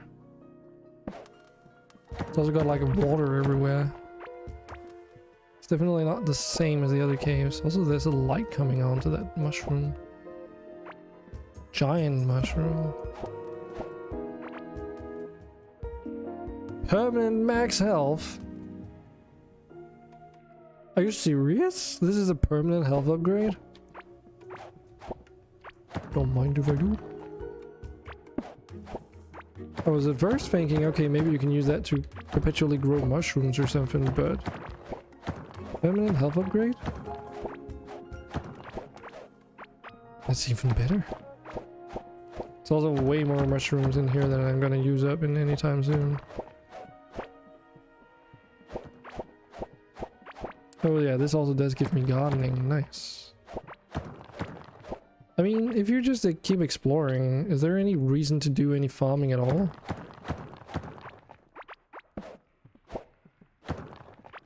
Because unless you keep like exploring the same places over and over again, and don't make a lot of progress within like reasonable time, you might need, like, if you do that or don't do that, then you might end up needing it. But I mean, at this rate, doesn't seem like a problem. Oh, I haven't tried this either. What happens if I dig this? Okay, you can spread water. Oh shit. Oh shit. Oh, why didn't I think about that sooner? That means I can take water from up there and just dig a trench down. Then I don't have to go all the way up every time I want to refill water. Huh. I wonder if you can move water like as if it were Minecraft as well. Like if you can do that with the watering cannon. I just didn't think about emptying it out into like a chasm or something.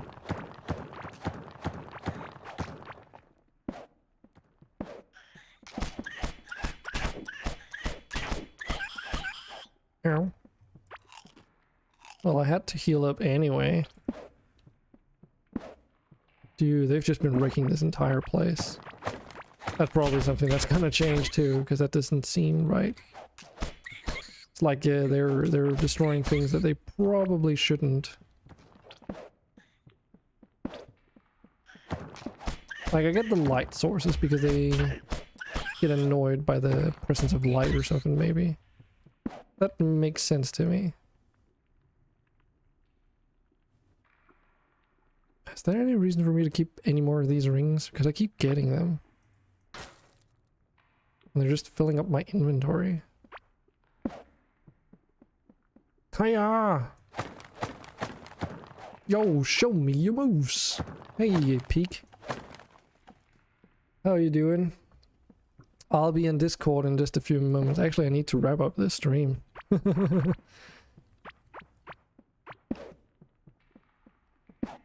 Did J-Boy go home, or is he sleeping over? Ow.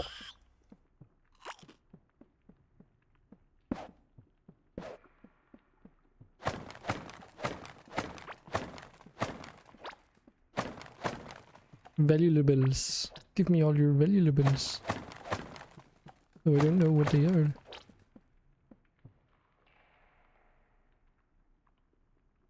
Got to work, then home. Oh, he's gotta work, then go home? I guess is what you mean.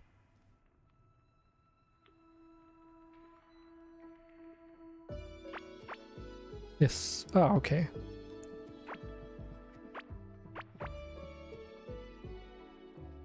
But yeah, I think I'll actually call the stream here. Because it's getting late, and... yeah, I will pick up these items off camera, I think. No, wait, maybe I can just... I hope I can just save and exit. We'll see where I land. It's not that big of a deal. But yeah, I'll be over in Discord in just a moment. Okay. Don't think we want to raid anyone because it's probably way too late on that anyway, because it is a weekday over here as well. It's very late. So we'll just be ending the stream just quietly as is. Before doing that, let me just give a shout out to the people who followed me today. I wonder actually, is it gonna say... No, it won't. But Ammo was here earlier. That's actually kind of stupid that it doesn't keep track of the moderators that chip in chat. But thanks to Xingding, or however you pronounce that, for the follow. And that actually, it says 199 up there. But is it correct? Because I cannot recall. Because the thing is, if people sometimes do follow me when I'm not streaming, and this overlay up there only updates when I'm like if it's present while, like if it happens while I'm streaming. So, but doesn't matter. Okay, here it says 198 on my page, so maybe some people unfollowed. I don't care. Okay, or I do care, but you know, I probably shouldn't be too worried about the 200 follower mark until we're a little bit beyond that, so that's fine. But I do have something in store anyway. So yeah, thanks for everyone who dropped by, and I will hopefully see you this weekend. Not exactly sure what we will be playing because there's a lot of things on the table at the moment. We gotta do the Rise of the Witch King expansion for Battle for Middle-earth. Haven't played Minecraft in a while on stream anyway. There is Inscription, which I also want to get through hopefully on stream, but it's based on how long it's taken me so far. It might take a couple more at least. And what else? There's this game now, and then a bunch of others like Dismetal I played on one day, and I kind of want to go back to it, but there's plenty of options, let's just put it that way. So without further ado, I think that we're just going to end it here, and I hope to see you on the future streams. I've been Dragon, and I hope you have a good one. Bye bye.